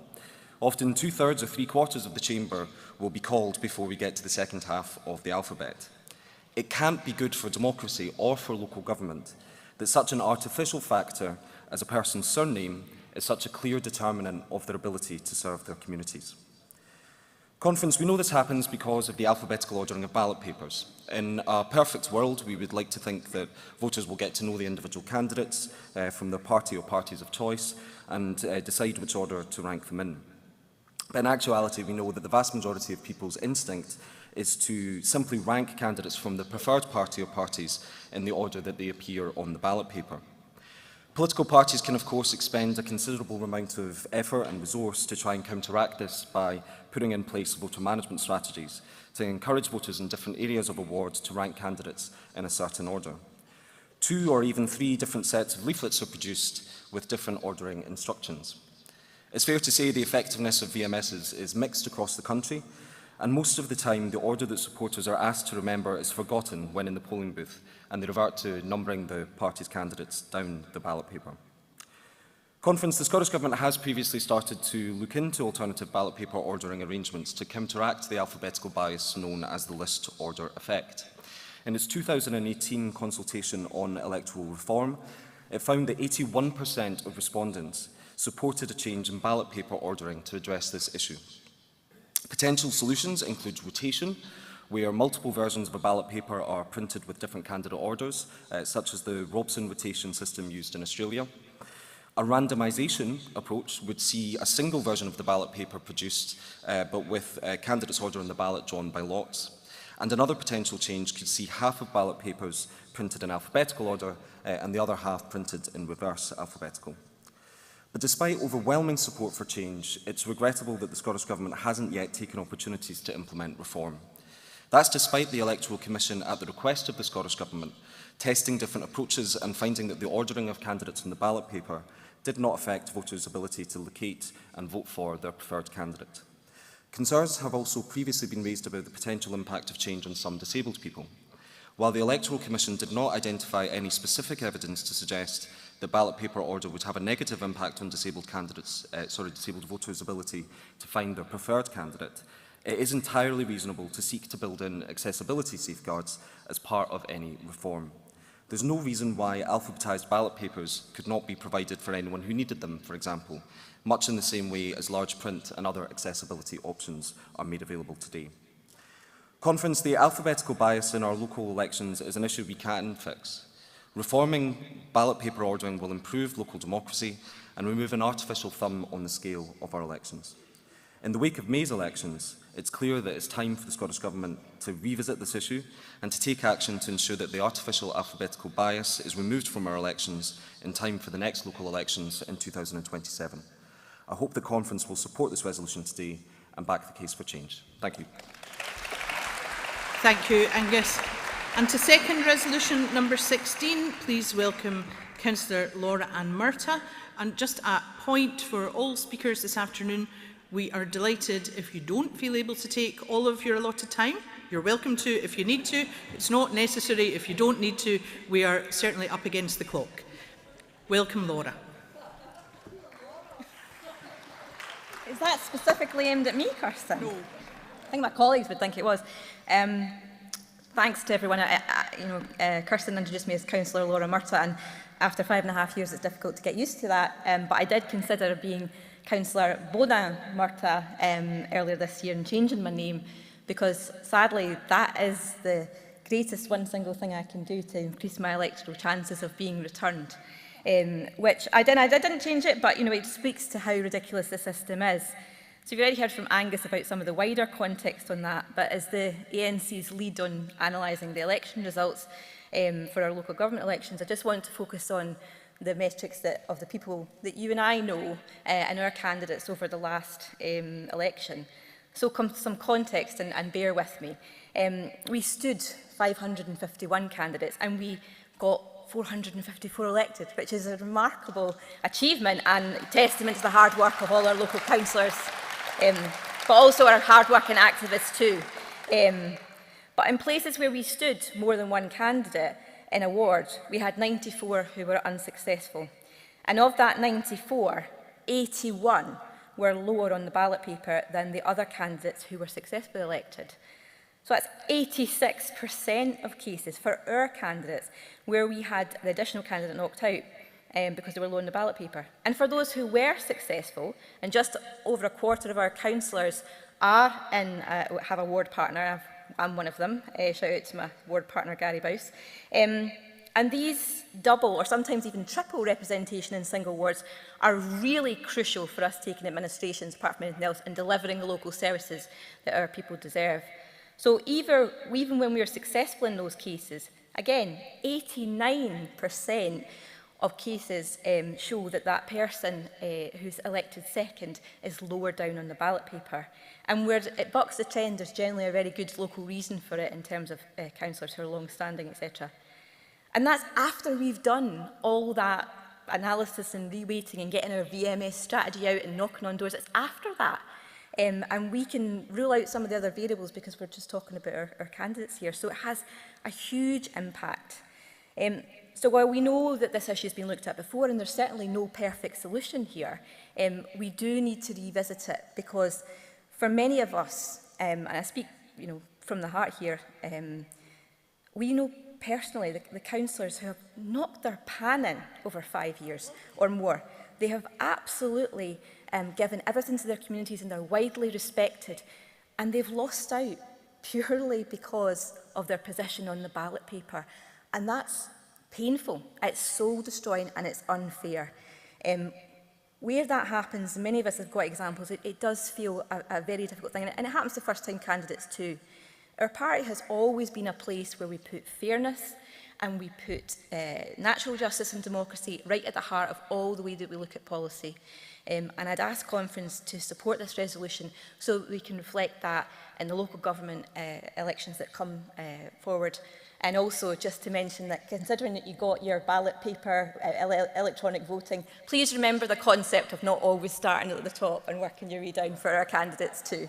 Thank you very much, Conference. Thank you, Laura. I have no cards in to speak against resolution number 16, so delegates, I wonder if that resolution is carried by acclaim.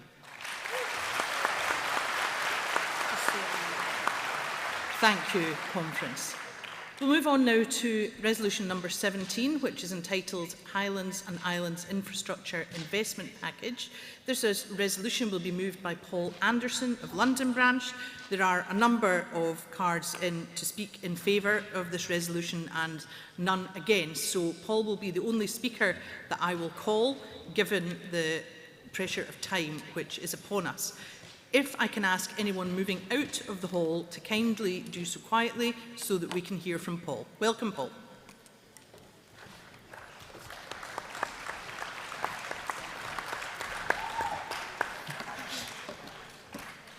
Thank you, Convener. Thank you, Conference and friends. It's once again great to see everybody here.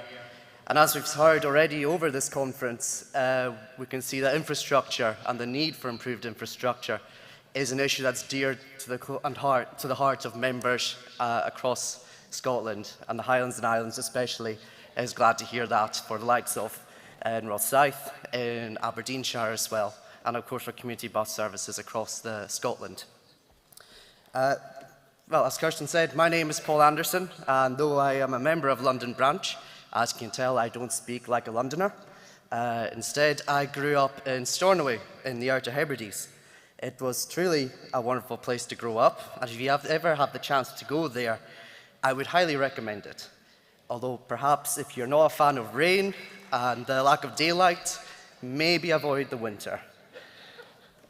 But for those of you who have visited, and for those of you who have yet to, when you speak with islanders about the big issues they face, it is almost always infrastructure and connectivity that comes up in conversation, nor is it a recent problem. Flick through parliamentary transcripts of Hansard, and you will find repeated mentions of the state of Highlands and Islands infrastructure dating back decades by Tories, by Labour, by Liberals, and that was all before Johnsonian optimism about levelling up agenda, for whatever that was. Indeed, were it not for the European Union and its structural funds, no doubt many of the roads would still be the same as they were in the 1970s. And that is one of the many reasons why, as an islander, I am proud to say that I'm both European and Scottish, and look forward for us to return to our place in Europe. It is not only in roads, though, that we have seen chronic underinvestment by successive UK governments. Broadband speeds in the Highlands and Islands are amongst the worst in the UK.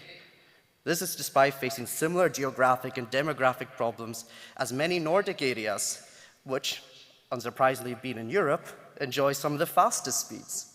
Phone signals are unreliable at the best of times across the region.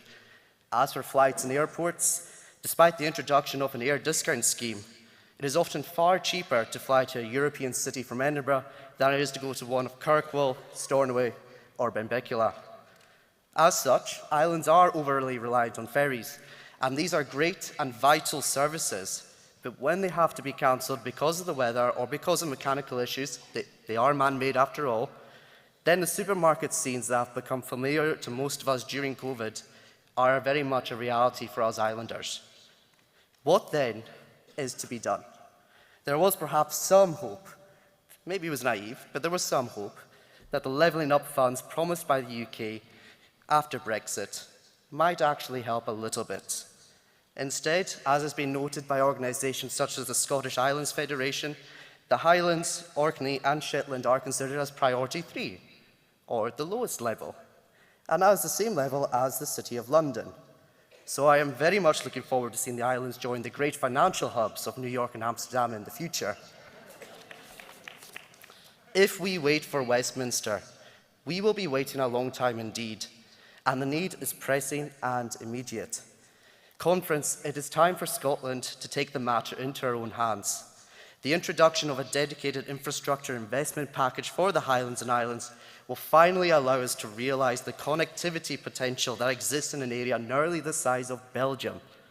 This package would help to fund the vital infrastructure projects needed to reverse the depopulation that has been our story for generations as part of the Union. Our Scottish National Investment Bank also enables us to achieve what the UK failed to do for so long and dream big about connecting the Highlands and Islands in the 21st century. And with the pandemic normalising working from home, we also have a golden opportunity to help revitalise ageing communities and encouraging those who've left to return. Nor is this far-fetched either. Look to our Nordic neighbours and see what they have done.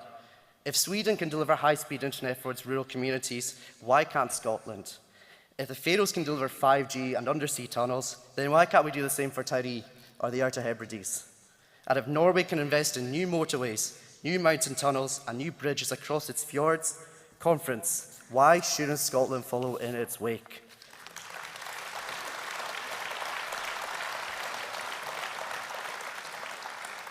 Time doesn't allow me to talk about much of the green potential or even what the Scottish Government is already doing. Secretary Jenny Minto would hopefully have elaborated on that further. But the potential is there for electric planes and electric ferries to deliver on a green agenda for us. Conference, in conclusion, I thank you for your time. But speaking as an islander from London, it's clear that only independence will deliver for the people across this country. A dedicated package such as this will help make this region some of the most interconnected parts of the North Atlantic and show the bright future that independence will bring. Conference, let's build back better for real and realise our potential. After all, if our Nordic friends can do it, why can't Scotland? Thank you. Thank you, Paul. Delegates, we have no cards in to speak against Resolution 17, and as I indicated, have therefore taken the cards in support as being in place of a second. So can I ask you if this resolution is passed by acclaim?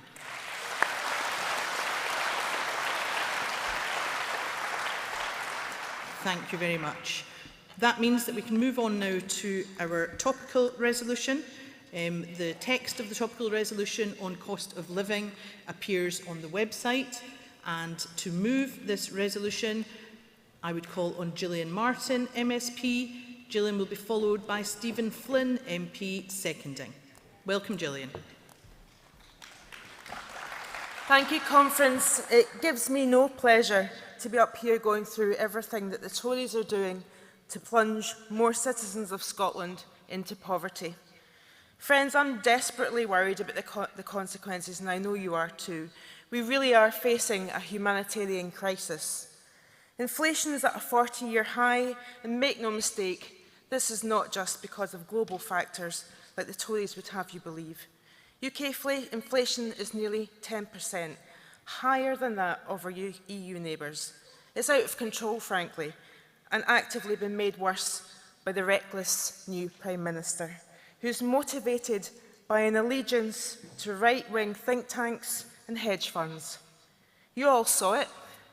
after the frankly catastrophic mini-budget was gamed by hedge funds, those who've links to trusts and Kwarteng made billions betting against the pound, betting against the well-being of our citizens. Follow the money, friends, follow the money. And those soaring fuel prices, the Tories would have you believe that the war in Ukraine is the sole cause of the rising fuel prices that our households, our public services and our businesses are facing. Again, this is smoke and mirrors. Scotland produces more renewable electricity than we can use ourselves. We have been producing natural gas for decades. And people rightly ask, if we're an energy-rich country, why is fuel poverty in Scotland far and away the worst in the UK? You've all seen the maps and the graphs that prove it. The market value of renewable electricity is pegged to the cost of gas. This is utter madness. And who pays for this madness? You do. The people of Scotland do. The unfairness lies squarely at the feet of the successive UK governments of both red and blue colours. They won't put the regulation in place to reflect the relative affordability of green electricity. And friends, this is a con. It is a con that we are paying for in Scotland. Last week I asked the First Minister what the collapsing pound meant for the Scottish Government's already stretched budget. Her answer should worry us all.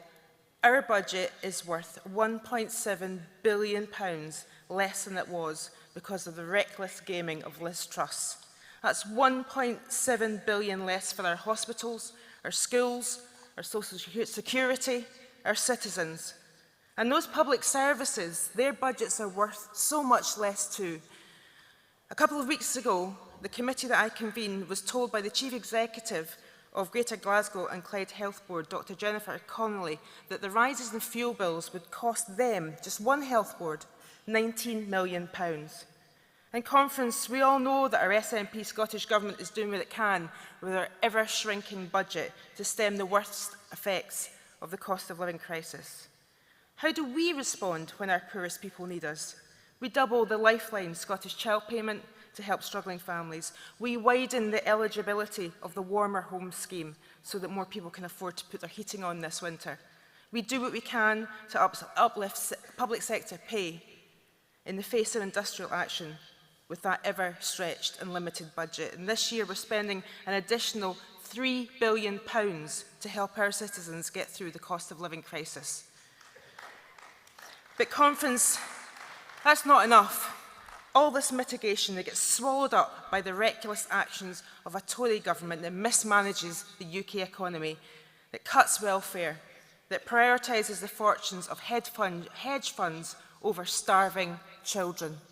Conference, I am sick of mitigation.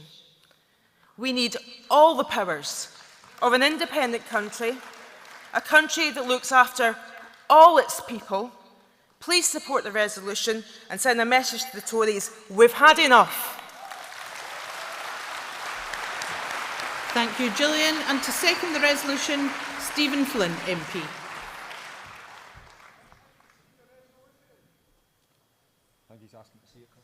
The resolution is on the party website. Well, I'm not, as you might imagine, able to do that at the push of a button from here, but as we listen to Stephen, if that is possible, then we will certainly facilitate that. If anybody is able to act... Just like, well done, magic. Now, that was very impressive. Hopefully that is helpful. So thank you, Kirsten.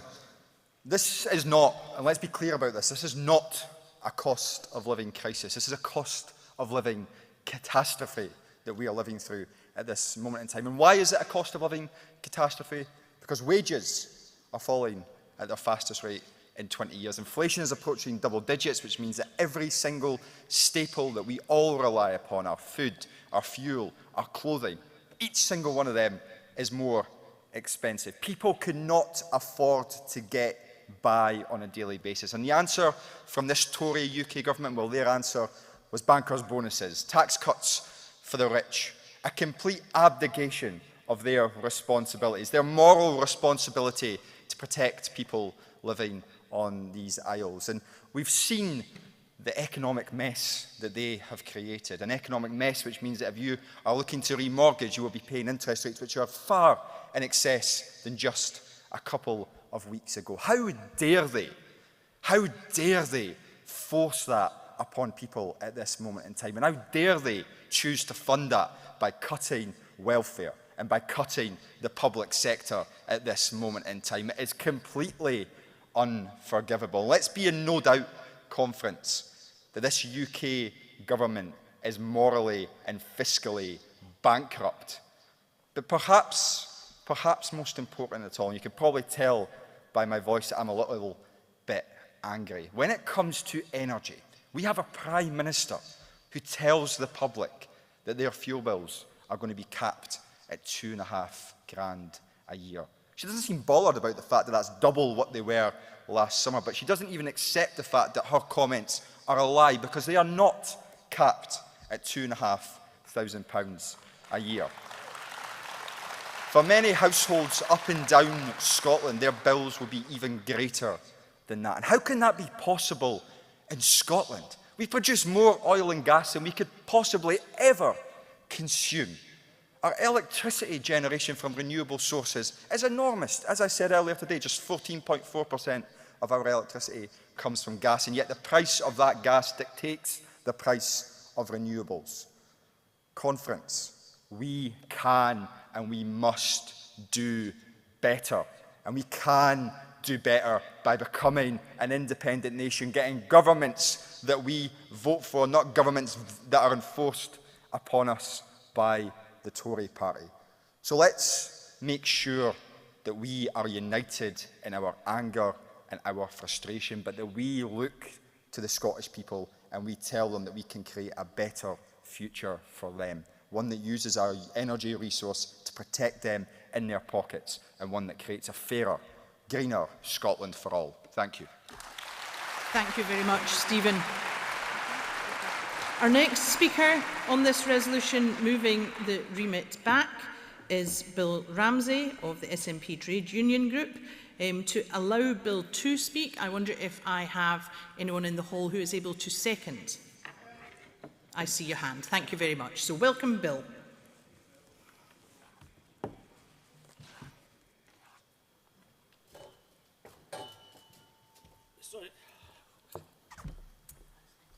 I'm not a first-time speaker, colleagues, but it's the first time I've used this contraption, so bear with me for a second.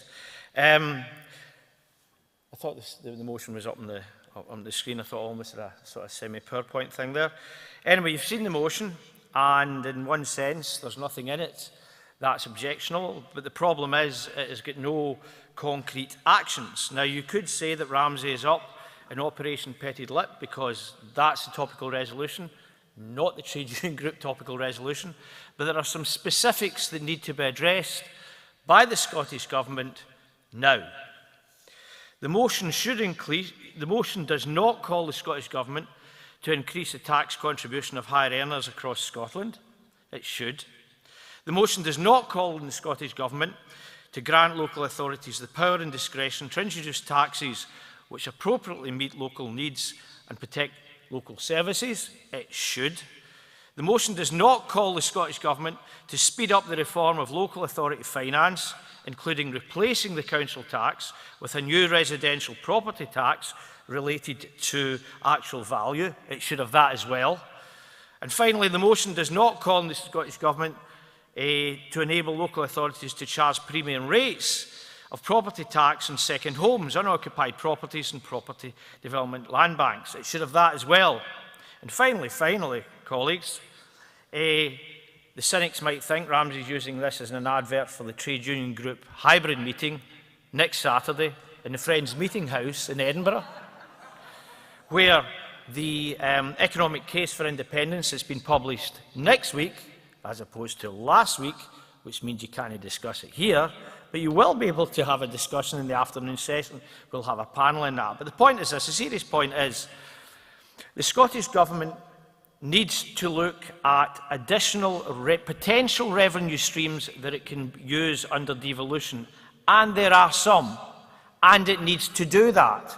So the critique that we've had from our two MPs is perfectly reasonable, and I'm assuming that the motion may well pass, but there are additions. There are additional things that are required now, because as Stephen said, it's not a crisis, it's a catastrophe. And the idea of a moderate progress within the limits of the law is fine, but we are actually in a crisis. And so bear that in mind. We should be pressing on the Scottish Government to do more about potential revenue raising now. Thank you, colleagues. Thank you very much, Bill. And our final speaker on this topical resolution, speaking in favour of the resolution, is Alison Thulis MP. Welcome, Alison.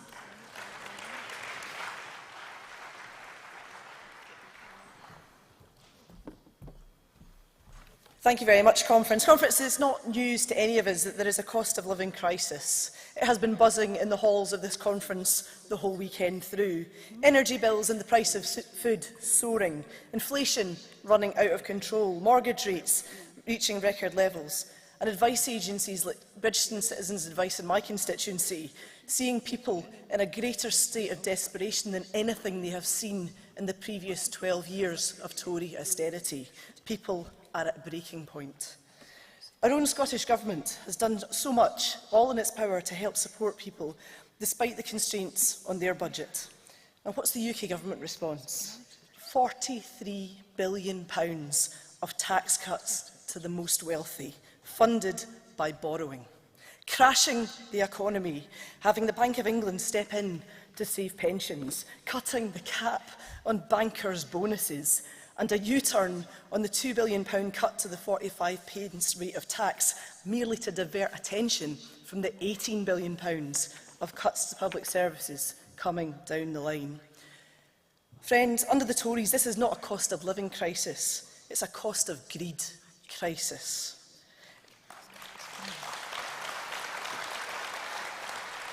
It is a cost that ordinary Scots can no longer afford. People are not freezing or starving to death in our Nordic neighbours. It is a scandal that people should struggle to pay bills in energy-rich Scotland. Conference Scotland's choice is more stark than it has ever been. The words of Better Together in 2014 about the UK and the strength of the economy, alongside many other things, have crumbled away to dust. We cannot afford to stay in broken Britain. We must build a just and prosperous Scotland. Friends, now more than ever, we need independence. Support the resolution. Thank you very much, Alison. And Alison, being our final speaker on this resolution, we will now move to summing up, if indeed people wish to do that. I wonder if Bill Ramsey is minded to sum up, or if he wishes to waive his right to do so. He's waiving his right. Thank you very much. And Gillian Martin, I think, is approaching the stage. Welcome, Gillian. I just want to say one thing in response to the remit back, that everything that's been mentioned about the powers that we have and what might be different policies that we take in the future, they're fine. They should be looked at. They should be debated. But it gets away from the fundamental point that the limited powers that we do have are not enough to save us from the catastrophe of being chained to a broken system of the UK. And that's why you should support the resolution. Thank you very much, Gillian. Delegates will now move on to voting on Topical Resolution 3 on the cost of living. We will vote firstly on the remit back. So, if I can ask all those in favour of the remit back to raise your cards now, please. Thank you very much. Cards down. All those against? Thank you very much. Cards down. The remit back falls overwhelmingly. We will now move on to voting on the resolution itself. If I can ask all those in favour of the resolution, please raise your cards. Thank you very much. Cards down. All those against? The resolution passes unanimously. Thank you very much, delegates. It is now my pleasure to welcome to the platform our party president, Michael Russell, for one of the highlights of any conference. And I would welcome Michael to present to you the winner of the President's Prize.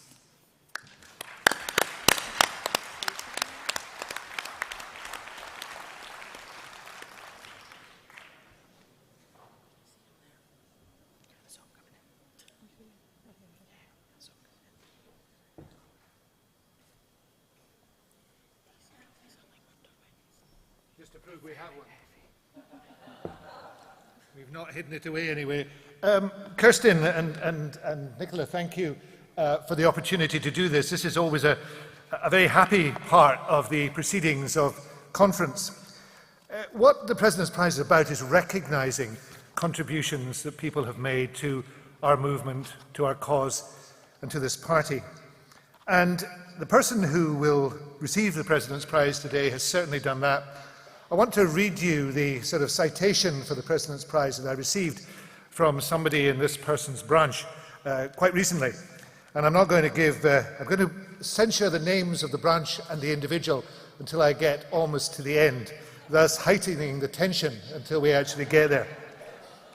The person who won this first joined the SNP in 1964, recruited by friends here in Aberdeen. He's campaigned in every election since then, and he continues to do so to this very day. He had a very successful career, which eventually led him to a move to London, where he was an active member of the SNP London branch. He moved back to Glasgow with his wife. They became active in their constituency. He's currently chairperson of his branch, and he's described as a grandfather of the other branches around him. He's not only been an activist, but he's been a friend to many in the SNP. He's organised with his wife endless SNP fundraisers.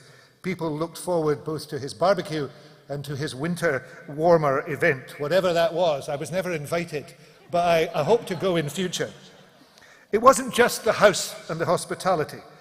Even when they downsized as they retired, he took on the role of organising the local Burn Supper, which has grown in stature every year. He's never afraid to share his opinions on local or indeed national campaigns, but he's always friendly and he's always constructive. He's open and inclusive in his approach to politics. He serves on the party's Finance and Audit Committee, but although apparently he's fond of gossiping, he will never tell people what is discussed there. Hamish is the first person. Hamish, I've now mentioned it. Hamish is the first person that everybody turns to in Glasgow South Side when they have an issue. He had a significant birthday this year, but he was still out chapping doors in the May council elections. And he still devotes a very considerable part of his time to supporting politicians in Glasgow, including Alison, who you've just heard from. It's a great honour and privilege to present this prize every year, and this year a particular honour to present it to my friend, Hamish Macpherson. Hamish, where are you?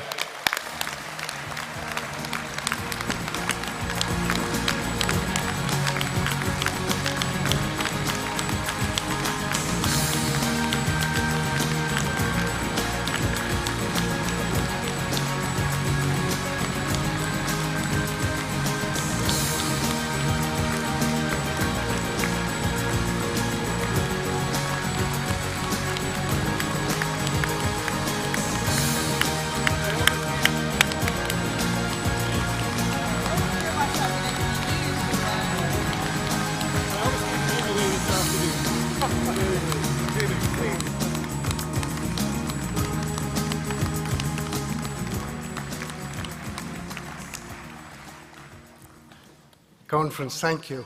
You will understand that my flabber has never been quite so gasted as now. I think we all know that Mike Russell gives fine speeches. I think he's just given the best ever of his career. It was excellent. He mentioned the London branch, and it was surreal meeting there in the House of Commons, plotting the downfall of the Westminster government. And one of my great memories there was with Winnie Ewing, who thrust a glass of whisky into my hand, not for me, it was hers, and a cigar, which was hers, and off she went into the chamber to knock 7 bells out of them. I was also lucky enough to know a young candidate called Nicola before she ever became Nicola. And I was bold enough, because of my previous job, to give her a few tips on public speaking. So, how's that going, Nicola?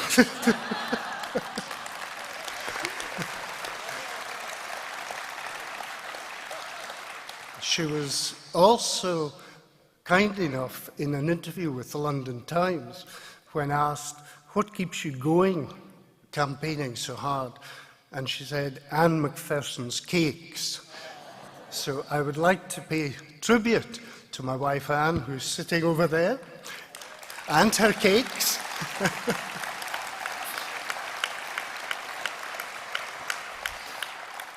And she is as passionate an SNPer as myself. So over the years, I'd like to thank a lot of people, I haven't time, for what they've done for the SNP, but I think some people deserve a particular reference and our thanks. So I would commend to you Maggie Thatcher, Tony Blair,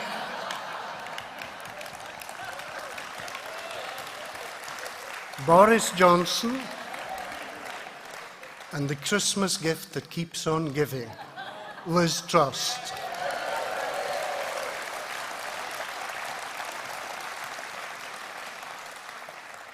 And in case I hurt his feelings, Santa's little helper, Mr. Douglas Ross. But this award is not just for me. It's for all the All-Gins, and I would cite people here in Aberdeen, like John and Phyllis Mackay, who are kindly putting us up and charging the usual Aberdeen rates for staying with them. People in my own branch, who some of you will know, Anne Skiving, Maureen Cullen, and others, and also the young whippersnappers in my branch. What's his name? Oh, Ricky Bell. He's now Treasurer of Glasgow City Council. Be very afraid. So anyway, thanks to them, but particularly to everyone in this hall who's brought the SNP to where we are now. Nicola, get on with it. Thank you.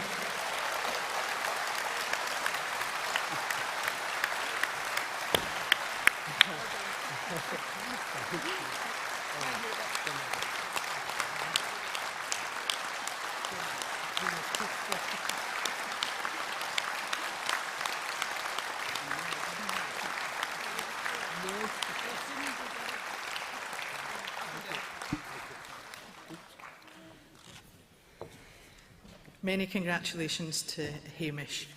Conference, we're now about to move into internal session, so I will give it a minute for anyone who is not a delegate and who's here to observe to leave the hall.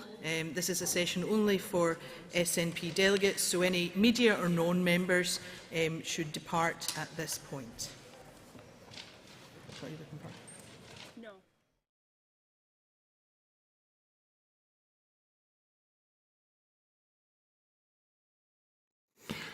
Hello, welcome back to the studio. We have seen this afternoon a number of contributions from a wide range of people within the Scottish National Party, and it is now in a closed session which political parties, and it's a feature of political parties, both the closed session and also what we just witnessed, that it's built on the back of volunteers, and a prize given to somebody who has made a significant contribution to the politics and also the party is honoured at the end of this particular session. It's a feature of politics within the United Kingdom, not just within the SNP. There are a number of people who will volunteer, get honoured after a significant period of time. And what we saw there was a very touching moment where the person who was given the award, the President's Prize by Mike Russell and also Nicola Sturgeon, is somebody well known to them. So there we have a reminder of just exactly how politics is organised in Scotland as well as the rest of the United Kingdom. So this afternoon, a number of things which we managed to get through this afternoon which were very, very interesting. Perhaps less interesting than anything was the first two resolutions, though they turned into a fascinating discussion on the floor of the conference. The first one being all about the independence principles and in terms of a code of conduct being negotiated between the Scottish National Party and others, as well as the amendment to the local government ballot paper ordering amendment. And with that, and before I go any much further into the depths of this afternoon, I believe I have Anne, who's available up in Aberdeen live with an interview.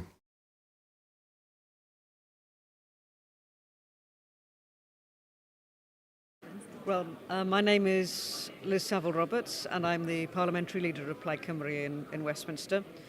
And you know, for years Plaid Cymru have sent representatives here to give the Fraternal or Sororol address because I'm very proud to say that we're sister parties, Plaid Cymru and the SNP, and we've worked very closely together since the days of Gwynfor Evans, who was our first MP, and Winnie Ewing. They were in Westminster together, and they stood back to back against basically the lack of respect, the values that they stood for. Labour and Tories in Westminster were both against them.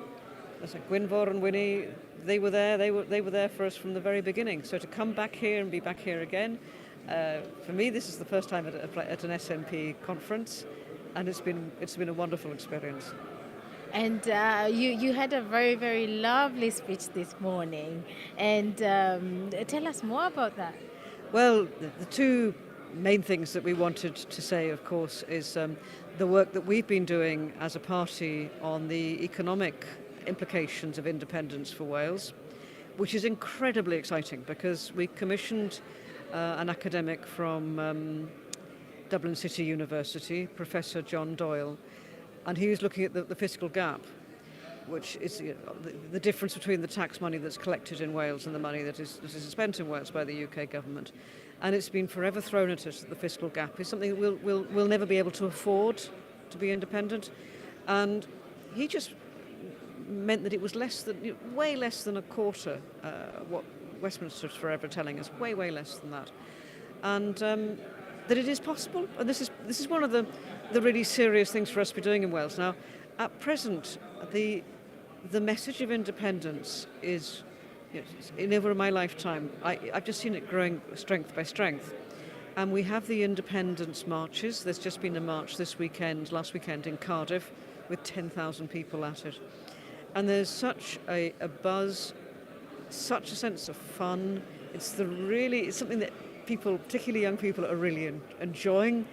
You go on these marches, you have fun, there's music, there's colour, and it's just such an attractive idea compared to what's happening in Westminster. But the attractive idea and the fun, we also need to make sure that we underline the serious questions. How are we going to answer the question about the economics of an independent Wales? And this is just one of those, if you like, bricks in the wall that we're building. Yes, we can. Look, it's not an insurmountable challenge. We can do it as things stand. And of course, the unionists are telling us you can't afford to. But look what it really is. And then with that, if we had our hands on the levers of power to make a difference for the economy of Wales, wow, what we could do. Yes.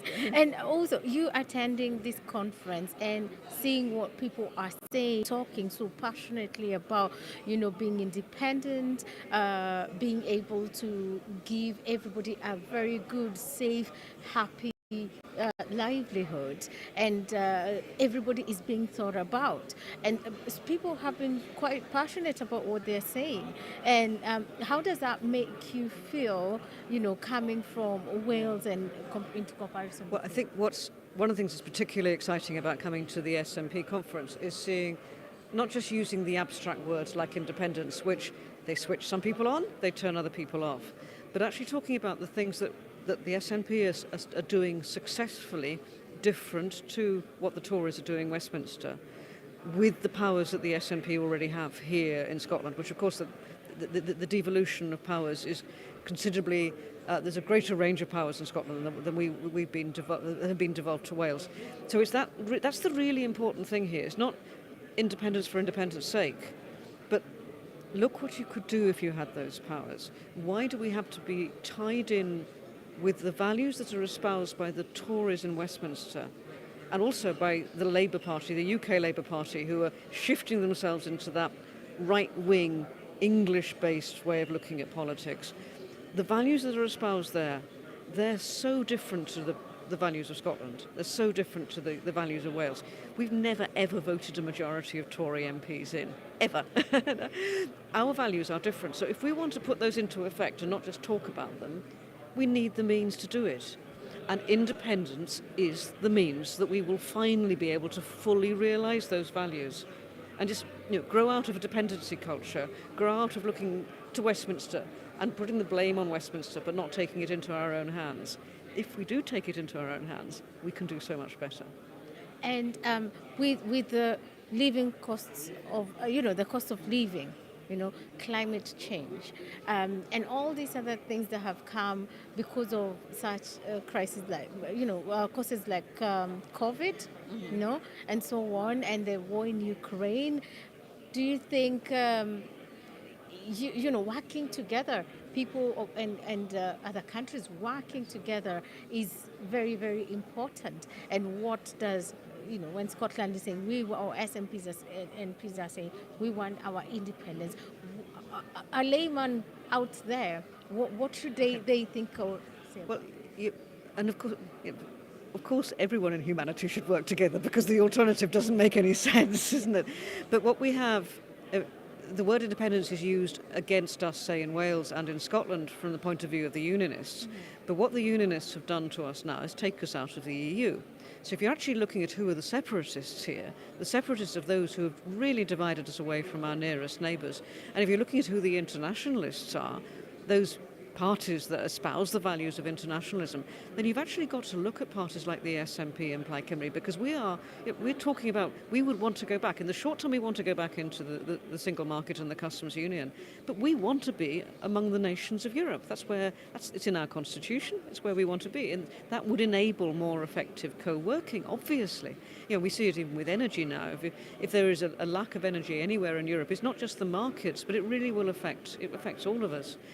Now, that therefore, and you mentioned Ukraine, you mentioned COVID, we've had the Queen's death, we've had Brexit, we had the 2014 referendum here in Scotland. We're actually, I think, at a really interesting juncture in time.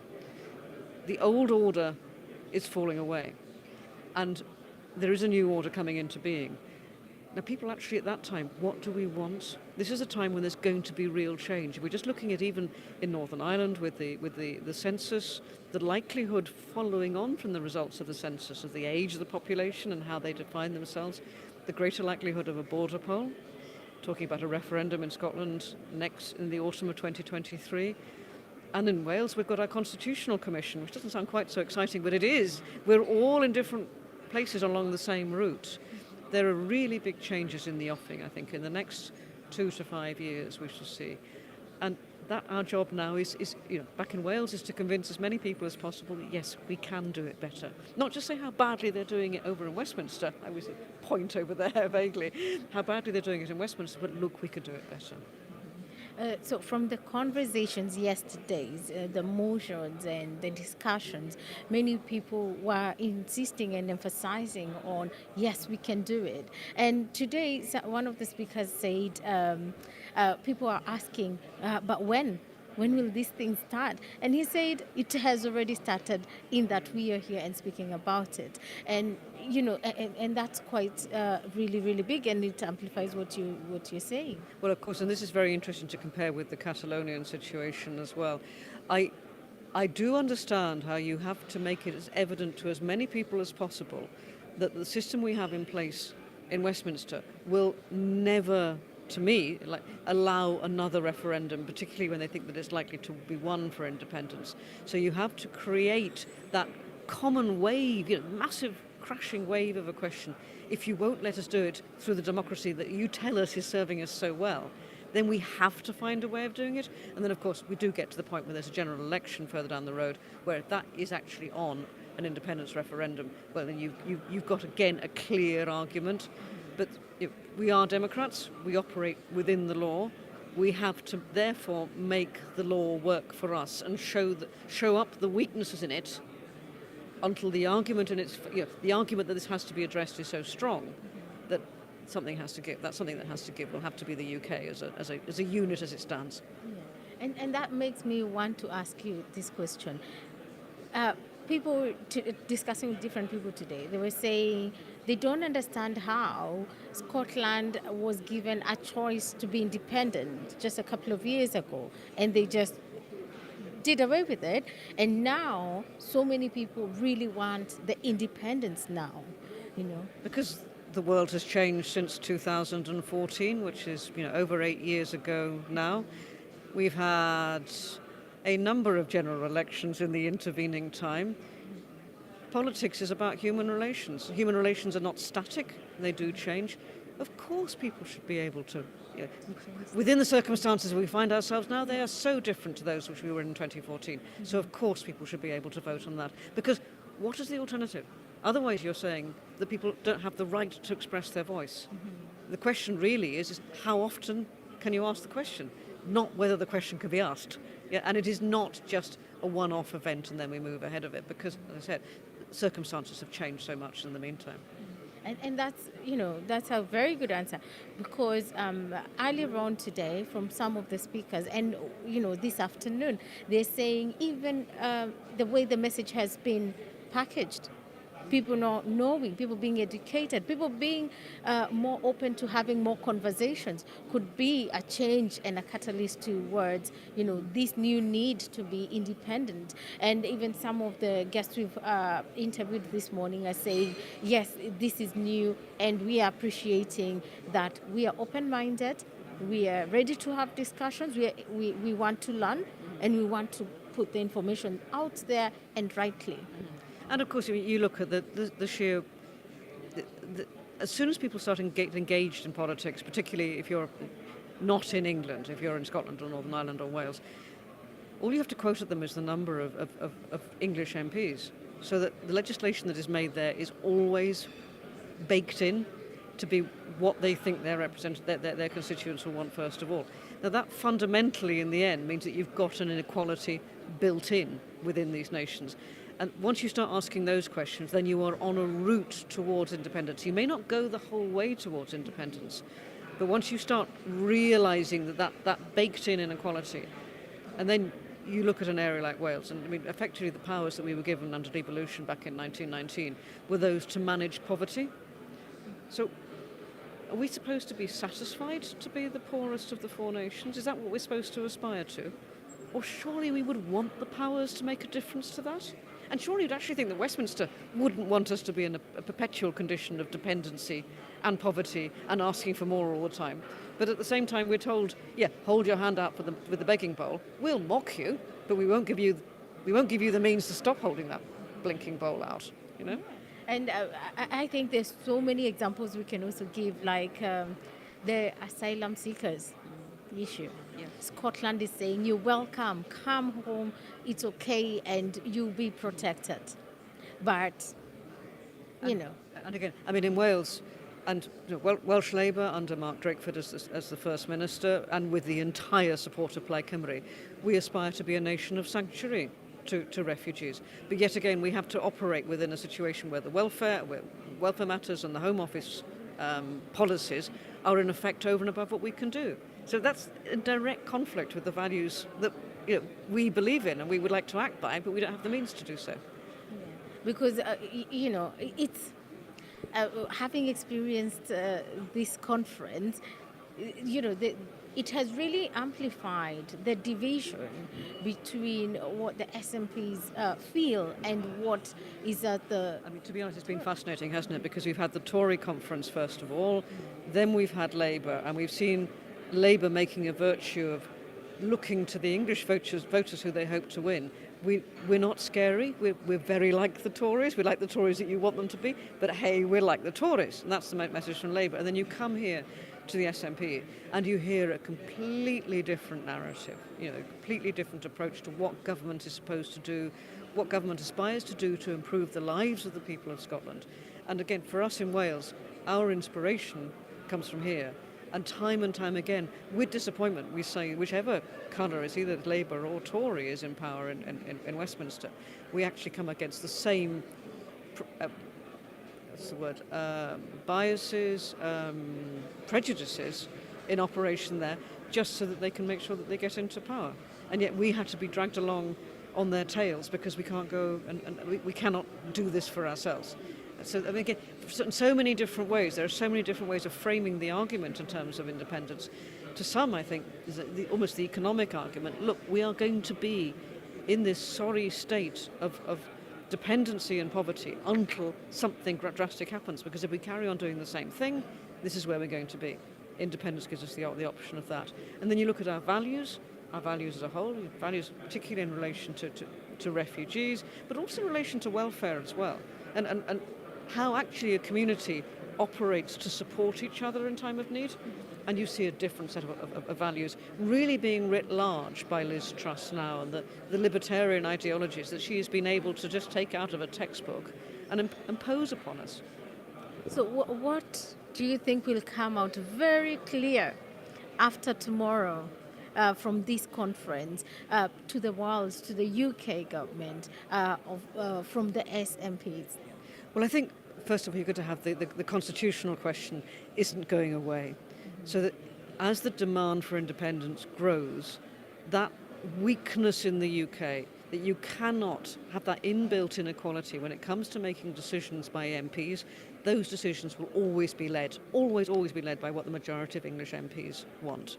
So if you're going to say, when the decision comes back from the courts as to whether the government here can hold a referendum that is binding or not, if the answer comes back that it has to be decided by Westminster, you're just going around in a vicious circle.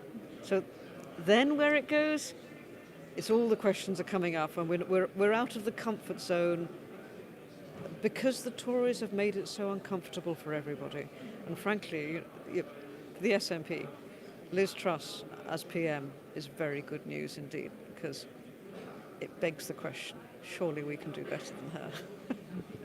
Yeah, so let us in a little bit on Wales, Tell us what measures are you taking in climate change? What measures are you taking in, welcoming refugees, the cost of living? Let us in a little bit. Yeah, well, Plaid Cymru is in a cooperation agreement with Labour since last summer. We have brought in measures to begin to bring in universal free school meals for primary children, which actually, for families, at this time, I don't think when it was originally proposed, we never envisaged that we would be in the situation with the cost of living that we now find ourselves. We're also bringing in free childcare for 2-year-olds and hoping to bring that up. And that there are other measures within the ability that we have to bring in.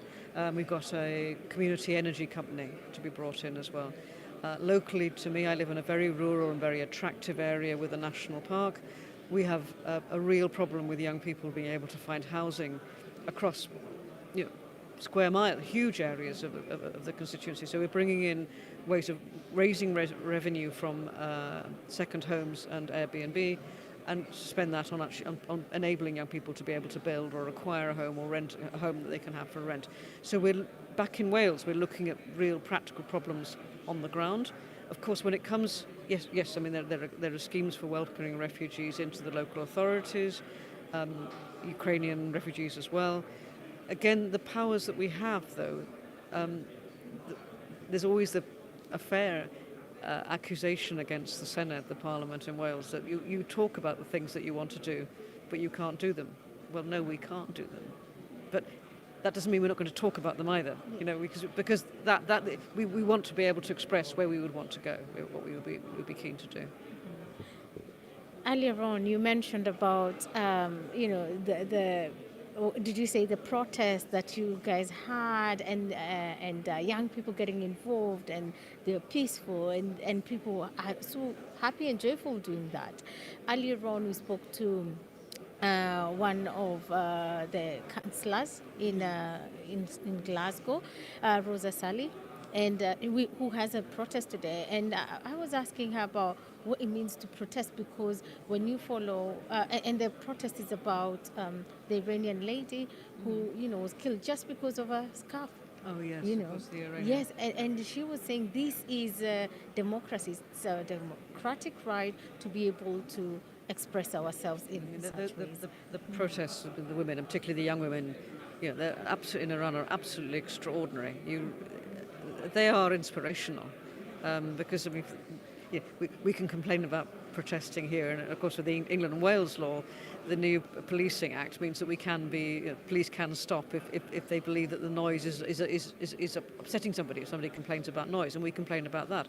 But of course these young women are facing threats that are beyond our imagining, and yet they are so brave, and they are not prepared to accept some sort of, the curtailments about how they look, about how they dress. They really are, I mean, an absolute inspiration for us. But I think it's interesting with protests, because I mean these protests down in Wales, and I've just mentioned now that if you make a noisy protest, can be interpreted by the police as a reason to close it down. The police, South Wales Police, it was handled very well. There were no problems in relation to that, which is quite interesting. They thought through how to handle it. I think the act of people coming together, and I'm sure this is as much true for the young women of Iran as it is for us in Wales with our marches, that act of coming together is liberating and strengthening. That's how political change happens. To see this government in Westminster trying to prevent that is frightening. But when you do see it, and as I said, when you see it in Iran, where that will take us, we shall see. But I think that they've begun something that isn't going to be easy to put back into a box. And as I said, it is inspirational.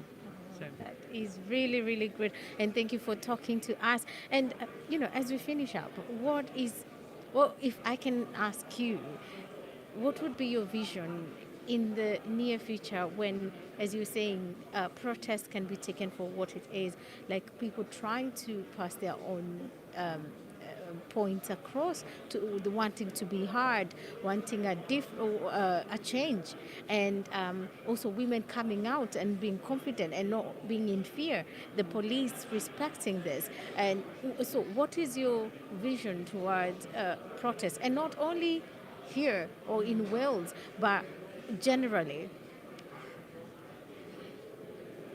Protests, if you have any established democracy, it will by its essence become, what's the right word? There's a risk that it looks frozen and boring and reluctant to change.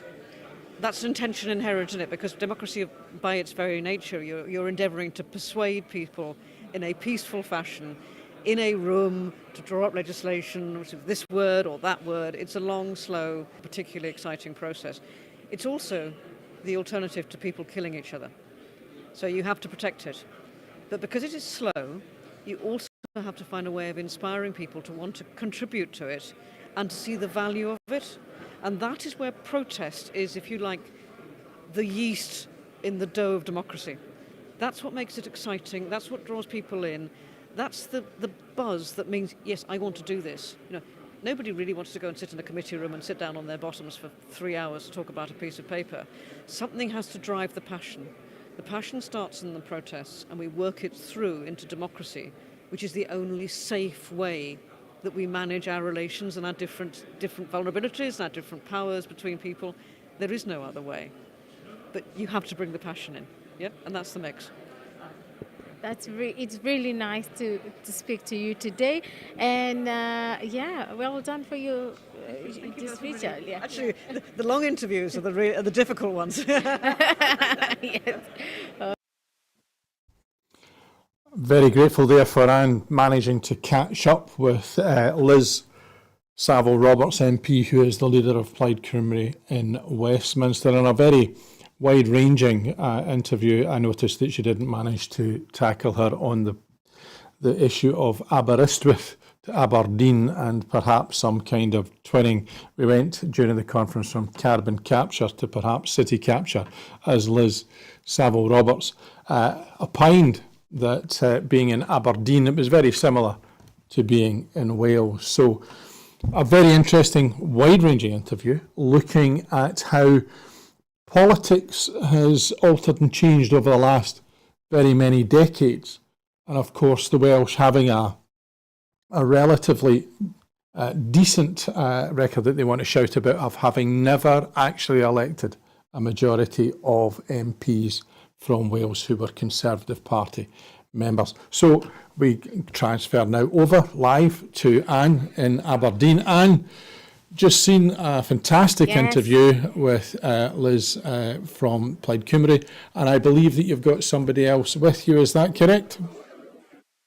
Yes, that's correct. Yeah, I'm glad you guys are following, because when you see me so energetic, it's not just because I had a coffee, but it's the spirit, it's the energy in the air right now.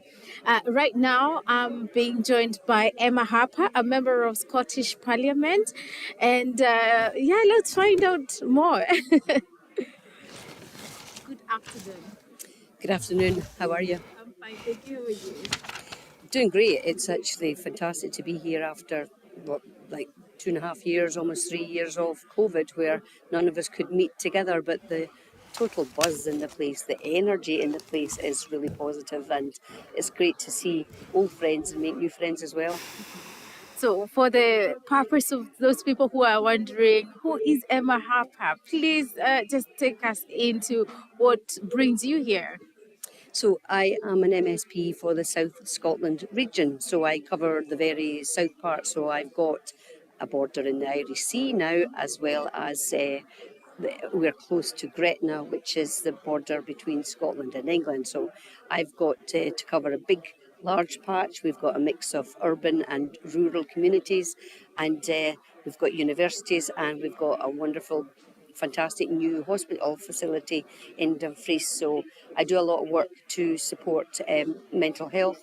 I'm the co-convener of the Mental Health Cross-Party Group, and I'm actually on Health Committee as well. So a lot of my work at the moment is around supporting people's health and well-being. Right. So there has been lots of concerns about people's mental health, and especially right now when things are very difficult, just post-COVID. I'm not sure if we call it post-COVID yet, and also the Brexit and the Ukraine war, and plus cost of living. So people are very concerned and worried about mental health. Tell other viewers what you guys are doing on the ground. Mm-hmm. So it's really important what you've mentioned just about the Ukraine war, the cost of living crisis. So there's some real challenges locally. What I've been doing in order to engage and listen and help spread and share information about what is happening on the ground as far as how people can access services. So I've been able to meet with a local group who are national as well, called Support in Mind. They have offices in Stranraer and Outreach in Newton Stewart, as well as in Castle Douglas. They've got offices as well. So supporting Support in Mind in order to help raise awareness about what they do and how they support local folk who have mental health needs, mental health issues.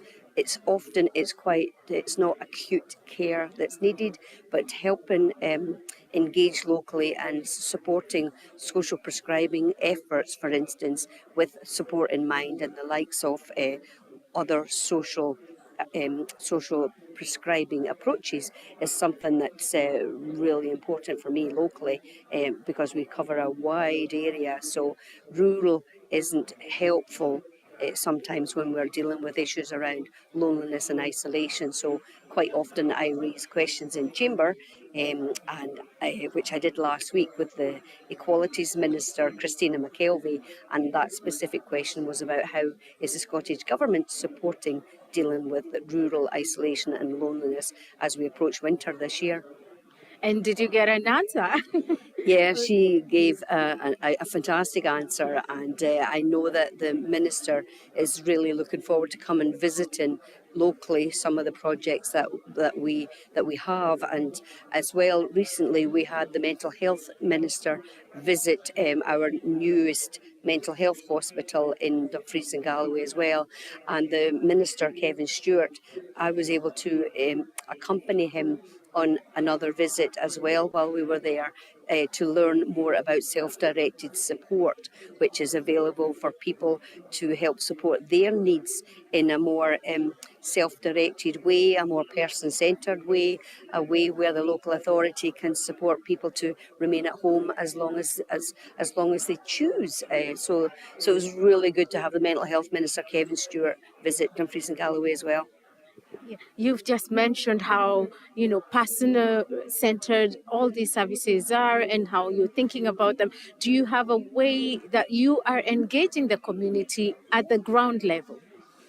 Yeah, so as well as through printed press and press releases, we are keen to look at how social media can be used to deliver messages, so not just posts on Facebook. Facebook is really important for us in Dumfries and Galloway. There's more Facebook users, so that's a great way to get a punchy message, a 30-second video up to show people what is happening on the ground. So I can do a video when I'm visiting somebody. We do visits when we're out engaging, so whether I'm on an on-farm visit or whether we're visiting a site like Support in Mind. So my team are really good at helping me with a quick video. We film it on an iPhone and get it posted onto social media so that people on the ground can see that I am actually working for them locally across Dumfries and Galloway and the Scottish borders. That's really lovely. One other team that is mostly forgotten in so many of these conversations are the providers or the healthcare workers. And I'm just curious to know how you are supporting them and what you have in mind for them. Yep, so again, that is a really important question. So as well as supporting mental health of people in our communities, we really need to be cognizant of our health and social care staff, our ambulance service staff, our emergency, our emergency workers, but our essential staff as well. So we need to make sure that we do whatever we can to support their mental health and help mitigate stress, and they've worked so hard through the pandemic. And there's one thing that I'm acutely aware of is that needs to be recognised, not just by me as a local parliamentarian, but also nationally as well. So whatever support is needed to be delivered on the ground, we need to make sure that people are aware that it's out there for them and that this Scottish Government has invested in mental health support. There's lots of different ways that people can seek assistance or seek support if needed, and that's one thing that I'm proud of the Scottish Government for taking this action forwards, particularly with supporting mental health. So it's been 2 days of the 3 of SNP 2022. What are your highlights? There's been a good few highlights so far. So I listened to Keith Brown, I listened to Ian Blackford. It was really, it's really energising when you hear leadership. John Swinney, Mike Russell, and tomorrow First Minister, of course, will deliver an address to conference. So those are certainly highlights, is having the energy from leadership conveyed to the whole of the room. Other stuff that's been happening has been, I've attended fringe events that are being health related, so non-communicable disease approaches to how do we support healthcare in the future.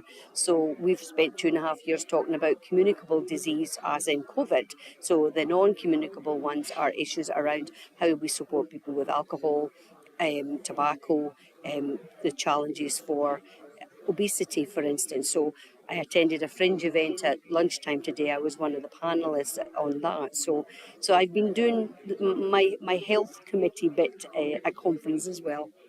That's really nice to hear. So tomorrow is the last day of this. At least I know you've said you're looking forward to the First Minister's speech. And when you leave here tomorrow, this is a question I'm really curious from so many people. What does it look like to go with a smile after this conference? What would you like to go feeling? And what will it take for that to happen? So I have loads of colleagues from the local authority here as well. So I've been bumping into my council elected members while I've been going through the halls and into the different events. So it's really great to catch up with them as well. And hopefully it will make us all more gelled and engaged, and we can reflect on the different fringe events that we all attended. And so for me to leave here with a smile on my face is to head back from the northeast of Scotland to the southwest of Scotland and take this energy that's here at the conference and take it back to my own hometown in Dumfries. And so that's really important for me. And you know, one of the things I mentioned when I was at on stage earlier with the resolution that I supported, I said, you know, we do have the energy here in Scotland. So whether it's a metaphorical energy or whether it's the energy of creation of renewable electricity. So what we need to do is make sure we take that energy, and if we had the power, that would be absolutely what we could do to show that Scotland can absolutely be an independent country. Thank you so much for speaking with us, and I really hope you'll go home with a smile. Thank you. All right, thank you so much. All right, so back in studio, Donald, you've heard, and I keep talking about the energy that we're experiencing here right now, and I think it's interesting, Anne. Yeah, I think it's interesting, Anne, of course, the covering of non-communicable diseases and how we have been very much obsessed with COVID-19 and what that has meant for us. That to hear somebody talking about the other areas, and in particular, when you asked regarding the healthcare workers and the essential workers and the care workers who perhaps sometimes there was we all went out and clapped at 9 o'clock or 8 o'clock or whenever it was on a Thursday, but for some these have been forgotten people who have contributed mainly to the well-being of our communities. But now that the crisis, if you like, is now past us, that perhaps a focus back in on who and what and how we reward them for the effort they've given.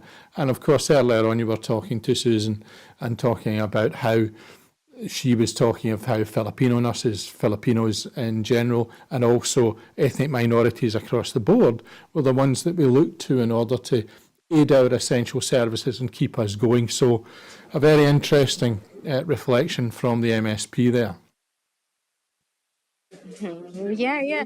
And also something else she mentioned that I would want to bring back in is the use of social media, local print, to be able to communicate to people. And this is another aspect and energy I'm getting from people saying that they are people-centered. They are looking after issues of their own people and themselves here in Scotland. And you know, so I'm looking forward to tomorrow because everybody is talking about looking forward to the First Minister's speech as well. And yeah. And it's a very packed day tomorrow as well, and it's one that is going to have a lot of focus on it because of the First Minister's speech. But as you say, there's plenty more across the board, from education, looking at a number of possible changes that may support our children and young people having a better outlook in life. And again, many of the contributions we've heard from your guests today have talked about how getting that message across, engaging the young, engaging them through social media in particular, is always a very great positive in terms of looking forward.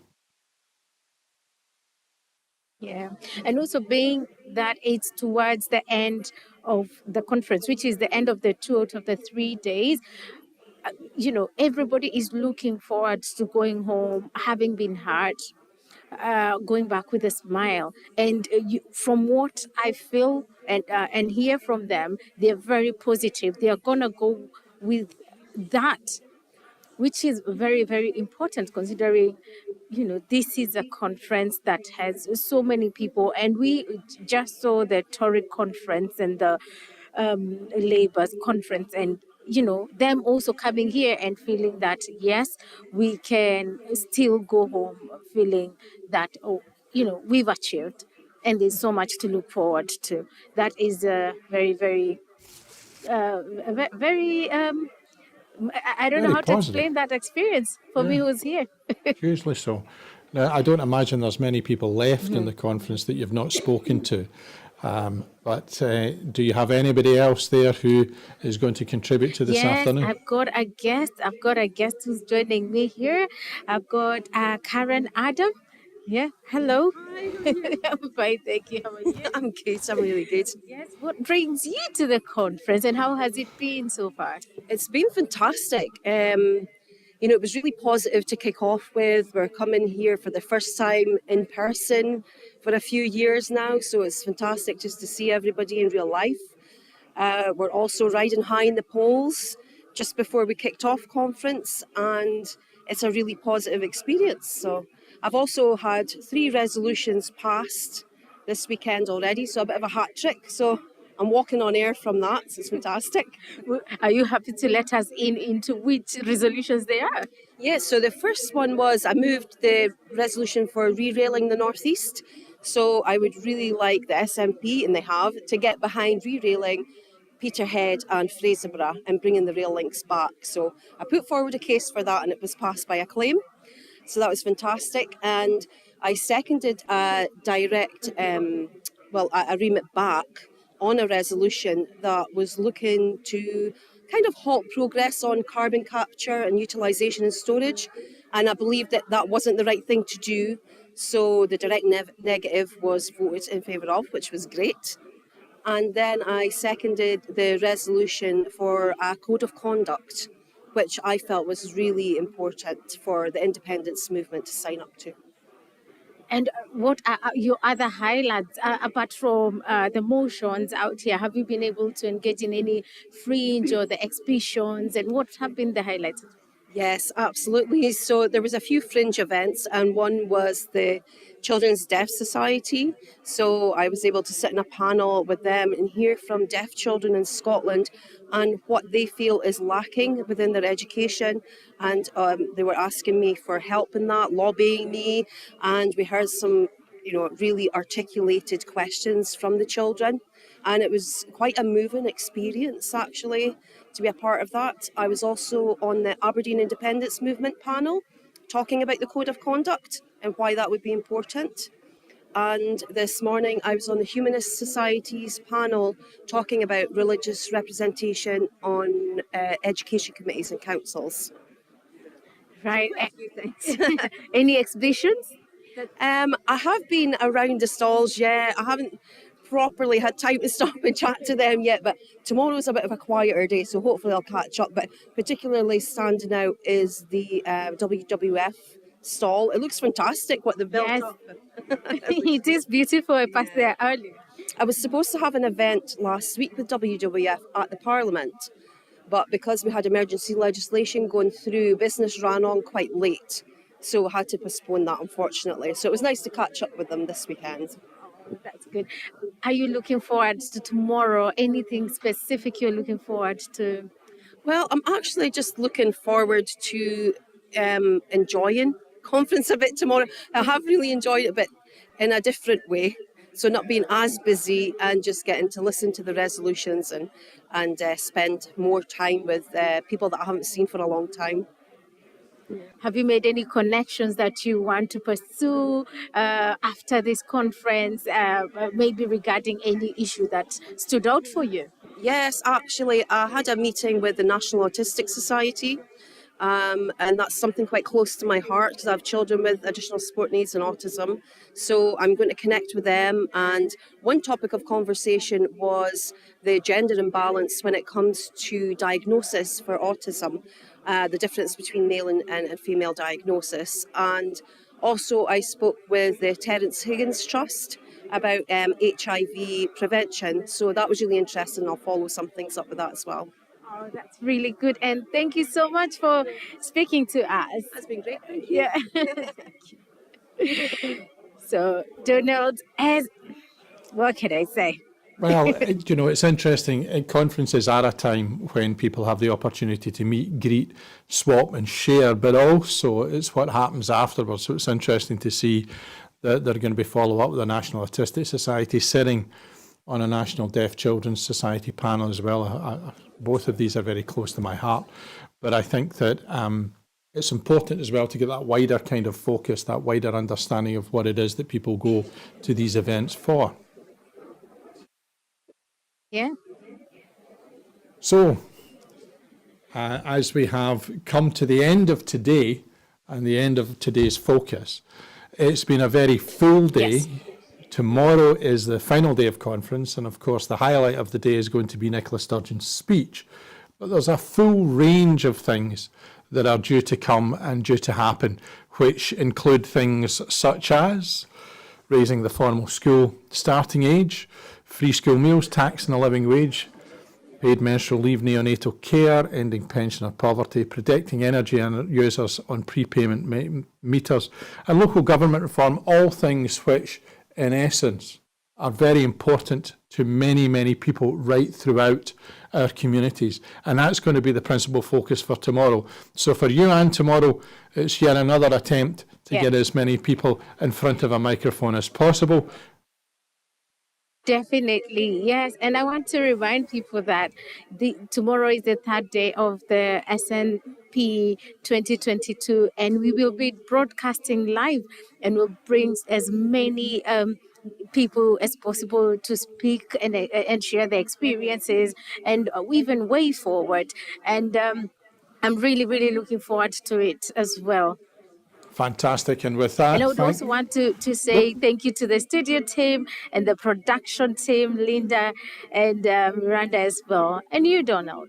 Thank you very much, Anne, and very much thank you to you as well. And as we have come to the end of our broadcast for today, and we're looking forward very much to tomorrow. Remember, this is day 2 of 3 from us broadcasting from Aberdeen, anchored in the studio here in Glasgow. Can I remind you, and it's really important, that you remember that Broadcasting Scotland depends upon you, not just to tune in and watch us, but also to support us in a financial way. We are run from our studio in Glasgow, but up in Aberdeen, we've managed to get a number of people have very interesting views broadcast across the whole of the internet. So if you can, please make a contribution. Even £5 a month would be enough to support us and to make sure that we're able to continue as we are doing. But with that, from me, Donald C. Stewart, here in the studio in Glasgow, it's bye for now.